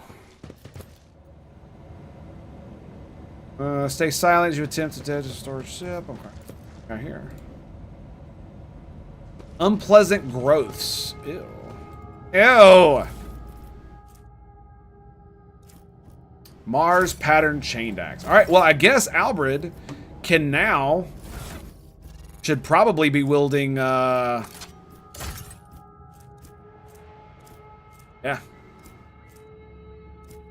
Dual chain axes. Or dual chain weapons. And what I need to do is I need to get the ability... There's a talent that allows you to lower the cost of sweep. I need to get that. Yep. And then I can get another talent that allows me to do sweep. So if I do that for 1 point, then I can get another talent that allows me to attack with the other weapon if I use sweep. And that's what we need to do. The foe hammer really isn't doing anything anymore. So, yeah. But it could be fun. So we'll just do that. All right. Is that a trap? Doesn't appear to be.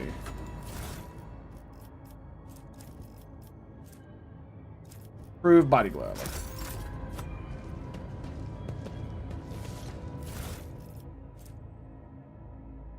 And another chain axe. Dual chain axes, perhaps? That could be fun. 14. Yeah, basically the same minimum damage. It has even more, but the problem is that the chain sword gives 10% to parry, which you absolutely want. As far as I'm concerned, anyway.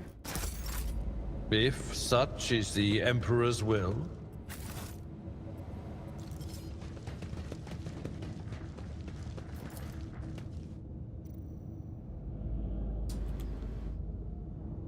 Let us walk this path to the end.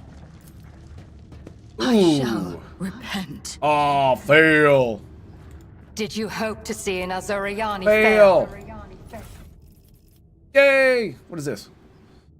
Lowers all enemies' perception by the wearer's fellowship bonus within a 5. Okay, that's...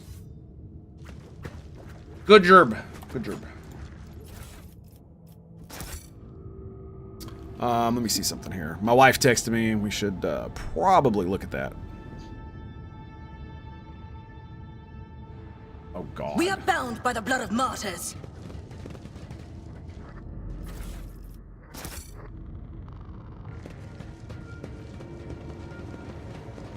Okie dokie.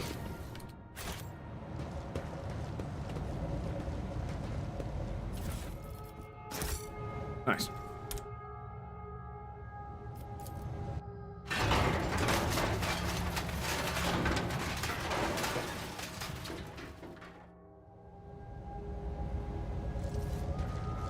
Okay.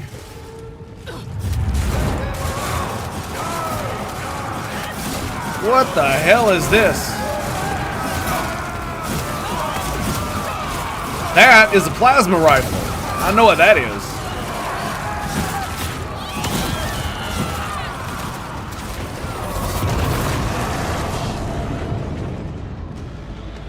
They just kill all of them. All right, well, unfortunately, I think we're gonna have to call the stream there. So thank you guys for being here. I need it, says Helgar. Indeed. Thank you, Marzowig. I appreciate that. But I think we're going to call it there. We've been going for damn near, what was that, 7 hours? Yes, indeed. 7 hours and 20 minutes. Damn, son. Well, actually, it's been 8 hours worth of streaming. But you know what it is? You know what it is. We'll be back tomorrow with more Warhammer 40k Rogue Trader. But I'm actually feeling kind of, yeah. I need to go get something to eat, something to drink, and then I need to go to bed. So, my dudes, my bros, my homies, it's been a pleasure. It's been an honor. And I'll see you guys next time, all right? So, and be wary. Be wary. My Dragon Age video is coming out soon. And I'm talking mad shit. It's only about 10 minutes. It'll be only about 10 minutes long, I promise. So on that note, my friends, I'll see you then, boys. Peace out.